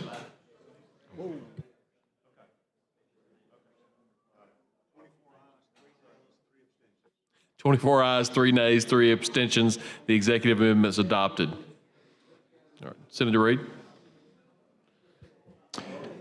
Mr. President, if I understand correctly, we had a piece of legislation that was carried over to the call of the chair. We had several members that were going to be working on this legislation, and they have completed their task and have worked diligently on getting to a good place. The bill was carried by the majority whip, and so I'm going to ask that you recognize him. We pulled that bill back and have these gentlemen work on it. This is HB 259. No, sir. HB 201. Okay. All right, desk, please call HB 201. On page 40 of the calendar, House Bill number 201 by Representative Klaus and Reynolds, substitute pending. Okay, as the pro tem mentioned, we've got an agreement on this to move forward. So with that, I would move to adopt the substitute using the previous roll. Any objection? Hearing none, so ordered. Mr. President, call the long roll. I'd call for the long roll. All right, let's call the long roll. Strawbritton. Mr. Allen. Mr. Barfoot. Mr. Beasley. Mr. Bell. Mr. Butler. Mr. Carnley. Mr. Chambliss. Aye. Mr. Chastain. Ms. Coleman. Ms. Coleman-Madison. Mr. Elliott. Aye. Ms. Figures. Mr. Gavan. Mr. Gudger. Mr. Hatcher. Mr. Hovey. Mr. Jones. Mr. Kelly. Mr. Kitchens. Mr. Livingston. Mr. Melson. Mr. Orr. Mr. Price. Mr. Reed. Aye. Mr. Roberts. Mr. Sessions. Mr. Shellnut. Mr. Singleton. Mr. Smitherman. Mr. Stewart. Mr. Stutz. Mr. Wagner. Ms. Weaver. Mr. Williams.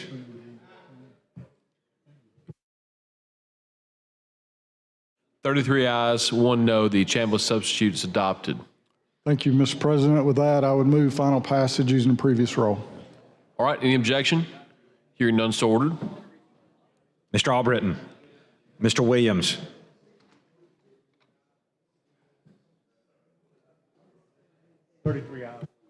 Thirty-three ayes, 1 nay. HB 201 receives its final passage. Thank you, Mr. President. Thank you, Senator Chambliss. Senator Reed? Mr. President, at this point, I want us just to continue with the calendar. All right. Thank you, Senator Reed. Secretary, call the next bill on the special order calendar.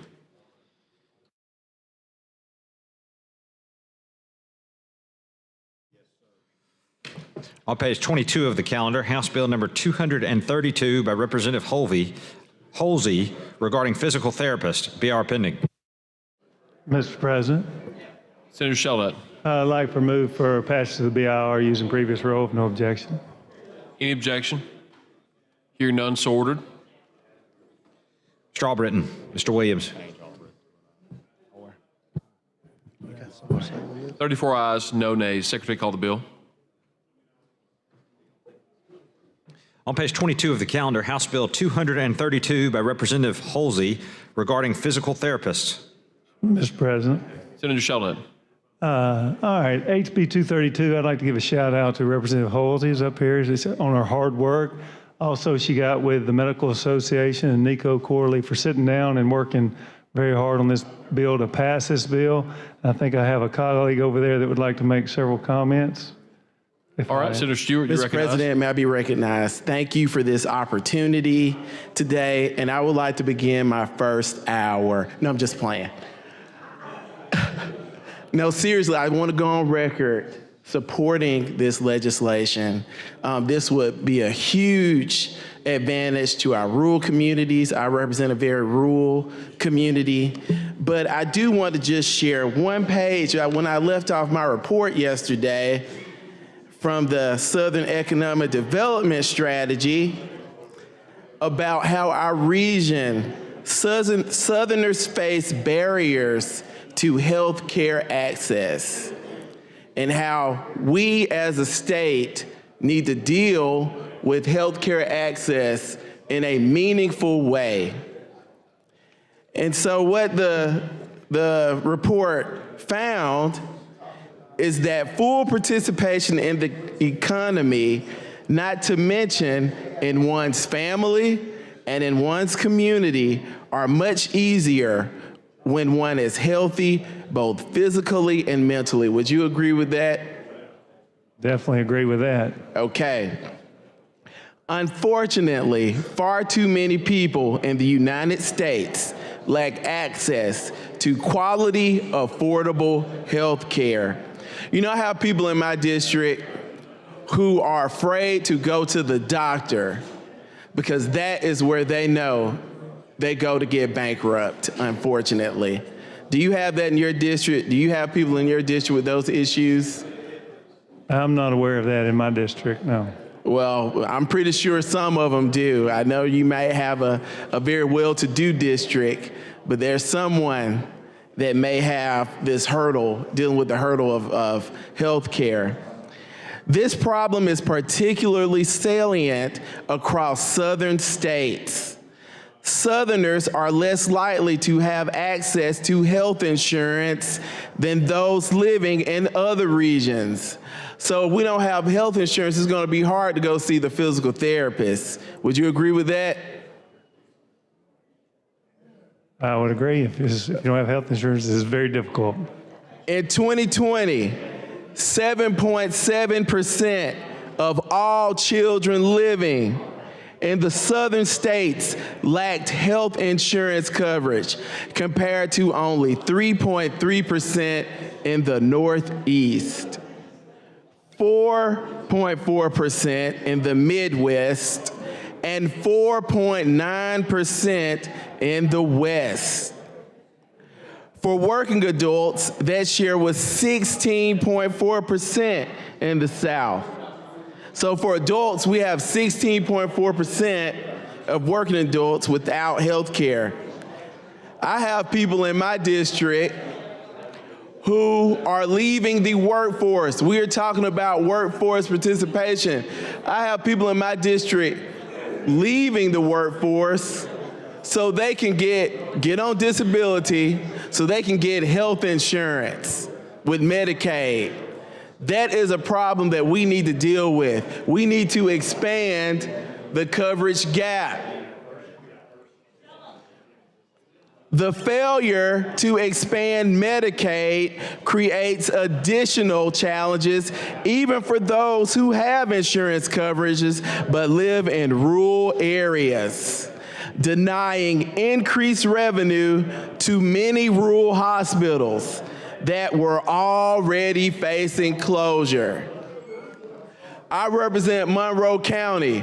We just closed our labor and delivery unit. Mothers have to drive 70 miles to deliver babies. That is not okay in a developed nation. I also want to share that I encourage our colleagues to think better about the constituents in which we served. They are not shiftless individuals. These are Alabamians. These are hardworking people who are doing the best they can with what they have and just trying to have a good life and a meaningful life. And just because people in poverty are in poverty, that does not mean that they have to live in degradation. Thank you, and I yield. All right, Senator Shelnut. At this time, I move for final passage of HB 232 using the previous rule, if no objection. Any objection? Hearing none, so ordered. Mr. Albritton. Mr. Williams.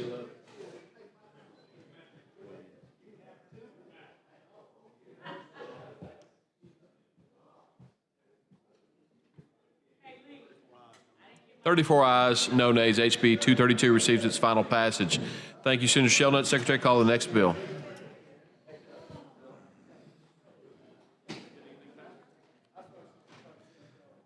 Page 1 of the calendar, House Bill 131 by Representative Butler and Gidley regarding tax. BR pending. Senator Kelly. Mr. President, I move for adoption of the BIR by previous rule, without objection. All right, any objection? Hearing none, so ordered. Mr. Albritton. Mr. Williams.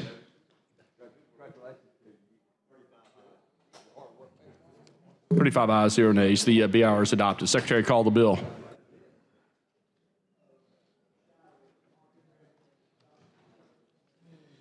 Page 1 of the calendar, House Bill number 131 by Representatives Butler and Gidley regarding taxation. Mr. President. Senator Kelly. What this bill does is it cleans up those that are getting money from Medicaid and those types of things. They can get a tax certificate and then come back and get their tax money back. The problem right now is it's going too long, and this makes them get the tax certificate at the front, so the Department of Revenue doesn't have to worry about the refund. So without any further dialogue, I move for adoption by previous row without objection. All right, any objection? Hearing none, so ordered. Mr. Albritton. Mr. Williams. 35 ayes, 0 nays. House Bill 131 passes. Thank you, Mr. President. Thanks, Senator Kelly. Secretary, call the next bill. Yeah. On page 3 of the calendar, House Bill number 113 by Representative Warren and others regarding public elementary schools. BR pending. Mr. President. Senator Chastain. Thank you for the recognition. Members, this is the first grade readiness bill we've had in committee and we've had passed in the House for several years. We've been working on it, and what this bill does is each year we have about 5,000 students that are entering first grade that have not attended kindergarten, and there will be an assessment given to those students once they entering first grade to show if they're in that. I see my colleague along the way that has an amendment, a friendly amendment that he and I both have worked on, and I appreciate his work with us in getting us to this place today. So, Senator, if you'd like to make a comment and offer your amendment. I think, Senator, if you don't mind, you probably need to move to adopt the BIR. Okay. Then when we get on the bill, I'll offer it. Thank you for correcting me. Yes, sir. Let's adopt the BIR using the previous role. All right, any objection? Hearing none, so ordered. Strawbritton. Mr. Williams. 35 ayes, 0 nays. The BR is adopted. Secretary, call the bill. On page 3 of the calendar, House Bill number 113 by Representative Warren and others regarding elementary schools. This is the first grade readiness assessment that we talked about earlier. And Senator, if you'd like to make a comment or offer the amendment, do so, please. I would, and I'll offer it, and then we can talk a little bit about it. Mr. President, I'd like to. All right, Secretary, read and receive the amendment from Senator Smithman.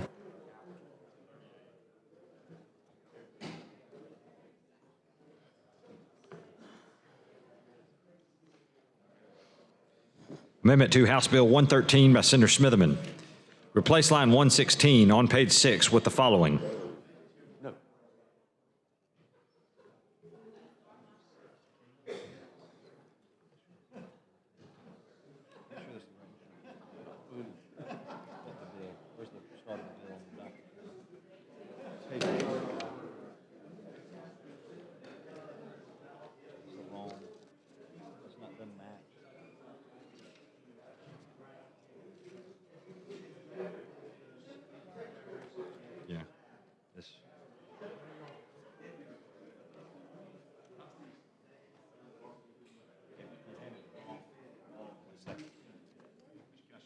Yeah.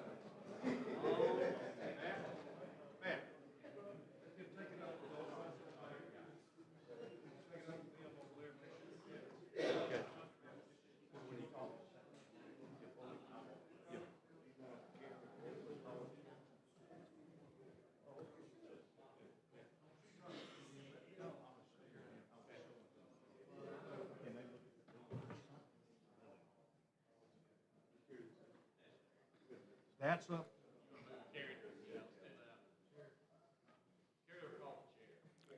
Mr. President, may I carry this over to call the chair, please? Yeah, any objection? All right, hearing none, so over. All right, House Bill 113, is that right? It's carried over, call the chair. Thank you. All right, Secretary, call the next bill. Page 23 of the calendar, House Bill number 251 by Representative Robertson and others regarding public K-12 schools. BR pending. Mr. President. Senator. Move adoption of the BR using the previous role without objection. All right, any objection? Hearing none, so ordered. Strawbritton. Mr. Williams. 35 ayes, 0 nays, so the BR is adopted. Secretary, call the bill.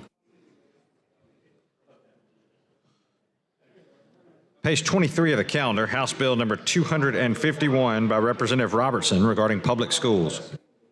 Mr. President, this is the same bill that we passed out of the Senate several weeks ago dealing with high school athletics for military dependents. And if there are no questions this time, I'd move for final passage, third reading be dispensed with using the previous roll. All right, any objection? Hearing none, so ordered. Mr. Albritton, Mr. Williams. 35 ayes, 0 nays. House Bill 251 passes. Hey, thanks, Senator Jones. Thank you, Mr. President. Yep, appreciate your leadership. Secretary, call the next bill.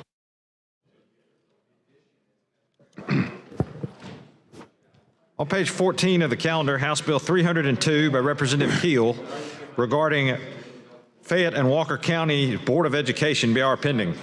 All right, Senator Stutz. Mr. President, I move the BIR using the previous row. All right, any objection? Hearing none, so ordered. Mr. Albritton, Mr. Williams. 35 ayes, 0 nays. The BR is adopted. Secretary, call the bill. Page 14 of the calendar, House Bill 302 by Representative Keel regarding a constitutional amendment regarding boards of education.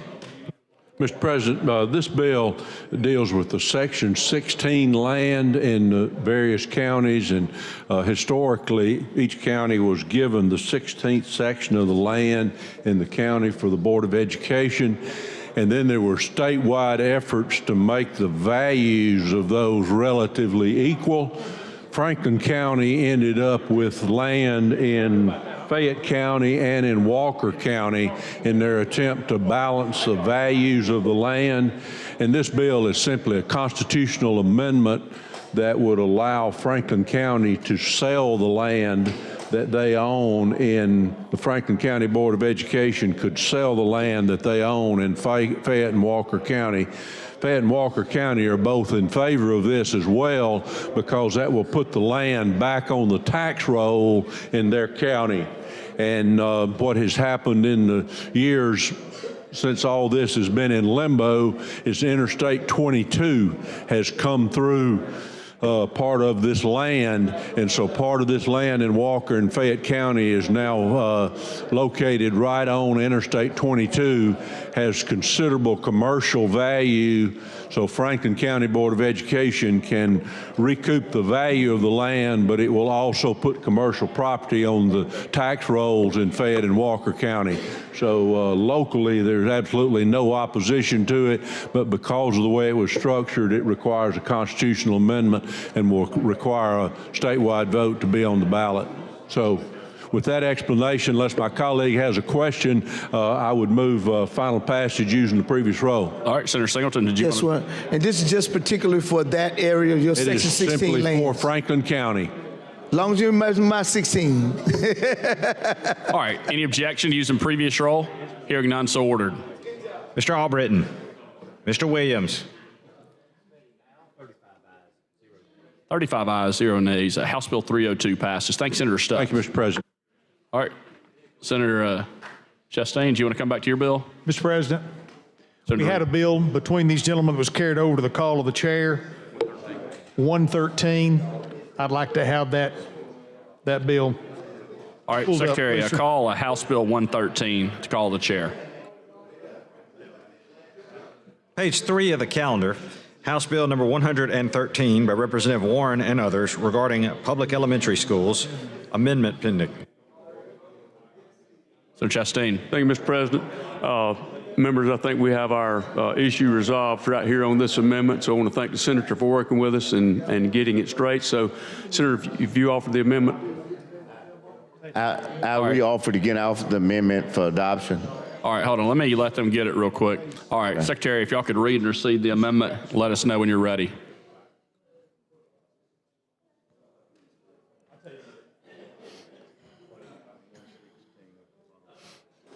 Amendment to House Bill 113 by Senator Smitherman, replace line 116 with the following. Would you read it? Yeah, would you read it? Of essential development and physical skills as provided in subsection G, which shall be. Replace line 122 on page 6 with the following.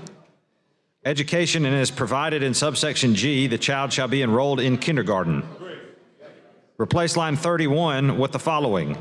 For the 2026 school year, a student entering first grade who has not completed kindergarten shall complete the assessment at the beginning of the school year to determine developmental readiness for enrollment. For this initial year of assessments, no student shall be prevented from enrollment in the first grade based on his or her performance on the assessment. During the second semester of the first grade year, students shall take an early years assessment to identify any areas of deficiencies. Programs, resources, materials shall be made available to those students who perform below standards on the assessment. For the 2026-27 school year, a student entering first grade who has not completed kindergarten shall complete the assessment at the beginning of the school year to determine developmental readiness for enrollment. During the second semester of the first grade year, students shall take an early years assessment to identify any areas of deficiencies. Programs, resources, and materials shall be made available to those students who perform below standards on the assessment. No public school system shall lose any teacher. Replace line 135 on page 5 with the following. Section 2, the State Department of Education shall develop an informational campaign to promote kindergarten and encourage parents of school-age students to enroll their children in kindergarten program. The campaign shall be targeted. Priority shall be given to areas with the largest number of students currently not enrolled in kindergarten programs. Section 3, the purpose or effect of this bill would be: replace line 143 on page 7 with the following. Section 4, this act shall become effective July 1. Mr. President.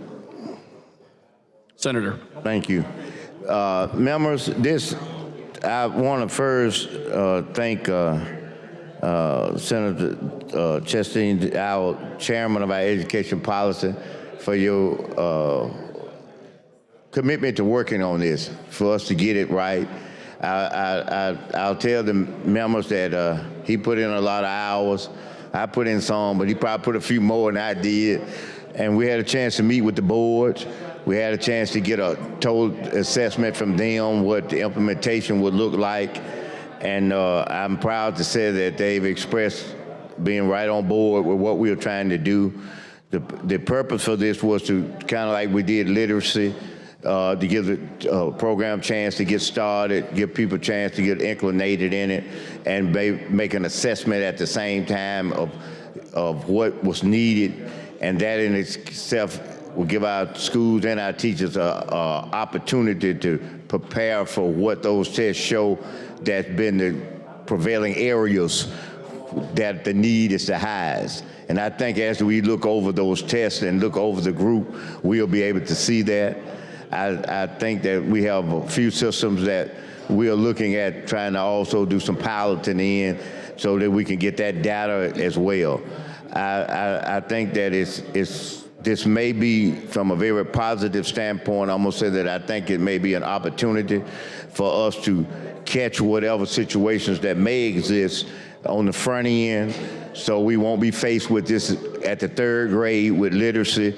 We can have a good chance of eliminating that, and as we go forward, I hope to see the monitoring comparison between once that group, tracking that group, once they get to third, to see how well that is working, if not, what modifications we might need to do. Senator, I couldn't agree with you more. I think now that we are fully implementing the Literacy Act, that we need to do everything we can for these children early to give them a good foundation so that they're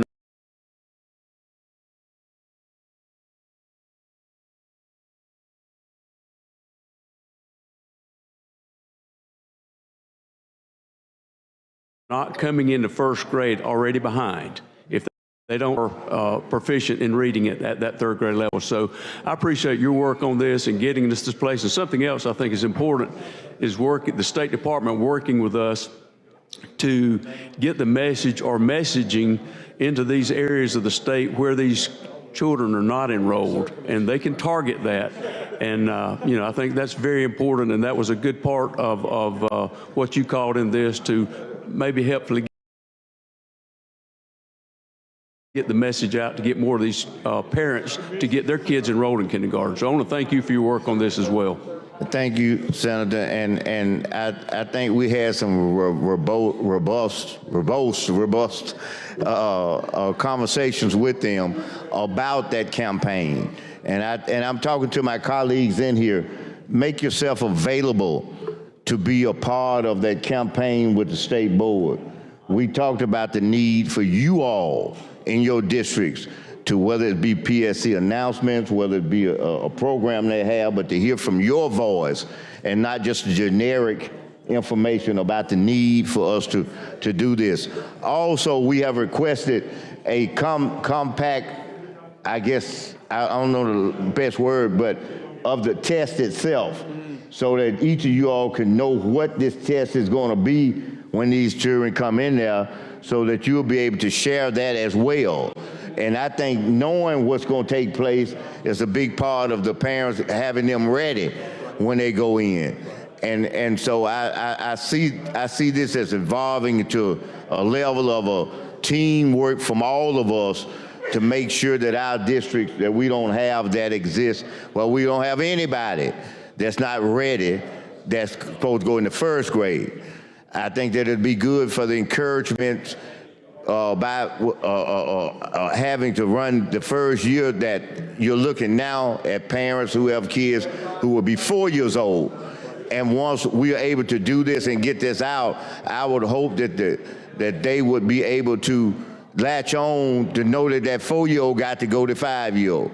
I found out this, in closing, Mr. Chairman, I found out something I'm telling everyone, that, and I have to rely on them until you all tell me something different, that as of today, every system that we have provides K. Every system in this state provides K. So this is perfect in what we're trying to do here, to drive people to free K. Let me say that, free. All you gotta do is get your child there and they can get prepared. So thank you, Senator. And I don't know if we move for adoption. Adopt the amendment. We need to adopt the amendment. I'll move for adoption of the amendment and ask unanimous consent to use the previous roll. Any objection? Hearing none, so ordered. Strawbritton. Mr. Williams. 35. 35 ayes, 0 nays. The Senator Smitherman amendment is adopted. And could I be recognized? Sure. I'm gonna let you make the final move, but I just want to say that I appreciate the governor, because, you know, she's committed to trying to do this. She mentioned this in her speech and commitment, but I also appreciated her allowing, when I say allowing, because, you know, she's naturally monitoring and want to make sure things get a certain way, but having enough of flexibility and sensitivity to allow us to go through this process as we have had over the course of this time to get to this point. I appreciate that. Yes, sir. Yeah, you know, she did that with literacy after we were able to get data and stuff to her to show her that. And in this case, I appreciate her just kind of letting us work through this so we could get to this point. Well, I want to thank you again for working with me on this to get us to this point today. And if there are no other questions. Just one quick one, right, the last one. And I want to say that we are to give Representative Warren some kudos. You know, she and I have had we've been through certain aspects on opposite sides to get to this point, but she has been very committed to this, and this is something that she has tried to work toward as well. And I realize she's not here with us in physical body, but she's here in spirit. And I hope that she can hear, if she's monitoring us, that she should be very proud of the work that she has put in herself as well for us to get to this point. Well, with that, I will yield to you, Senator, at this time. Again, I think you and I both found out yesterday at the same time that she had been transferred to a hospital in Birmingham. So, members, I would urge all of you to keep Representative Warren in your prayers, you know, in her recovery. Hopefully she would be recovering soon, but, you know, it's very important that she's worked long and hard on this bill, and we're proud to get it to this point today, Senator. Well, Senator, thank you, and at this time I yield to you. All right. Okay. No other questions. I move for final passage using previous roll. Any objection? Hearing none, so ordered. Strawbritton. Mr. Williams. 35 ayes, 0 nays. House Bill 113 passes. Thank you, Mr. President. Thank you, Senator Chester. Thank you, members. All right, Secretary, call next bill.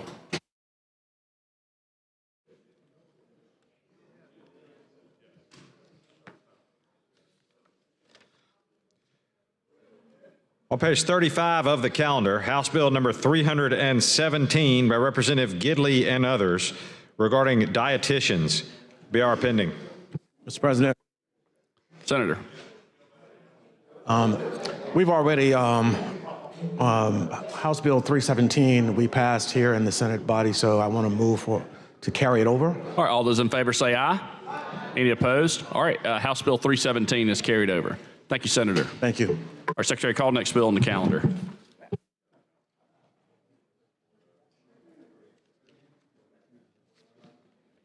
On page 20 of the calendar, House Bill number 172 by Representative Chestnut and others regarding crimes and offenses. BR pending. Mr. President. Senator Orr. I'd move adoption of the BIR using the previous role. Any objection? Hearing none, so ordered. Strawbritton. Mr. Williams. 35 ayes, 0 nays. The BR is adopted. Secretary, call the bill. On page 20 of the calendar, House Bill number 172 by Representative Chestnut. Mr. President. Crimes and offenses. Committee amendment pending. Mr. President. Senator Orr. I'd move to table the committee amendment. All right, all those in favor say aye. Aye. Any opposed? Committee amendment is tabled. I have an amendment to offer, Mr. President. All right, Secretary, read and receive the amendment, please.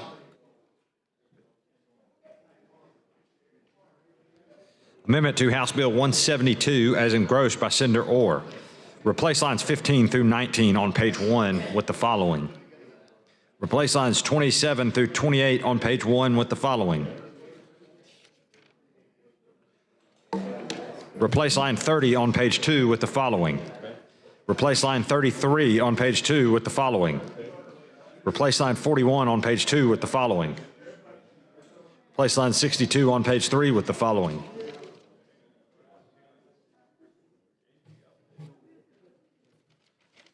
Replace lines 99 through 101 on page 4 with the following. Replace line 113 on page 5 with the following. Replace line 115 on page 5 with the following.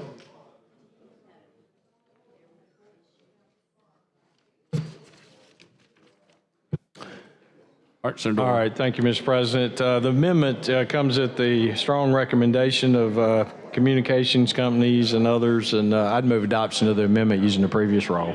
Any objection? Hearing none, so ordered. Strawbritton. Mr. Williams. 35 ayes, 0 nays. The Senator Orr amendment's adopted. Senator Orr. This time I'd move third reading using the previous role. 1 second. All right, Senator Singleton.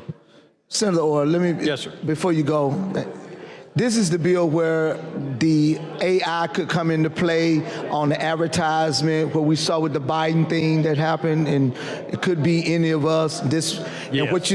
And so what you just did was cleared up with some communication? Correct. At the request of the sponsor, he negotiated the amendment with a host of companies, and this was the agreed upon amendment, and that's what we just put on. All right, no problems. So I'd move third reading using the previous role, Mr. President. Any objection? Hearing none, so ordered. Strawbritton.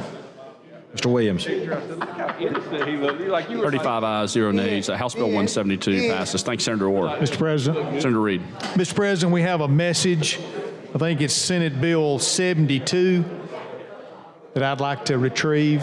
House message? Yes, sir. Okay. All right, Secretary, call House message.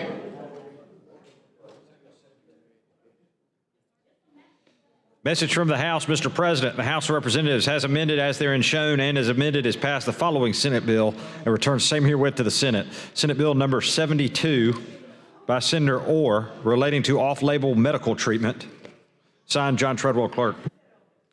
President, I'm going to make a motion for concurrence on this at the request of Senator Orr. If there's a question for Senator Orr related to this, he's available if anyone has one. Or all right. Do you want to use the previous role? That's what. 1 second. Just a minute, Mr. Just President. explain what that is. Senator Smitherman is asking the same question.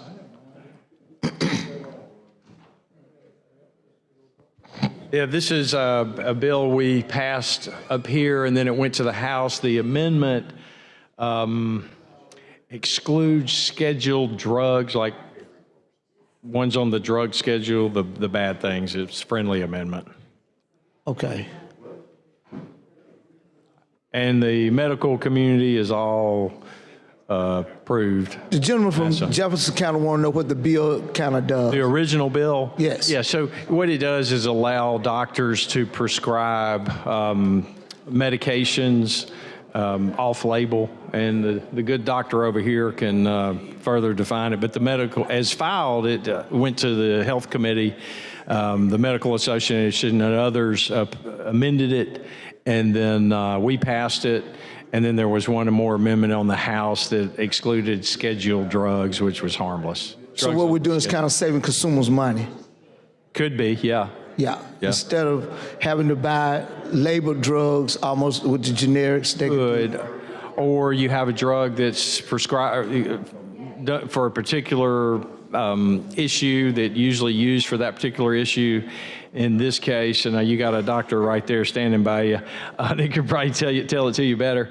The doctor can say, well, you can also, it'll help this particular problem that you have. Okay, so it's like repurposing it. Yes. Repurposing the drug. If the doctor and the patient so choose. If they so choose. So if I want to take, for lack of a better word, aspirin for a headache, and if I want to say I want to use it for a backache, if he says for a backache, for a heart attack or a heart problem, that's exactly what. And he can prescribe it for a headache, but your doctor may say you need to take aspirin for your heart, and that'll help. I got you. You want the label says it's for headaches, but the doctor says, well, no, it can be for heart issues too. Yeah. Here comes a posse over there. No, it's I got not. both my No, it's doctors not. over there. No, that's what I've said. May I be recognized? You're recognized. Hey, y'all need, don't go nowhere. Don't go nowhere. Neither one of y'all. Y'all said it's all right. These the docs right here. Y'all say it's all right? Doc said red tag and let it go. Let it go. All right. So we got a motion to use previous role. Any objection? Hearing none, so ordered. Thank you, Mr. President. Strawbritton, Mr. Williams.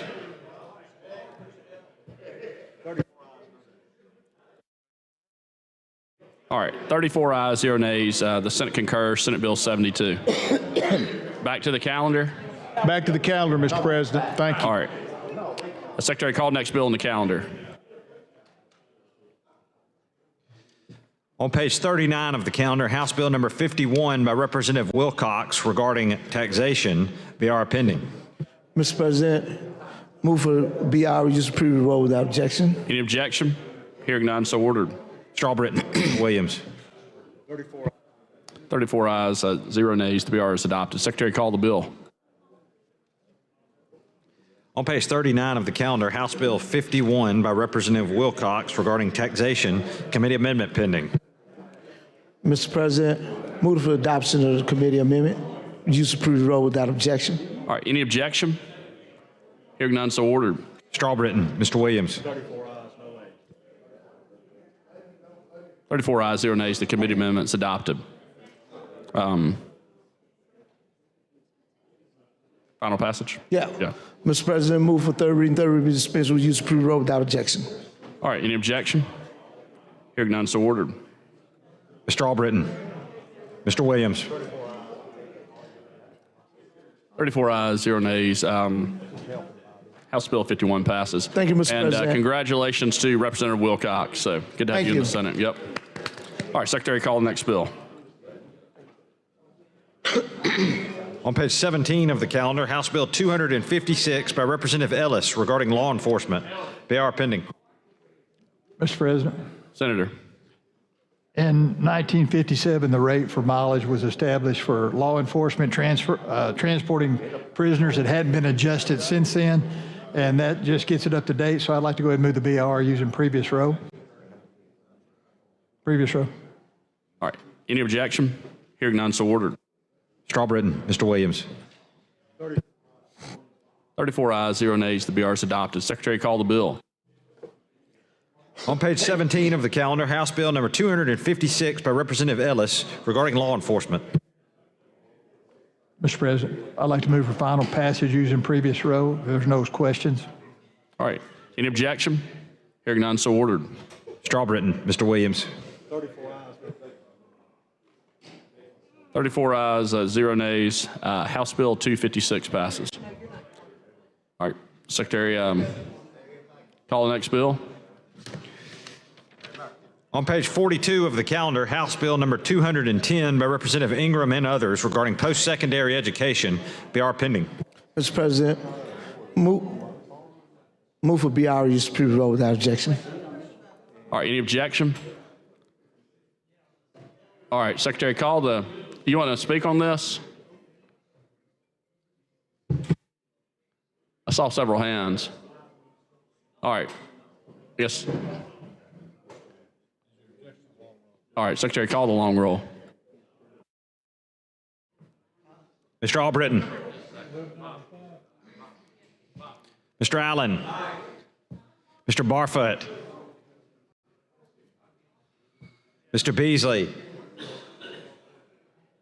Mr. Bell. Mr. Butler. Mr. Carnley. Mr. Chambliss. Mr. Chastain. Ms. Coleman.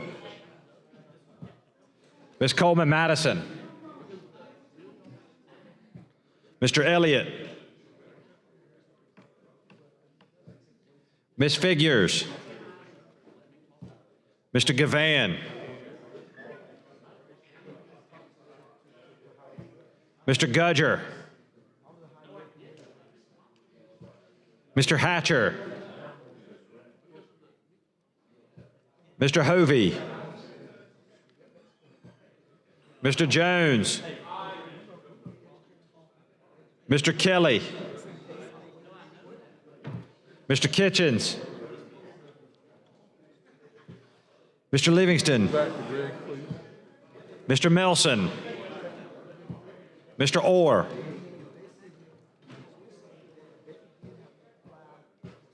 Mr. Price.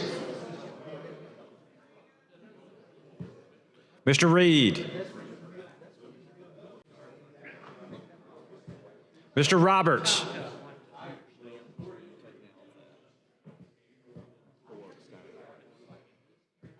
Mr. Sessions.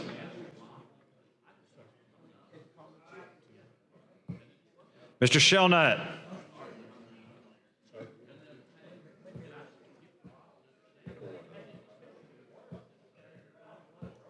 Mr. Singleton.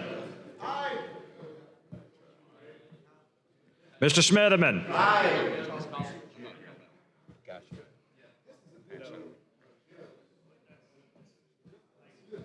Mr. Stewart. Mr. Stutz. Mr. Wagner.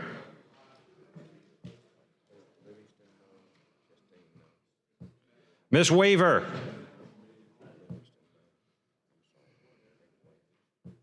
Mr. Williams.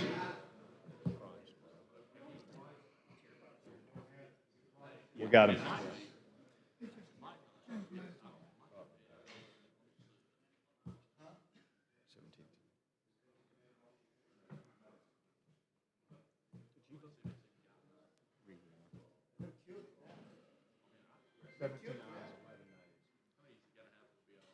Doesn't fit. That's only 61%. Doesn't he need 60? How many does he need? 60? No, we don't. Yeah. 17 ayes, 11 nays. 28 total. Yeah, that's good. He's got it. All right, 17 ayes, 11 nays to be ours adopted. All right, Senator Singleton. Mr. President, I would like to carry this over to call the chair. All right, any objection? Hearing none, so ordered. House Bill 210 is carried over to call the chair. All right, Senator Reed.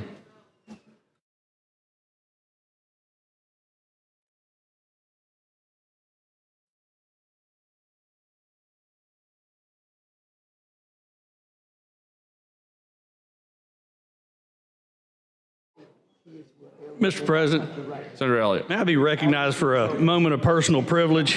Yeah, you're recognized. So I enjoy spending time with y'all a whole lot, and I'm glad that we're here. And I did this last year, and I feel like I should do it again today. But I missed my daughter's awards ceremony today. I'm sorry. It's okay. It's not your fault. But I do want to tell you about it if I can real quick.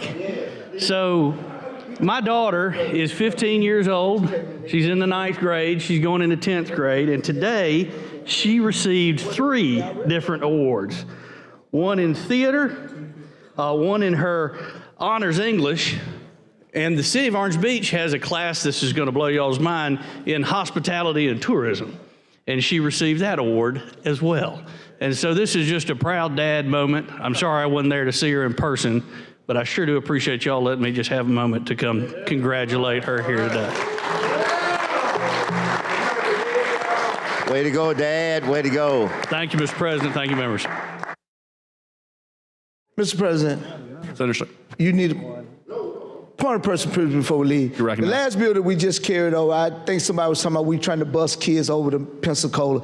This bill was a bill that gives a prohibition against what that would allow kids who are aliens that go to our pre-K through 12th grade. Right now, they cannot go to college in the state of Alabama. This would allow them to be able to go to college in the state of Alabama. Our higher ed wants them to be able to go to school. We can't give scholarships or what have you. So we carried it to the college chair. I think if people want to get some more clarity on this and find out what's going on, I think this is a good bill for the state of Alabama. Our higher ed wants it. I understand that some people have some concern about whether or not if we educate them, can they work in our state and go somewhere else? But the bill also says that they must have attended school and they must be applying for citizenship in the United States. So it gives them that pathway to continue to stay here in the state of Alabama. Thank you very much. Mr. President. Senator Smithland. I'd just like to add to what Senator said, that our universities have been asked for us to move this, and in particular, you know, being a member of the Board of Trustees at the University of Mount Valley, that several, and I had the opportunity to speak for commencement Friday at Alabama A&M, and I can tell you that both, you can see the diversion of the type of schools, but both schools are very much interested in this bill because it will allow those students who are already in their communities, and I've been there for 12 years in school, to have a pathway to citizenship and have a pathway to further that education.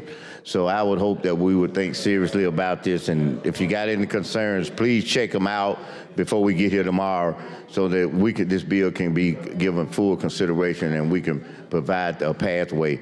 We said we want people to come into our country and be here and get certified as citizens, and this is one of the things, not only be educated and taxpayers, but it provides an avenue for them to provide that they would have full citizenship along with having been educated. Thank you very much.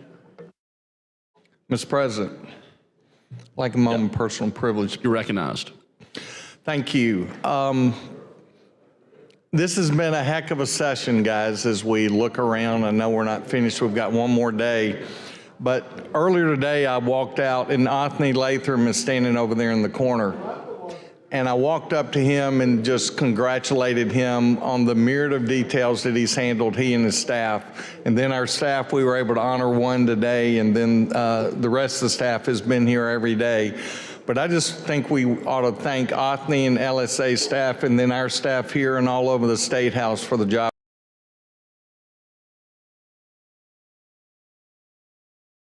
they've done. I'm sure Pro Tem will take care of that tomorrow. But Othni, we're grateful for the wisdom that you bring to any time, and I've particularly been a beneficiary of that, as of all of us. So thank you for you and your staff, your wit, your humor, your ability to diffuse a major controversy and then bring great insight. And we refer to you as the smartest man in this building when Senator Orr is not around, just so you know. But I just want to take a moment to thank you, your staff, and our staff for an incredible first this last session, and it's been the most challenging one of my 6, but a lot has been accomplished, and I am most grateful. Thank you, Mr. President. Thanks, Senator Roberts.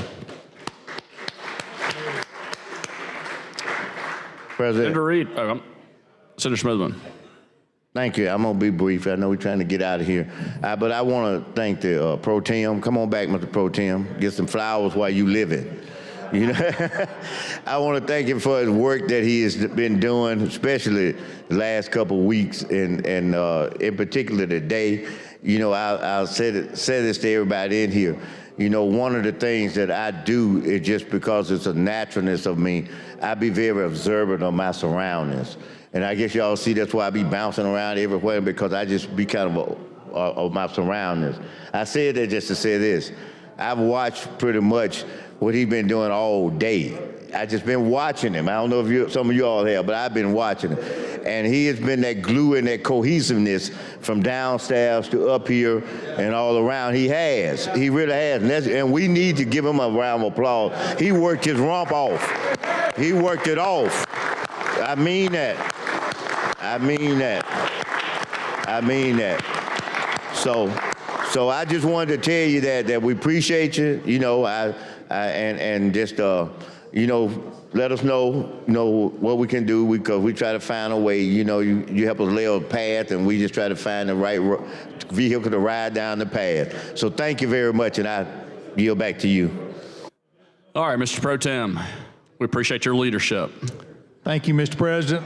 And I thank the gentleman from Jefferson. There's only 2 people in this chamber that have been pro tem. And he was the president pro tem in years past, and it's my privilege now. So thank you, sir. And thank all of you. I mean, we've had a great day. Y'all been working hard. We've had a lot to do. We had 18 House local bills today. We had a calendar that y'all worked through of 33 House bills today. We had 10 confirmations that were worked on by the confirmation chair. A lot of debate, a lot of discussion. So I encourage each of you to take a little rest tonight. We've got the last legislative day tomorrow. So I'm going to make a motion, Mr. President, that we stand adjourned until 9:30. Going to be a little early. Get going. 9:30 a.m. Thursday, May 9th. All right, you heard the motion. All those in favor say aye. Aye. Any opposed? All right, we stand adjourned. Thank you, Mr. President. Thank you, Ms. Pro Tem.